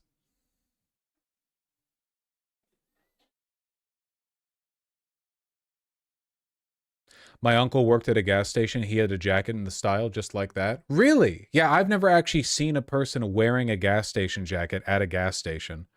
But I've always really liked this service station jacket, the one they have. I just didn't want it because I thought wearing something that has a patch on it like that would make it a little bit too LARPy. You know what I mean? Like, I am a live streamer.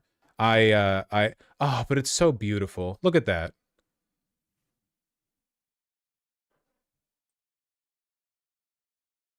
That's really nice. Can't you remove the patch? I never would.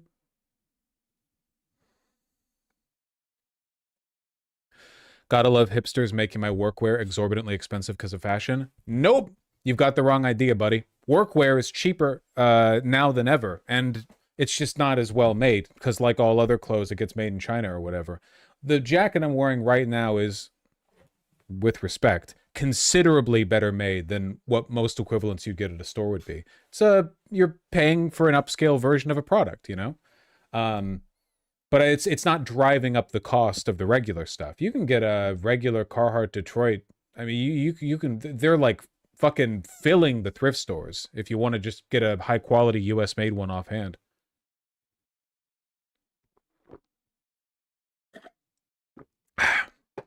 You seen the new Bronson jackets? Oh yeah, hold on. Last thing I'll say, Bronson MFG is a Chinese company that's interested in American or in vintage Americana. If you are looking to if you're looking to get into this particular style of fashion, I think this is the best price point you can get in at it. Like, some of these are just crazy. We're talking like high quality vintage reproduction jackets for $100, $150. They've got pants here for like $80, $60 sometimes. These prices are very, very good. Striped jacket like these? Yeah, the mechanic's jacket. My uncle had that style. I do miss the days when people dressed in a way that reflected their profession a little bit. Like, nowadays, everyone wears, you know, a t-shirt and pants, jeans, whatever they want, you know? But it used to be you go to a mechanic, they're wearing, like, mechanic's clothing, mechanic's jacket, or coveralls or something, you know? I don't know. I just think it's charming. But yeah, they got a lot of really good vintage repro stuff in here. You know, if you're into that kind of thing. Look at that. 7.5 ounce terry cloth hoodie for $50. Find that anywhere in America. 17.5 ounces? Keep that shit with you in the Arctic.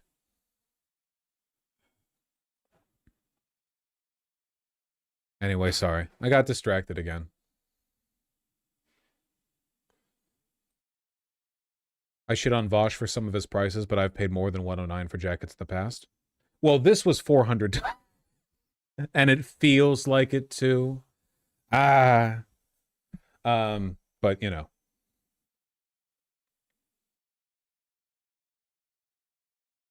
Listen, Imogene is a small clothing brand. They have 2 stores in existence, okay? For me personally, I think of it like I'm supporting an artist that I like. The Imogene clothes, they're made in America. They get their own cotton. They do their own work, you know? I think of it like, well, the clothes are indestructible and well made. But also, you know, I want to support the craft. Is this what you use the dono money for? I'll say this. I have not bought any clothes in months, with the exception of a single t-shirt that I then returned because I needed to get in a smaller size. Okay? That's all I'm saying. I've been good. I've been good.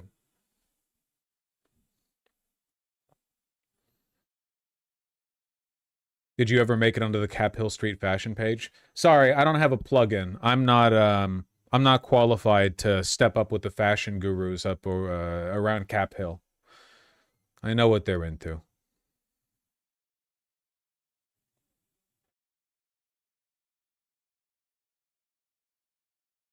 This jacket took months to ship. No. Months before I got this, I mean.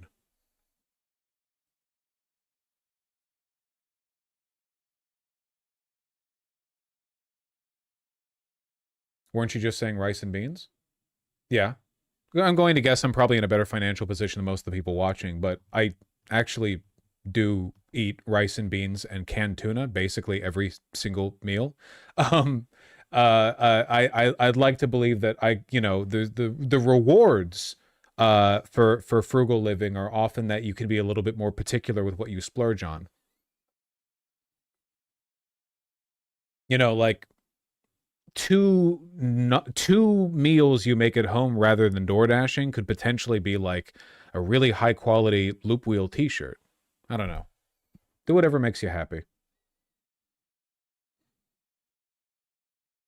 I saw that shit, I dementia. That was really funny. Puck, I just can't leave today. Well, in this case, it's because this came in. Dude, this feels so fucking good. Vosh, don't justify how you spend your money. You don't have to. I know that. I know I don't have to. But I do like talking about it, you know? I think that sometimes, like, live streamers or big YouTubers, with the amount of money they have and the amount of, like, notoriety or, like, public attention they get or something, they feel a little bit distant and alien. Come on, you've thought it, haven't you? Right? Like, okay, I know that he's just a guy, but also, like, with this work that he does and he's well off, what is his life like, you know? And I've always thought, from my perspective, maybe there are other people in this industry whose lives are totally unlike mine. Tim Pool lives in a compound in the middle of nowhere. You know, I have no idea what Hassan's day-to-day life is like. I have no clue. Like, he's got, like, organizers around him, and he's got, like, people showing up at his house. I don't get it at all.